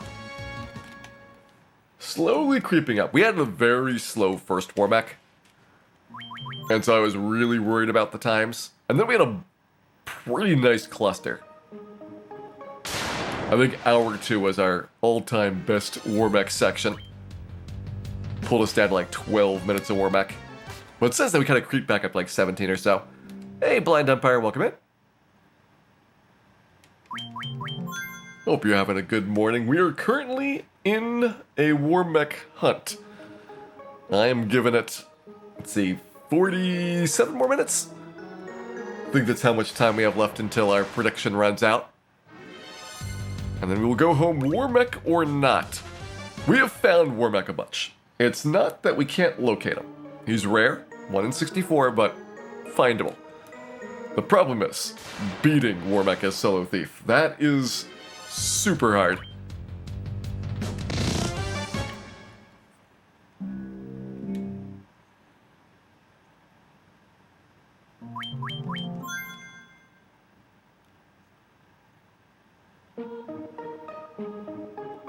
I think Word Lines is just the alternative name for Final Fantasy Tactics 1. Because that's the basic plot of the storyline, is the battle between the two sides represented as the Lions.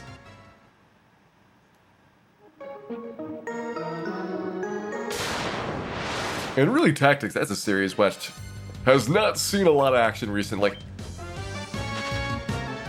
They were going really strong with the Tactics Advanced games, which I'm assuming did not do particularly well compared to the original. Just kind of like completely redesigning the overall aesthetic and feel of the game was probably necessary to fit it onto the GBA kind of form factor and capabilities, but also a bit of a step back from what people that really liked the original wanted to see.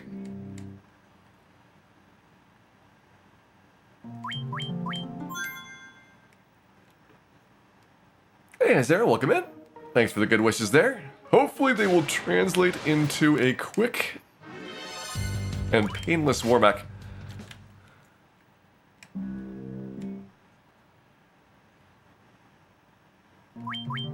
But I'm sure based on Dan's past history that the Warmech will be quite painful indeed. Ooh, speedrunning Final Fantasy Tactics. There's not a lot of people that have kept up with that game. It used to be a really competitive speedrun. Like probably a half dozen people actively playing it a whole bunch.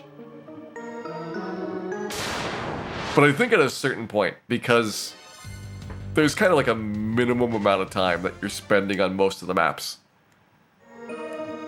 it really becomes nearly impossible to improve. Like, you just gotta get such tremendous luck on the enemy AI decisions, which you've got no control over.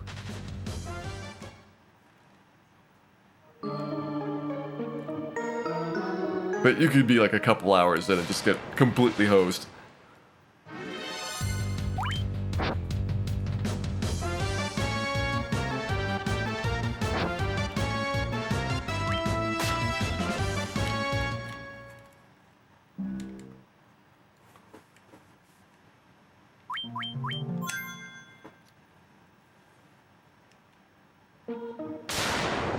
So I plan on playing the Pixel Remaster. I am not planning on getting the Pixel Remaster. The quality looks pretty mediocre, especially with the character designs and the menuing systems. I can maybe live with the character designs, but the menus look like a very bad color combination, font, like just everything about them looks clunky. Something that the other remakes have been plagued by. It's not quite as bad as the mobile menus on PC, but it looks pretty bad. And on top of that, they're charging a lot of money for those remasters.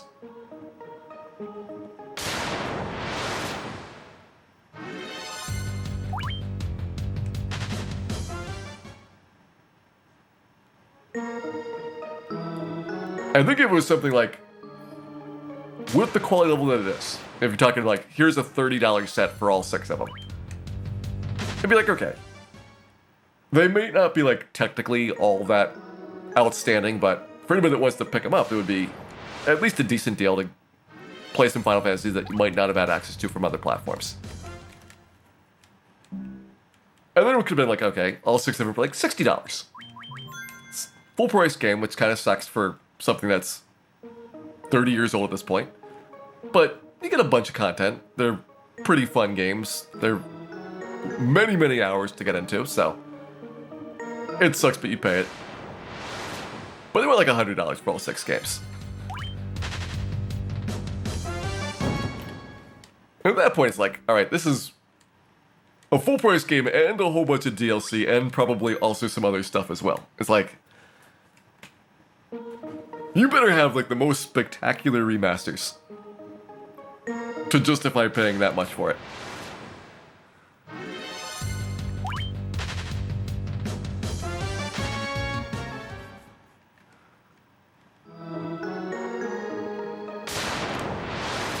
And I'm sure eventually they're going to be on sale, like, for even cheaper prices. Like, right now there is a pre-order sale, which I am already very hesitant to pre-order their remasters, given the track record that they've had. But sometime down the line, if you really want to pick them up, after people have had a chance to kind of pick them apart and show where the flaws are and where they're actually really good, like, there's some good parts about it. I like the backgrounds a lot. They have a ton of depth added into some of the kind of the flatter paintings that you just kind of scrolled past. It's like, that's neat. See if they put any patches out. Like, some of the games they fix up. Chrono Trigger was just a complete disaster when it came out. And after a couple patches, it's not great, but it's probably about the same as the DS version in terms of playability, which is not bad. Secret of Mana, though, it's still really awful even with the patches. Like, you just don't know what they're going to do with it.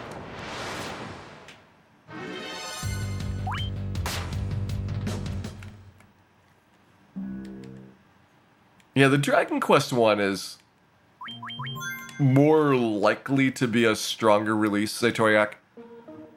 I think because they have a team that really cares about the old Dragon Quest games, which is probably not true for Final Fantasies.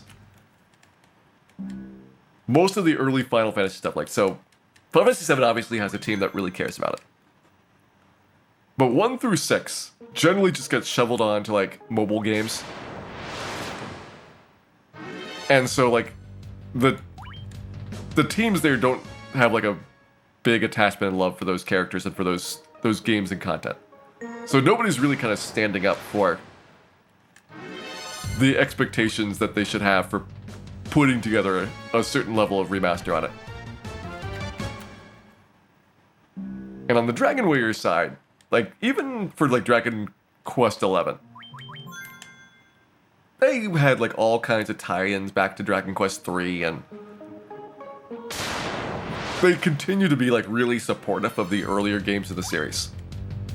So I imagine that they're going to put a lot more attention and effort into Dragon Quest III HD than they would for Final Fantasy 1 through 6.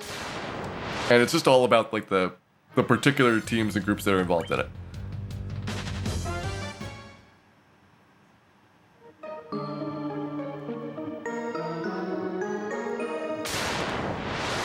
Octopath Final Fantasy 6, I would say, like, if you even got, like, PSP quality.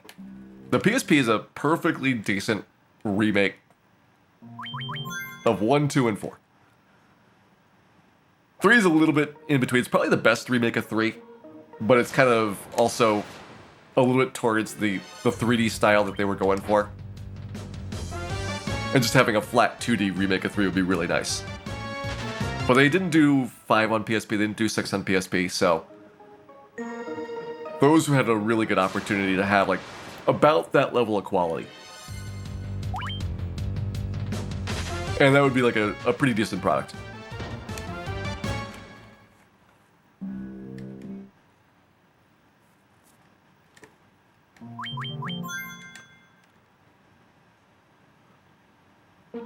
That's the thing, Nakarashi. Like, even the After Years team is probably more attached to those games than the teams that currently deal with Final Fantasy 1 through 6.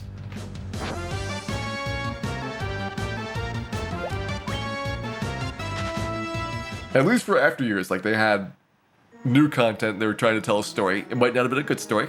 The content might have been bad. But they were trying.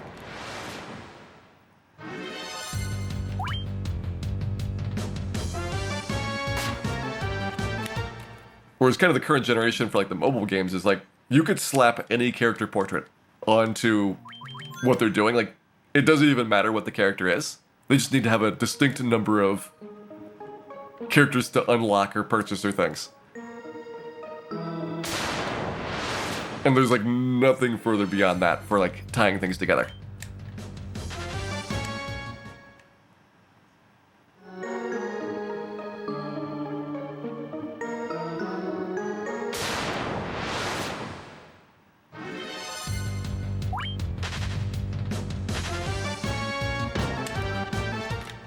Come on, Dan, you can do it. You can do it.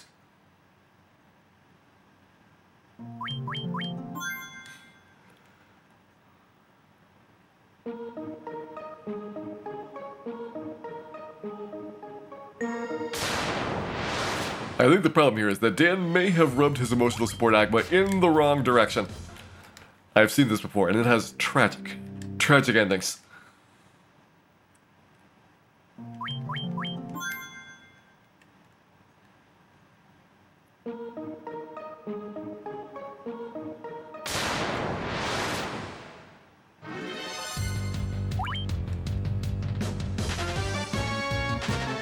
After Years relied too much on nostalgia. I think the real problem with the After Years is that they threw a bunch of characters in that nobody cared about.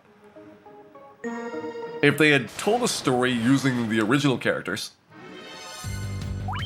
instead of having like a substitute character for each one of the main casts,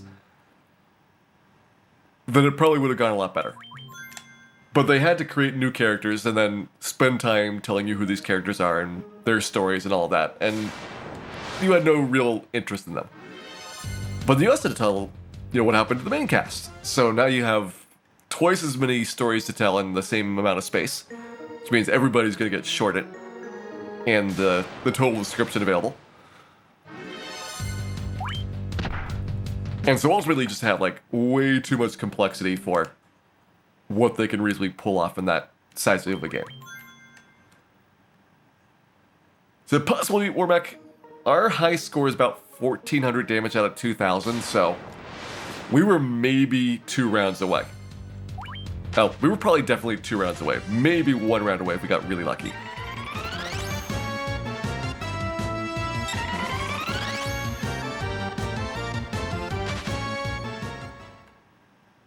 So possible, yes.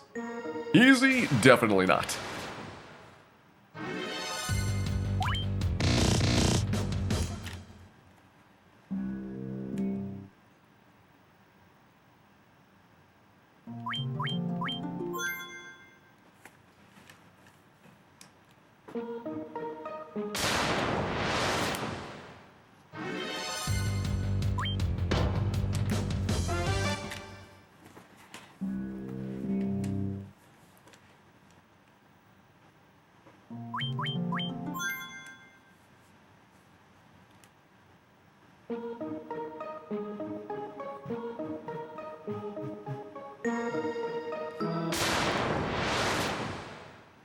Is there a bestiary in this version? There should be. We have not consulted it though. The numbers would be too frightening to display on stream.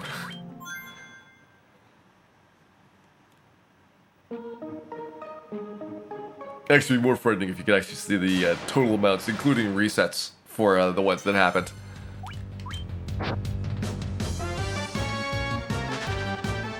Then it might get terrifying.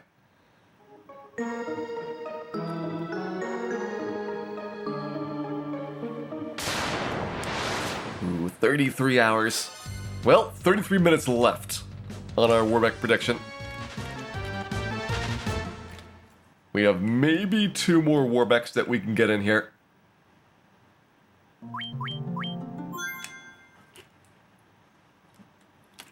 And we're gonna have to hope they are really well behaved.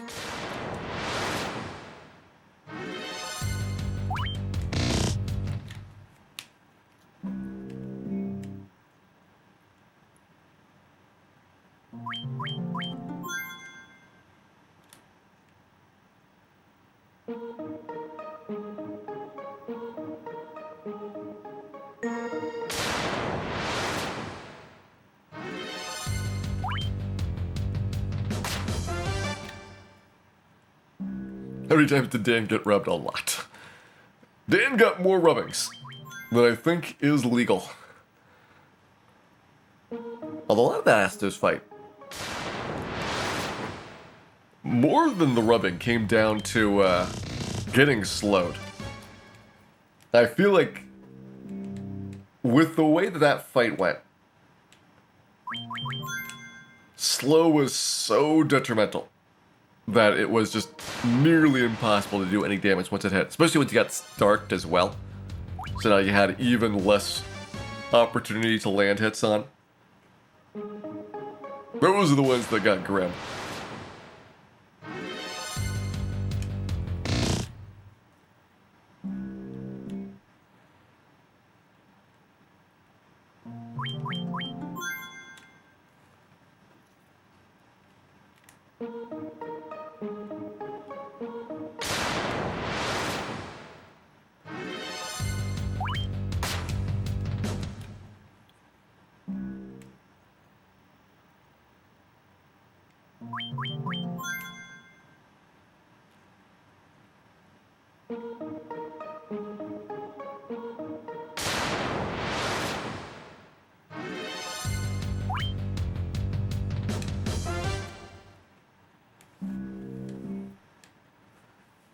A little bit more than 30 minutes left here. Dan is gonna need a really big push at this point.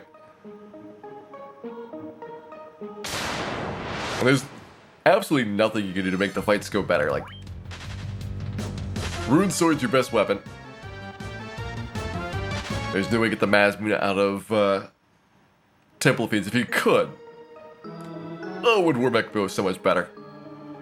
You'd still get destroyed extremely fast, but you'd have enough offense that you could probably just focus on getting lucky that he'd do a bunch of nukes and swing away.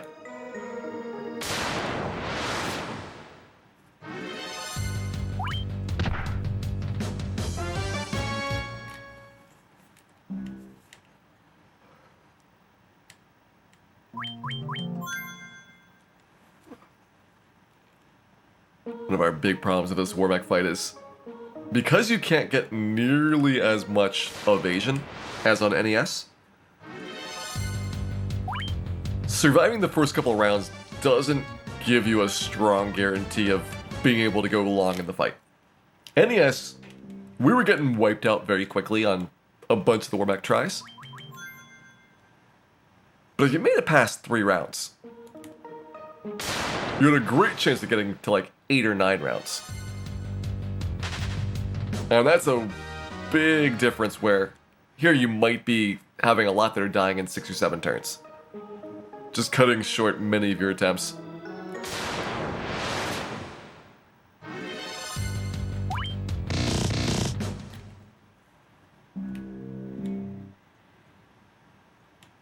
Does Warbeck have a high ambush rate? So far it has been 117%, don't slip.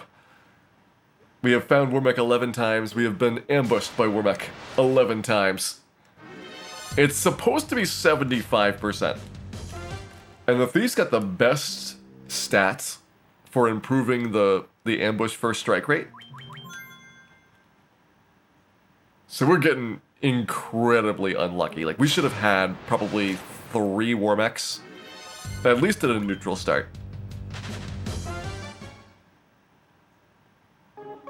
Because that one round makes an enormous difference.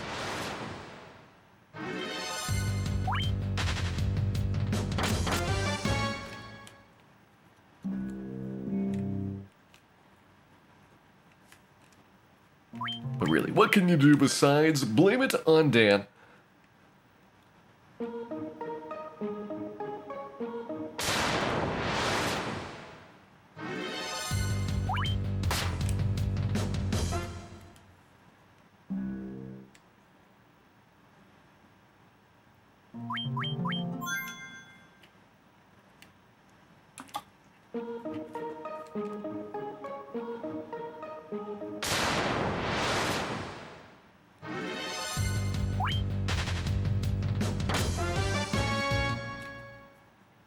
.2%. The thing is, it might be that should be less than 75%. I think it's 75% is the base rate. And we should have like a 10% adjustment based on the agility and luck score that Dan has as the party leader.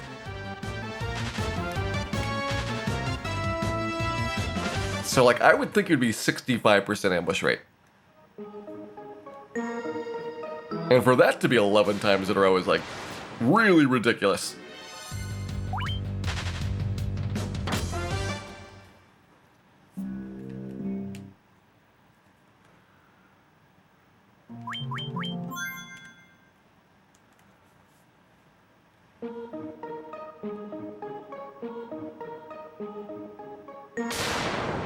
Yeah, less than 1% sounds right for that kind of luck. So either we're just getting very, very unlucky, or there's something about this version that's different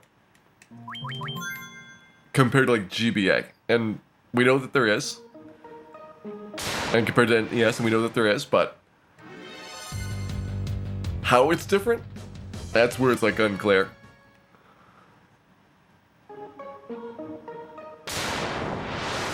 It seems kind of mean for Warwick to be 100% ambushed. And I'm pretty sure we've had times we've not been ambushed by him on PlayStation.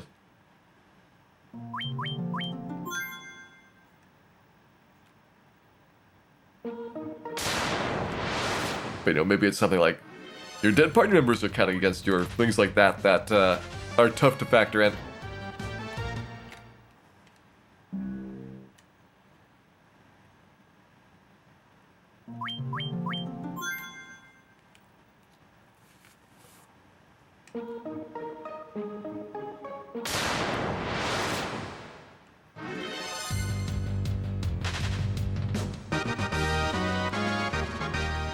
Well, GBA, what they did is actually flipped ambush with first strike rates.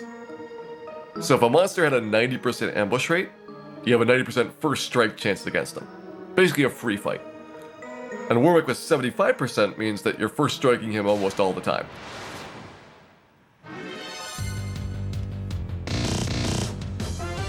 So the way it kind of flips around like that leads you into those fights which are like some of the hardest and nastiest ones, suddenly becoming like quite easy. Things like shadows, the mages, but even things like the tigers walking around, those had a pretty high ambush rate. A lot of the marsh cave had pretty high ambush rates. All of those places got way easier with that change.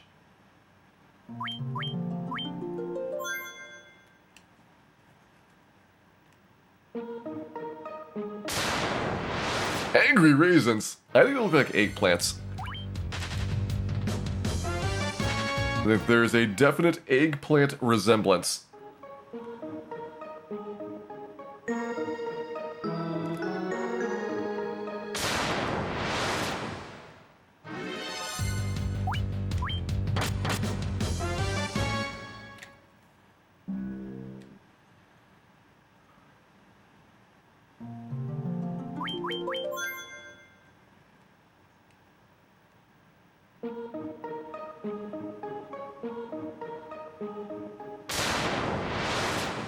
Hey, Glacier Wolf.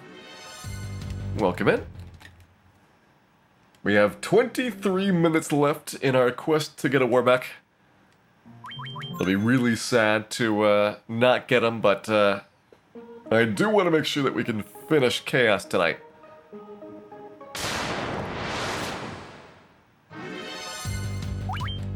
Because it'd be even sadder if the Solo Thief adventure continued. There's only so much Solo Thief people can stand. Well, thank you for the good wishes there. We will need them greatly. Because Warmech is not fun on this.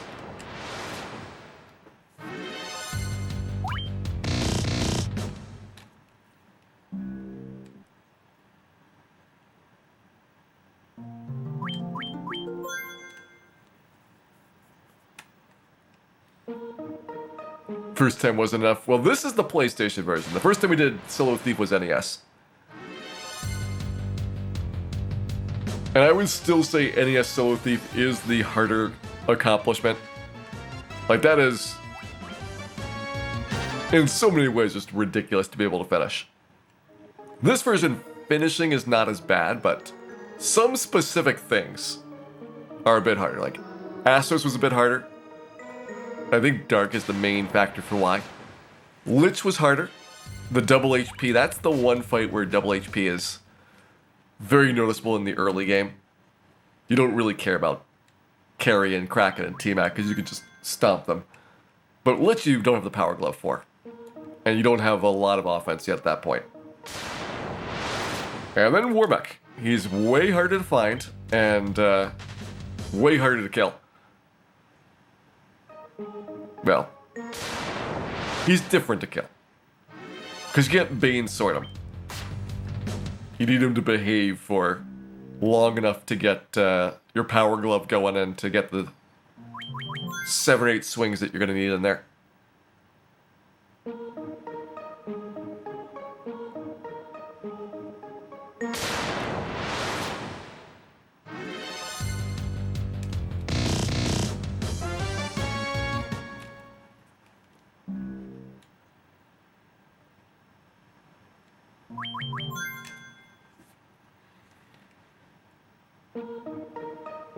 Region's a bit of a pain. 100 per round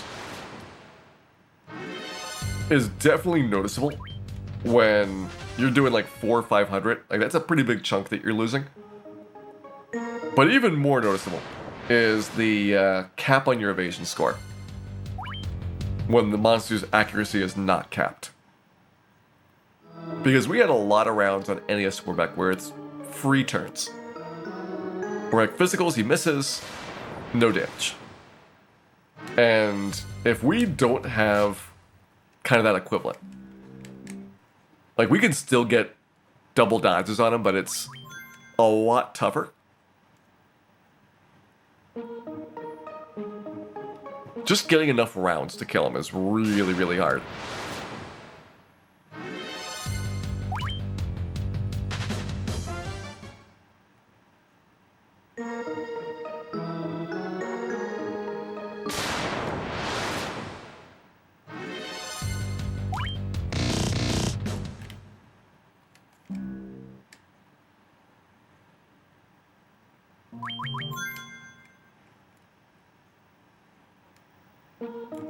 I think this would have been a much bigger gap permapensive if it wasn't for this Warmech. We probably would have been done, well, we definitely would have been done under 30 hours. Depending on whether we would do the same amount of grinding is a question that could probably cut off another hour, hour and a half maybe. But you'd definitely be under 30 with the no Warmech requirement.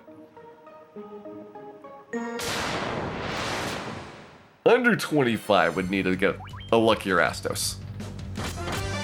Astos was the really big roadblock. We spent a while on Lich, but that is much less than we spent on a single Astos level at the end of that attempt. Speaking of the end, we are getting down to the last 20 minutes of our Warmech hunt.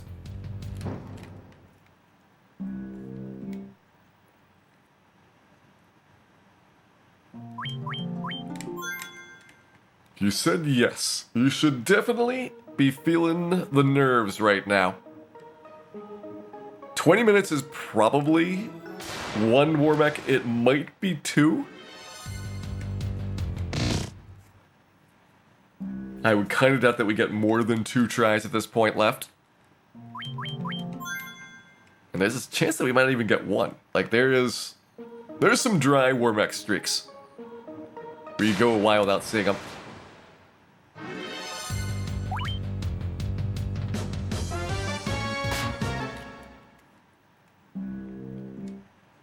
Yeah, Astos is just so nasty. It felt like his spells were hitting more often. And that's a big deal for somebody that's basically based entirely on debuffs and debilitates. Same thing with Lich. It felt like Lich's spells were hitting like all the time when... On NES, I think you were dodging like the sleeps kind of regularly. I don't remember how the slow went there, because with NES only having 400 hit points, you're getting through that fight before he gets around like a second full cycle.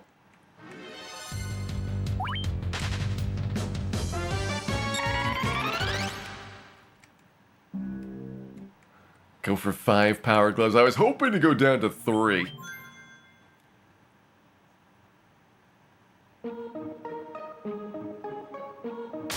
Thing is, you're already spending so many turns getting set up. Like, let's say you do the minimum defense swords, which is 2.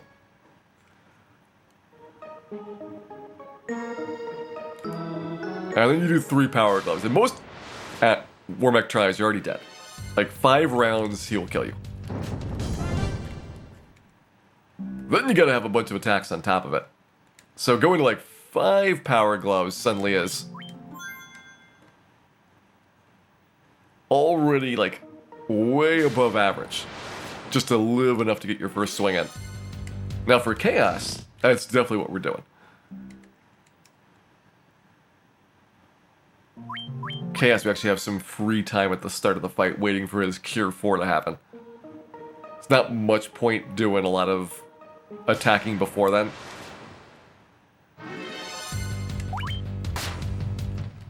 Because I kind of feel like we're never going to outspeed him enough. Like, if he gives you really, really weird patterns, then it might take him a long time to get 4 spells off, but on average, you're not going to get the defenses and the power gloves and enough swings in to get 4,000 health through before he does 4 spells.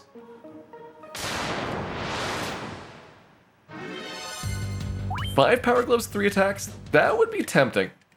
That's 10 total rounds that you'd have to survive.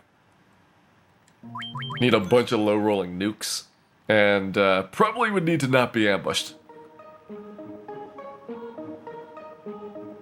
So it's still asking for a whole bunch. Meanwhile, I'm just asking for 1 war mech to show up.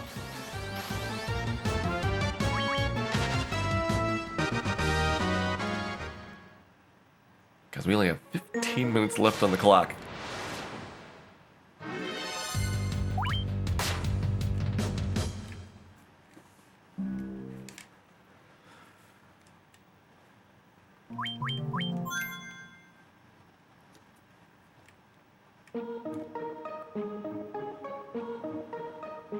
No one stole the war mechs. Well, now I'm even more disappointed in the town of Melmond. I didn't think that was possible.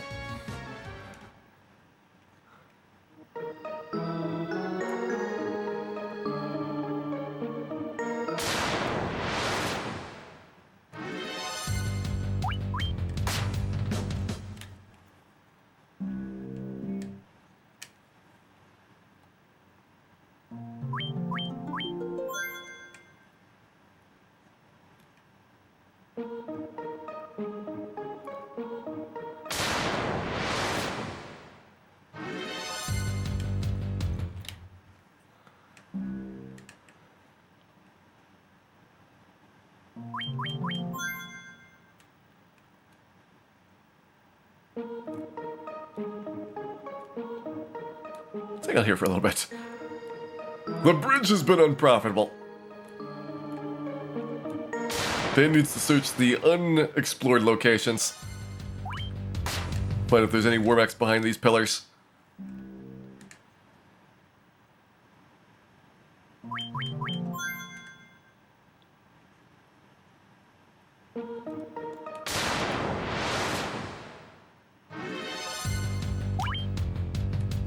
Well, there's an eggplant back here. There might be a robot as well.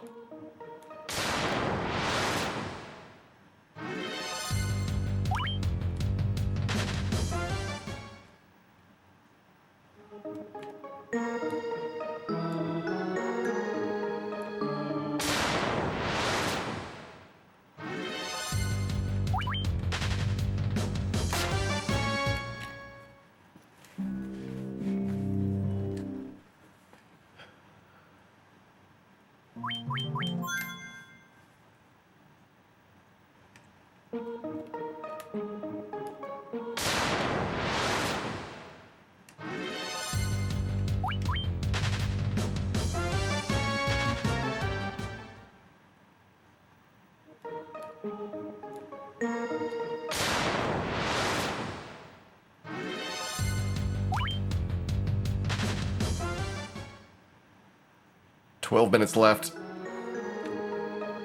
Warmick time becoming critical.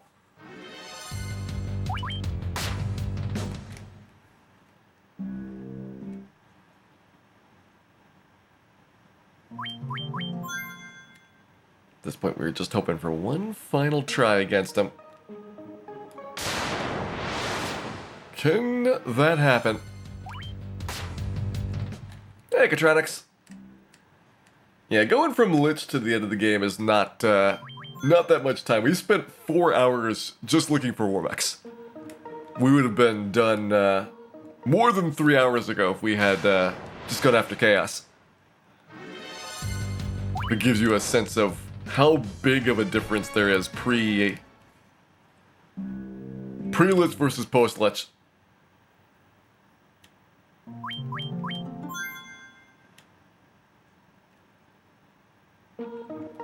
Allegedly, it's been 4 hours and 7 minutes so far, but I think that there was 2 trips for water, so that probably is about 4 hours even. But you know, we tried, and after 11 minutes, we will try no more.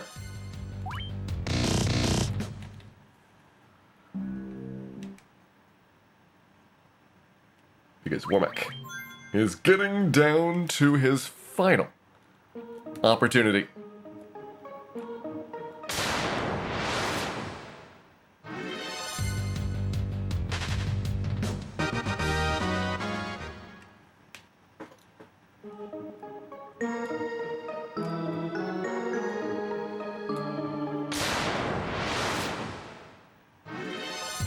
There's a Warmack and it's a neutral start.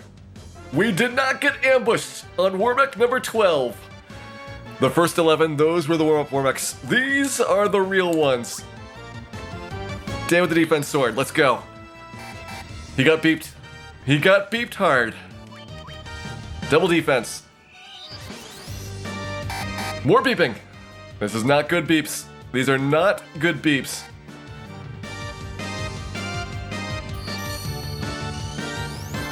One power glove, but it is looking grim for our health. 2. We need some really lucky dodges and some low nukes. And that was a high one. 3. Gonna try the 5 power glove strategy. Nope, never mind. We're going to try the floor strategy. Warmack number 12. Unsuccessful.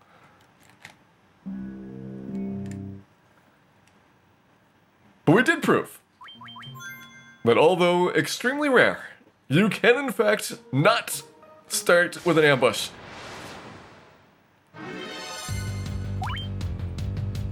Nine minutes, Dan. You got 9 minutes to find another one.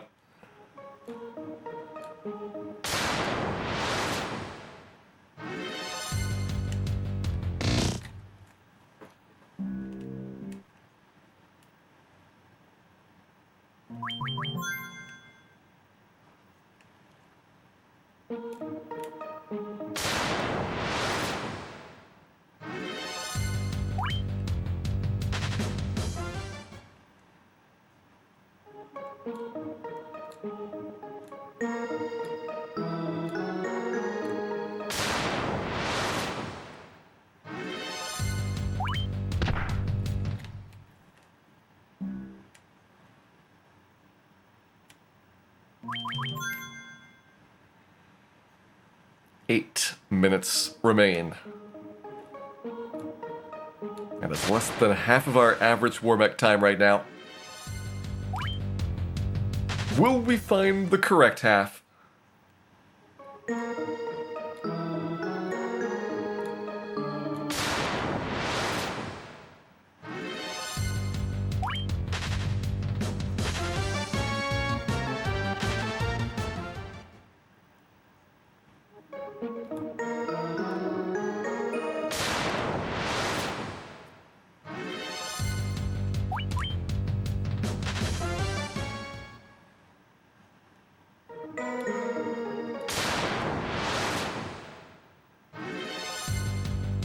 Another neutral Warmech start.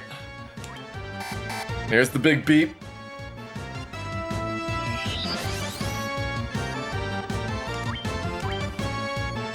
Got our double defense up. We want to see nukes at the beginning. We don't want to see the beeps, and now is a really big beep. This one going poorly.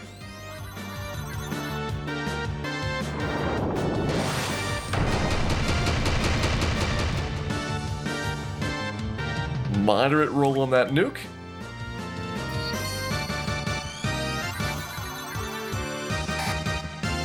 The single beep. An interesting choice.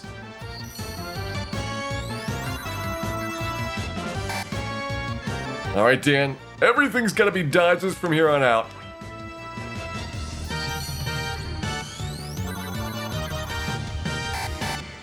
Dan so didn't dodge that. That was the highest hit he's ever seen.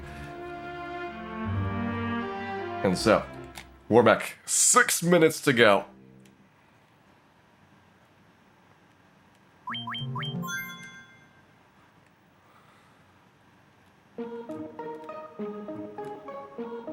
So we started with 11 consecutive ambushes, and then we had 2 in a row with neutral starts.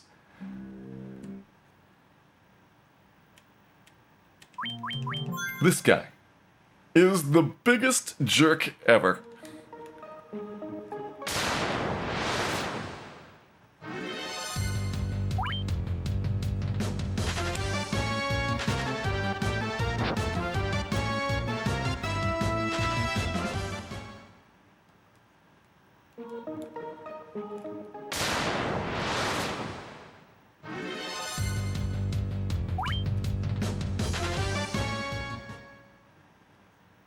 But at more than 2 defense swords, it doesn't really stack. There's a evasion cap that you hit.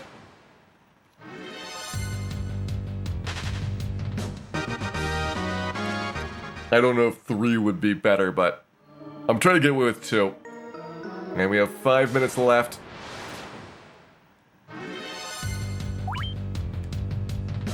At this point, very unlikely to see another Warmech happen. Just getting 2 in 10 minutes is way above average. And there is a Warmech ambush. Alright, Warmech. Starting off with nuke, 100 damage.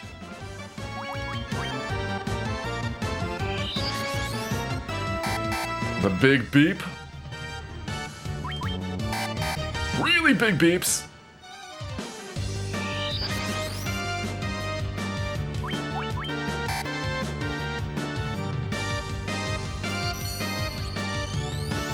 Dan's chance approximately negative 8% currently, and falling.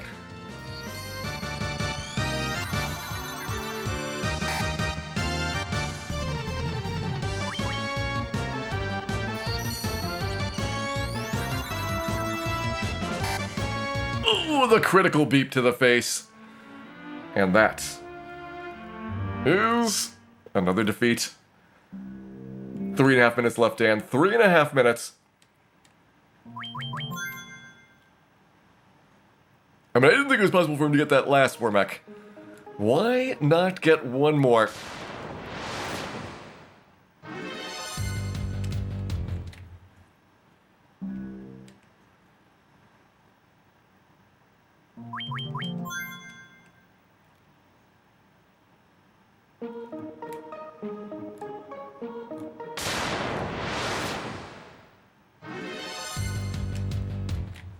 Three minutes.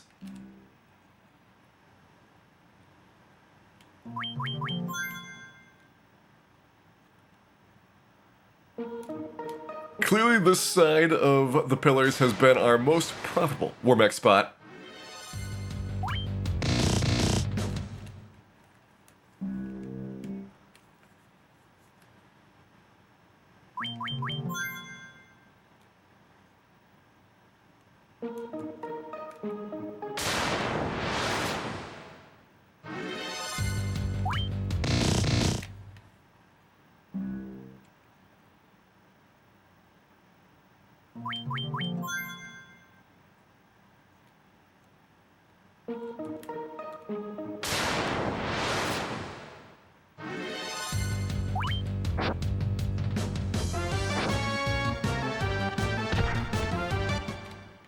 Two minutes.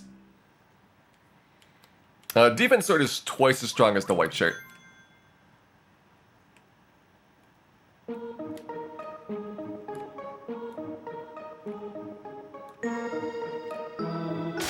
Seen a lot less uses of it to reach your maximum potential. Which for Dan is not very much.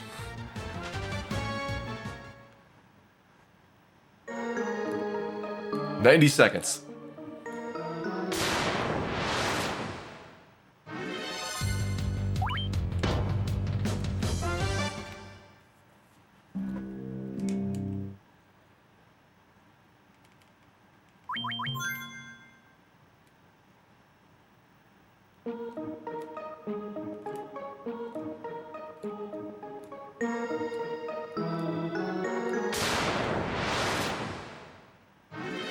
"60 seconds.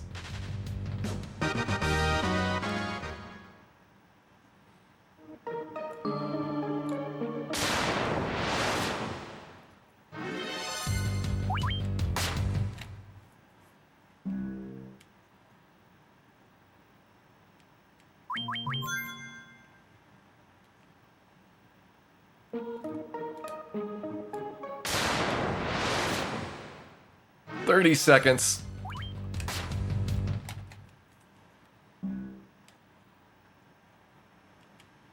As his time ticks away, Dan looking to have failed to capture a Wormek and acquire the source of all hugs. 10 seconds. And that is going to be it for Dan.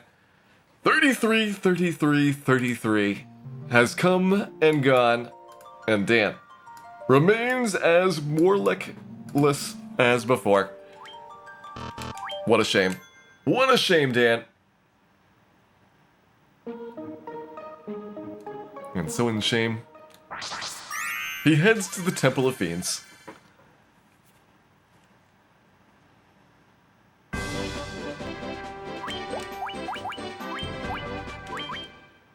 Or thankfully, chaos doesn't have to be found. We know where he is.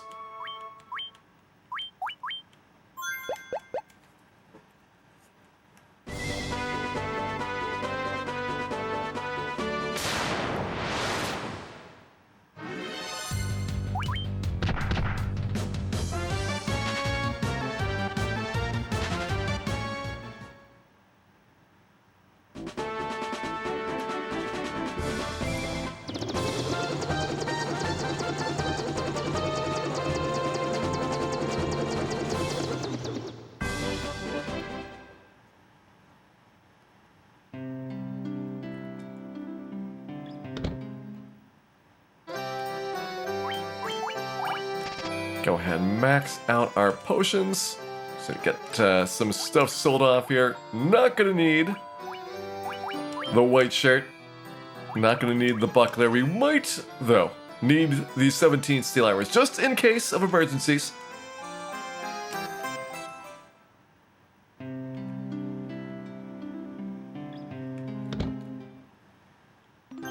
And with a final save, we're headed to the Temple of Fiends in the past.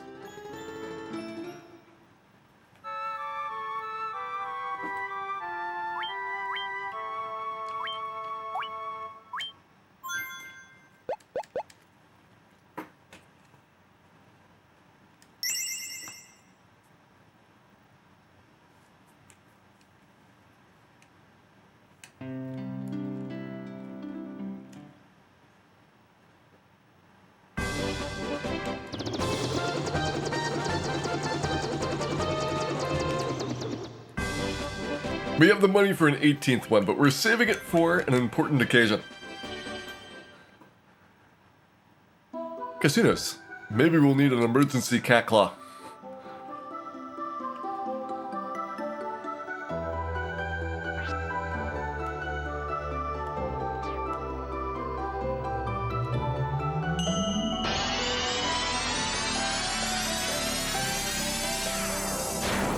The black orb out of the way, it is time to head 2,000 years back into the past.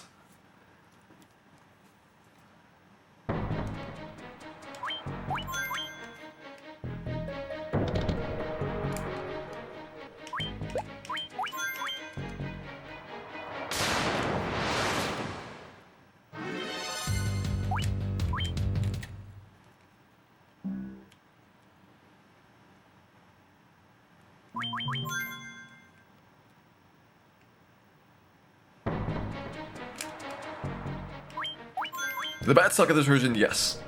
Unfortunately, they're not out of balance, so you wouldn't want to talk to them.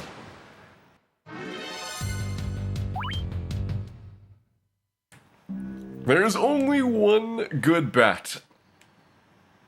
And that is a bat that is so far away that you can't even imagine how it got out there.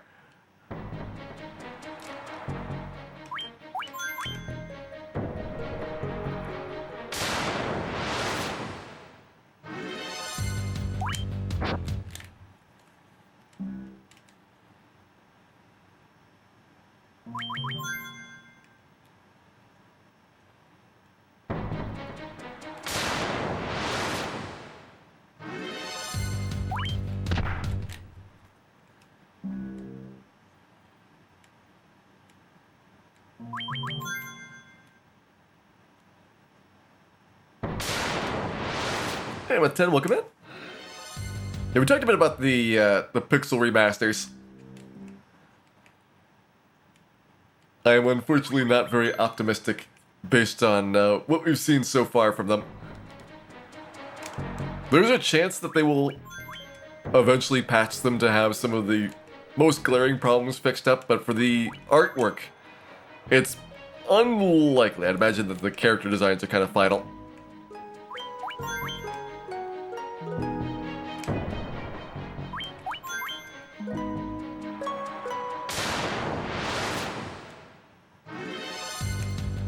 That is about 17 green dragons too many.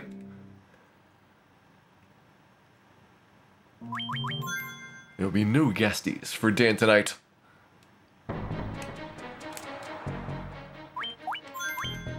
Gasty is the one unrunnable up here that definitely is going to cause us a lot of pain.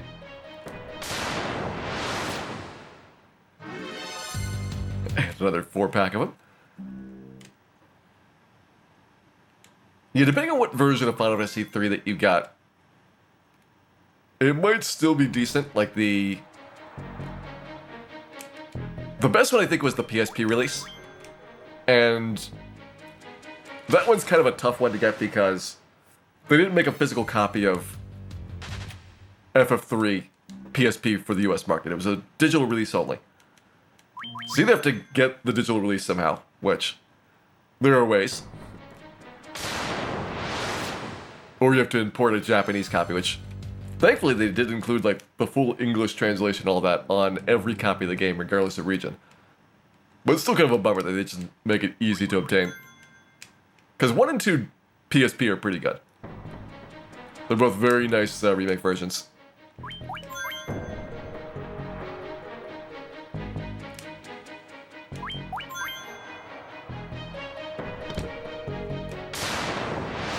Alright, first try Phantom.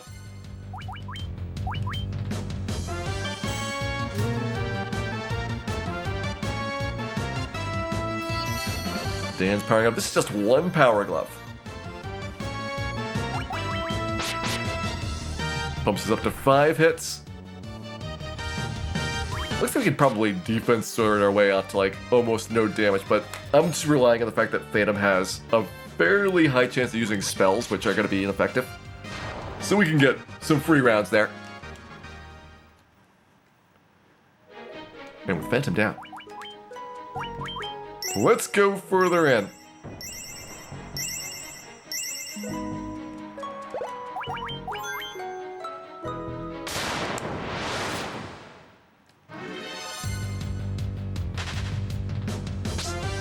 Wow, mages don't run away. That is shocking.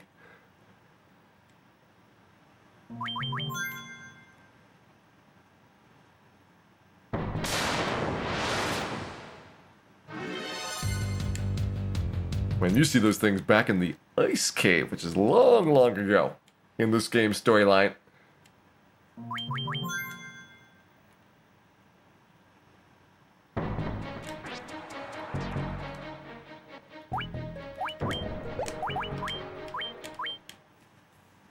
And thankfully, we did not forget to pick up the loot. Otherwise, Dan would be really embarrassed right now.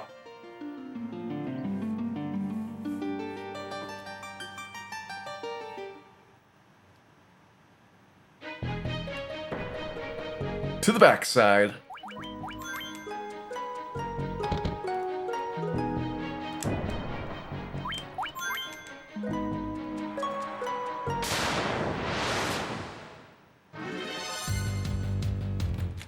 Unrunnable here. This floor's got a lot of unrunnables.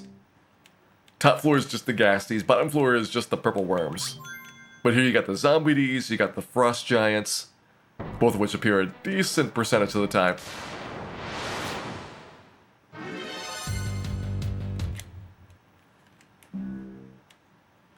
And sadly, unlike the GBA version, no Mega Elixirs for killing those.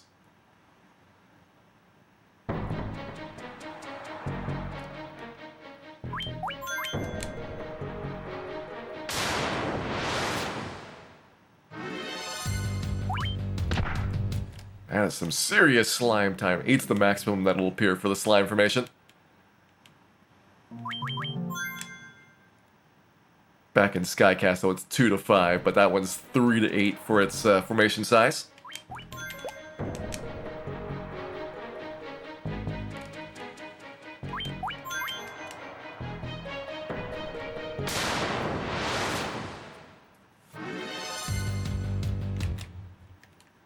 Nice, level 32 is about the reasonable level for finishing the game off. The game is kind of intended to be finished between 30 and 35 with a real party. For our solo thief, even at level 50, it's going to be a struggle.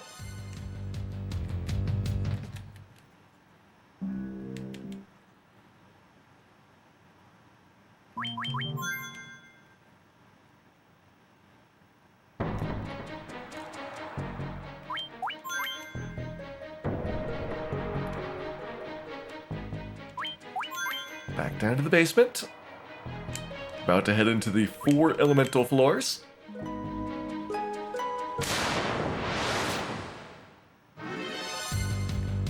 And no purple worms for us, thank you. Like, I'll try to run away from anything that's a runnable fight at least once. See if you can salvage out some of the walk that you've gotten. Especially if you've done like 10 or 20 steps. But very often, you're going to take damage here, and with the limited amount of healing that we have, Phantom and the 4 Fiends is going to soak up those 100 healing potions in almost no time.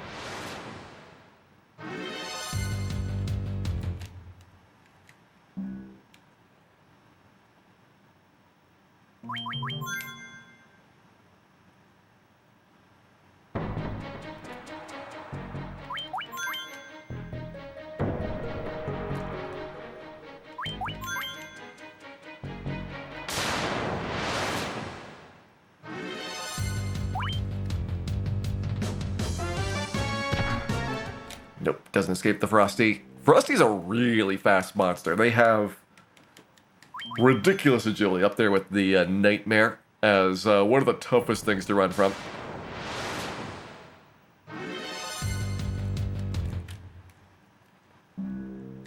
So even being readable doesn't always help you here.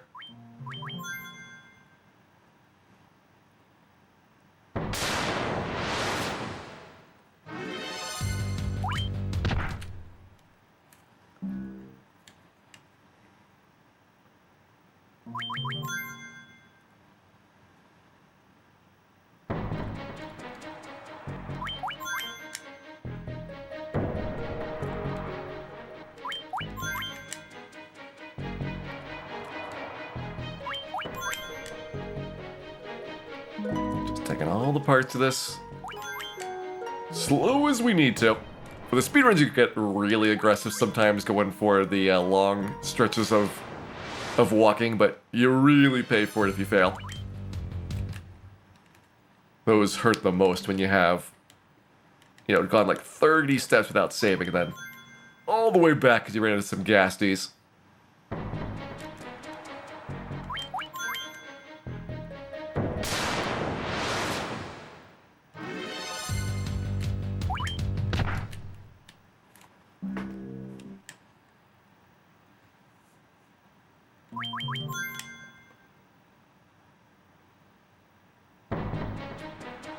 There's the top done. Basement started.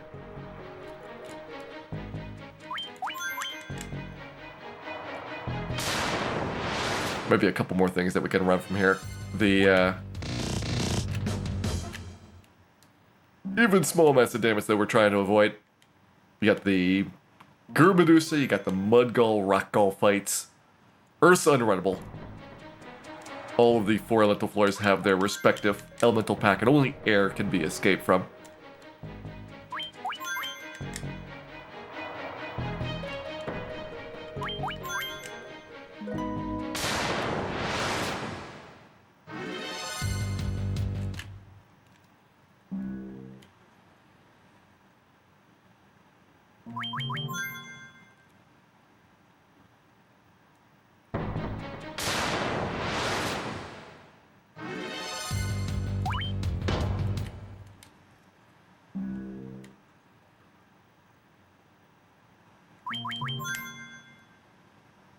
Yeah, Noma is the name of the Earth Elementals.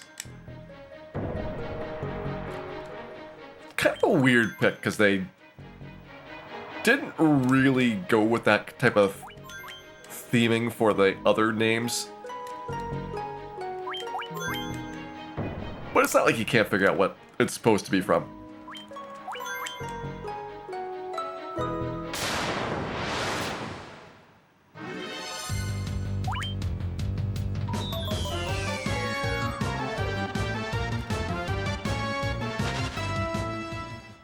Right from the Naga water, yeah, it's only the water by itself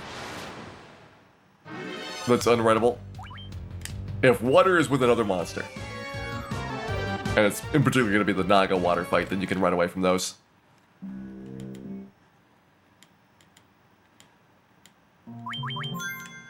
The reason it happens is because they mark specific formations as being runnable or not.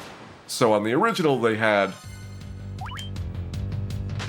basically every formation that's guarding like certain valuable treasure chests had to be unrunnable, or all the bosses had to be unrunnable.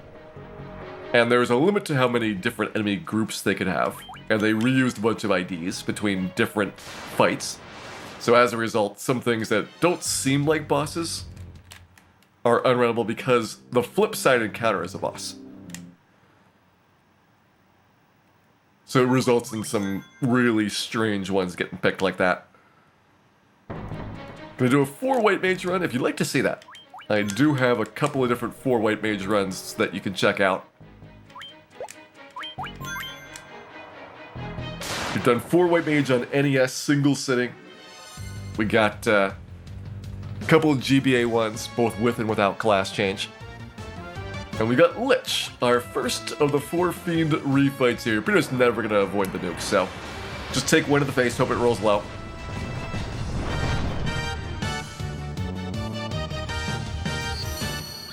If you want to find the video collections on Twitch, if you go to my video sets, there's one that's dedicated to Final Fantasy 1 NES challenges and one to other challenges.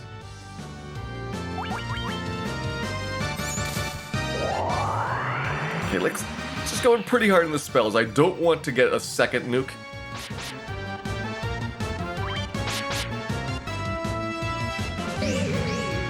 So we'll see if we outspeed him here. And it wouldn't be the end of the world, but it's a little bit less healing than we have for the other fights. Alright. Let's see how much it is. 224, now I'm gonna reset. Let's see if we can get less damage on him. I'm imagining that Kraken and Tiamat are gonna be a lot of damage, so I'm trying to save as many heal potions as I can for those.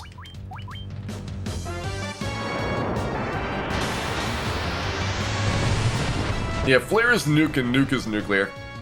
There's a whole bunch of weird names for things.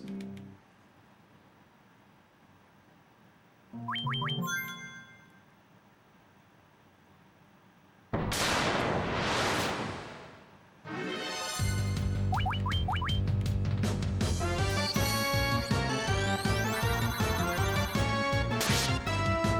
there's a free round that'll probably really help us out.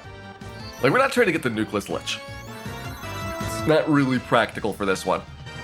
But a single nuke is going to be very desirable to see, especially if it's a low roll. 208, okay. It's still actually technically a high roll, but a low-end high roll. I'll take that. If it's under 200, you know that you rolled on the low side.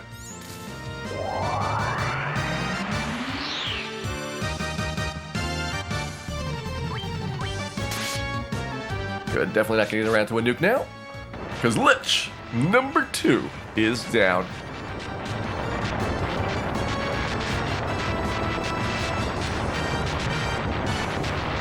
Yeah, this version is basically the best pixel art version for the whole game. PSP kind of starts going to a different art style. It's pixelicious, but it has still a lot of, like, more traditional painted backgrounds and things. Whereas this was the last one that was really well-defined pixels at its highest quality levels. GBA was also pixel, but the quality level of a GBA, because it's just a little bit less powerful of a machine, is not as good.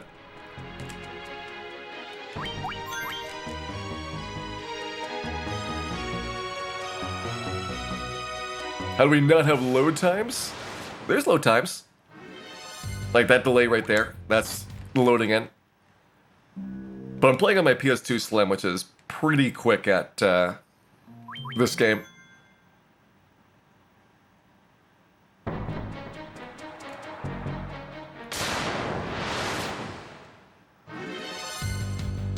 Alright, I'll take the preemptive. Overran the door, but didn't get punished for it.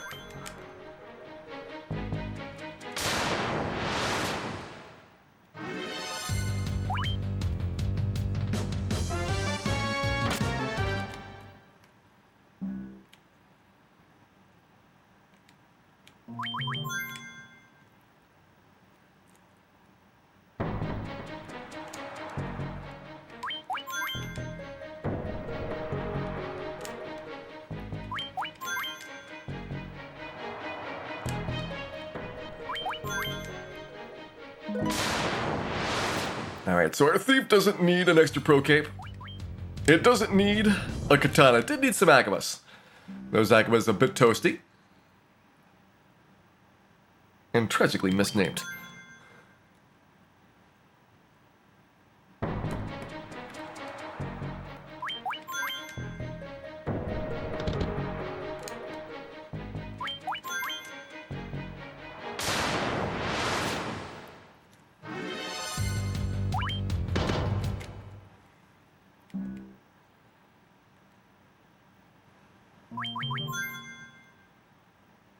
I think that might be our first Agama setting in the game. We didn't see any Agamas in Gurgum.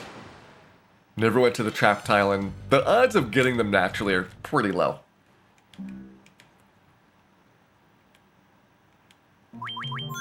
Oh, nice, Fordrill. Hope you have some fun PS2 games to play with that. PS2 is a great system. It's got such a huge library of wonderful titles.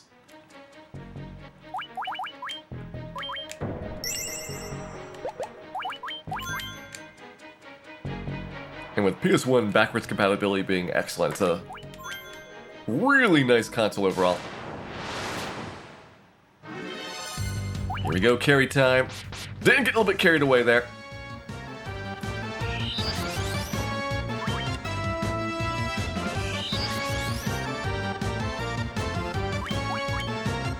You'll notice that unlike Warmech, with 2 defense swords, we should have a really good chance of dodging most of these hits here. I think that the problematic ones for dodging are going to be Warmech Chaos and maybe Tiamat 2 and Kraken 2 to some extent.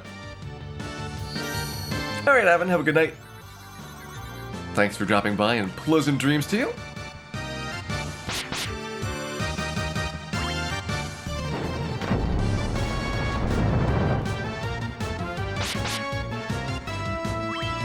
One more. And done. Second refight's finished.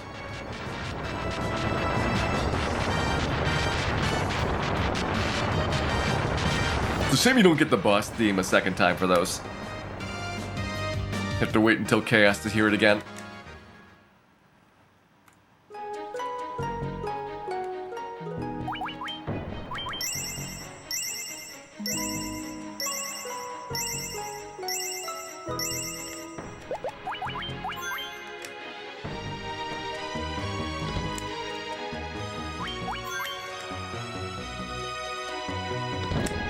Yeah, GBA gives you the refight boss themes. And it actually has 2 different versions of the 4 fiend themes. One for the male fiends and one for the female themes. This one, though, you just get kind of a generic boss theme, which is stuff like Garland and Astos. Then you get a fiend theme for the big ones. And, you know, compared to NES, which only had 1 battle theme, even a couple's a nice improvement.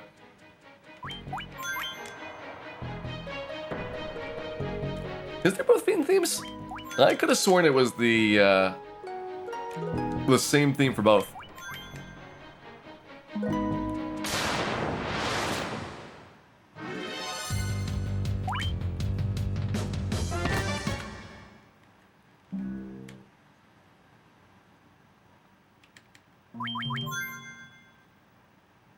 Yeah, viewer, basically the theory I've gotten, I'm pretty sure this is correct, is that we are capping our accurate or our evasion score out. But since they are no longer subject to the same cap, monsters that are on the really high end eventually have no way to get, you know, perfect evasion against them. Whereas things that are lower, we can still perfect evade because until we reach our cap, it is going to keep going up and up. With obviously critical hits being the one exception. Critical hits you can't do anything about.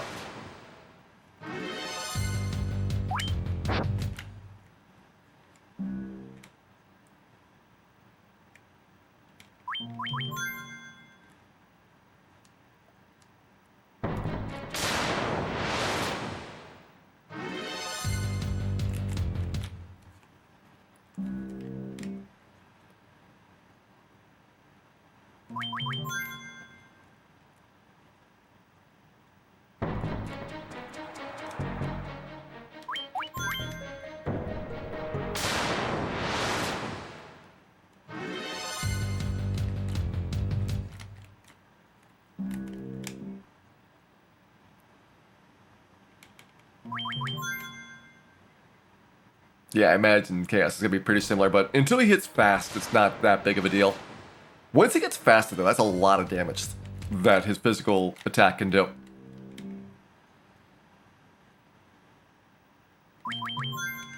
Fortunately, though, that's after the Cure 4. Which means that we will have our buffs fully up and running at that point. And I'm thinking we can maybe hit about 800 damage with all of the power gloving. So at that point, you're looking at 5 attacks to kill him. He's got spells, skills, physicals. A nice mix of them is unlikely to be that many physicals in a row. I said unlikely, but not impossible.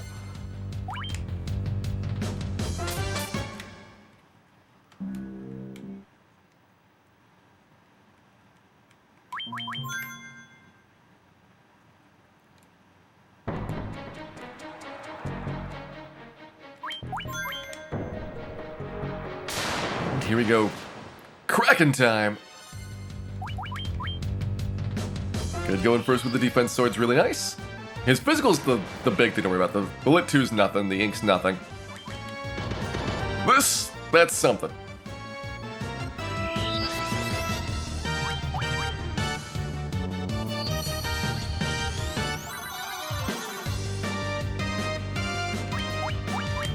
It looks like Kraken might be topped out on accuracy.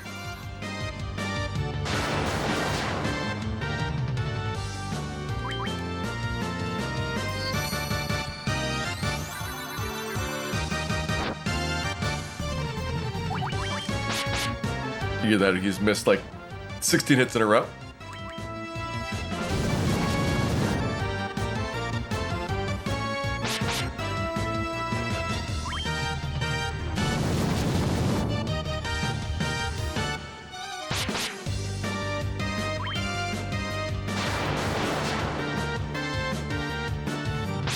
You want to see an only use spells challenge? I have actually done that. Well, kind of. I did a no fighting challenge on NES. So only spells and items.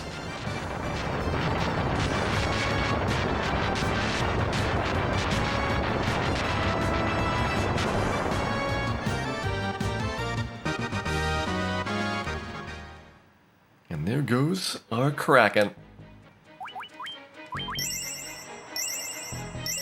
We're about to get the first thief weapon upgrade in 13 hours.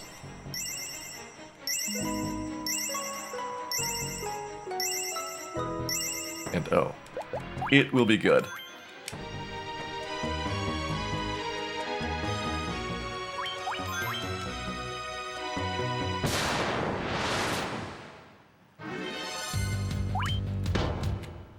Now, if you could go back and kill Warmech, that would have been our strategy all along. Like, the Masmune's so much better than the Rune Sword that, well, it wouldn't have been easy, because you saw how much damage Warmech was doing. That time that we got, at least decently far into the fight, that would have by far blown him away. Getting the Masmune is like 4 or 5x damage compared to the Rune Sword.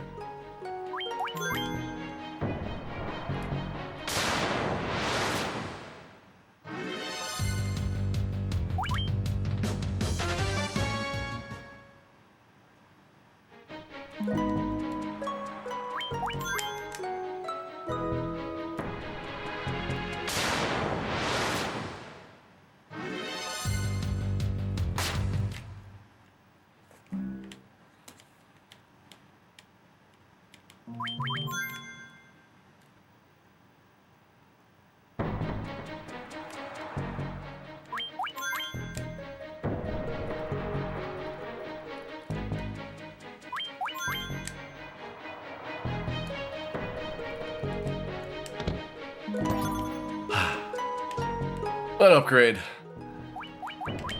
Let us compare. Rune Sword, Masmune. Slight improvement. Very slight. So with this, we'll have 5 attacks per round. We'll be close enough that 1 Power Glove gets us to 6. As you can see, we're going from 45 to 83 attack power. Although once you get a couple of Power Gloves slapped on, that is, I think the equivalent of 3 Power Gloves worth of improvement. So if you wanted to, you could beat Chaos with the Rune Sword. You could beat Chaos with your bare hands. It's just a lot nicer not having to use those extra turns.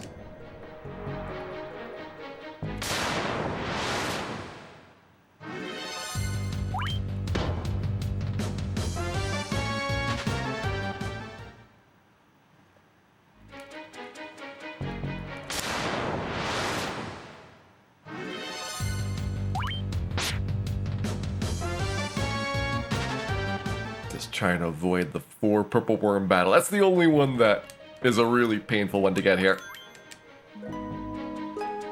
Let's be a bit more aggressive on the dashes.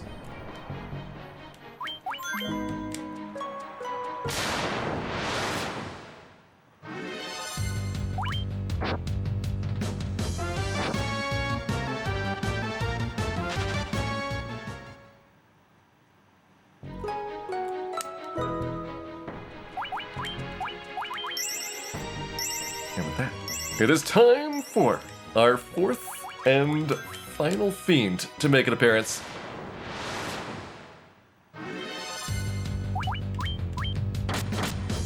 Kind of a nasty bite attack there.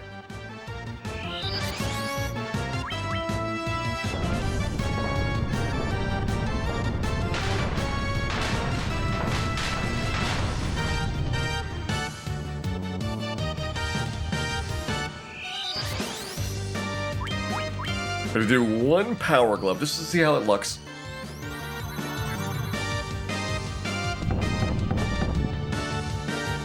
With NES Thief, obviously we're doing it with no power gloves on comparison purposes, and yeah. About 400 damage there, so that seems reasonable.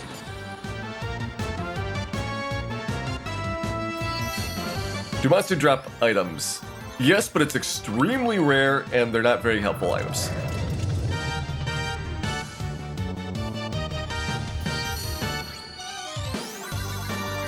This is 3 power gloves for comparison. Yeah, it's a bit better. It's a little bit better.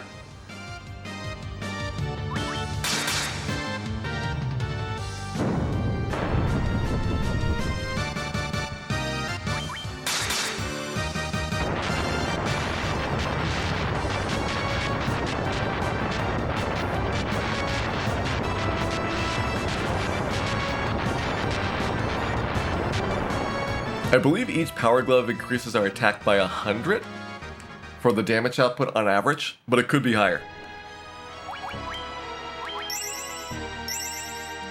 Because really what's going to be is like between 0 or 200 for the bonus.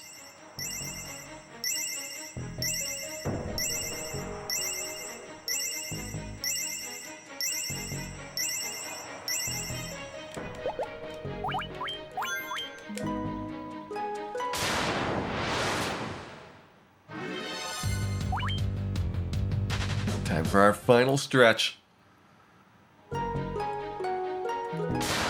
We're 1 step away from Chaos's floor. Good dodge. Good dodge. Good taking it to the face, Stan. Good taking it to the face. Because here it is. Last fight of the game.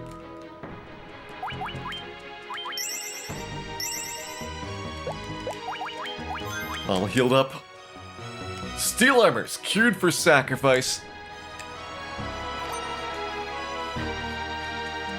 Not even sure why he brought the dead bodies, but you know what? I will not question Dan's methods.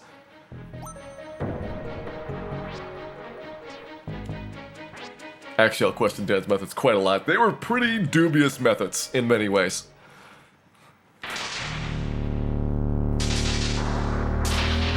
And here we go. To the finish.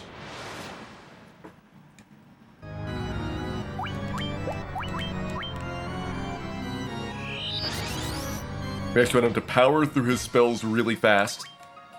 I would like to get the Cure 4 off so that we can then just go all out attacking, but if he does this...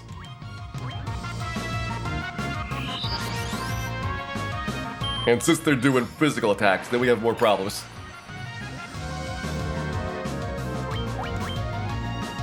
And that's a skill. We want to see spells.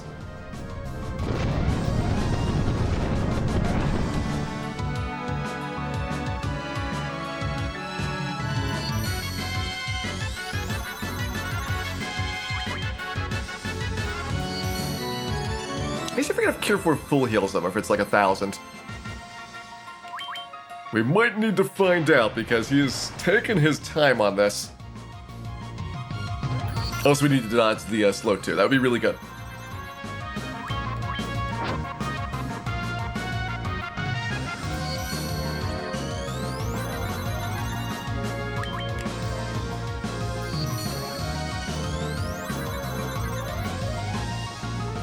Come on, Dan, dodge! Let's go. There's the cure 4. We are swinging. 700. 1800.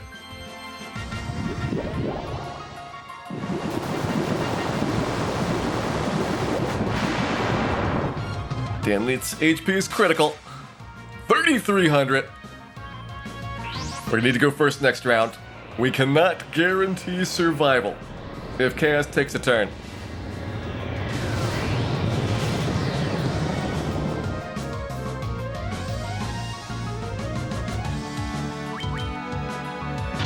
Quake, we can survive.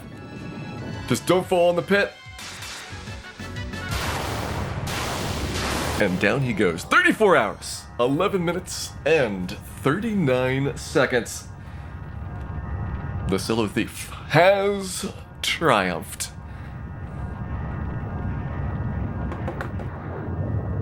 Not too bad. Not too bad at all.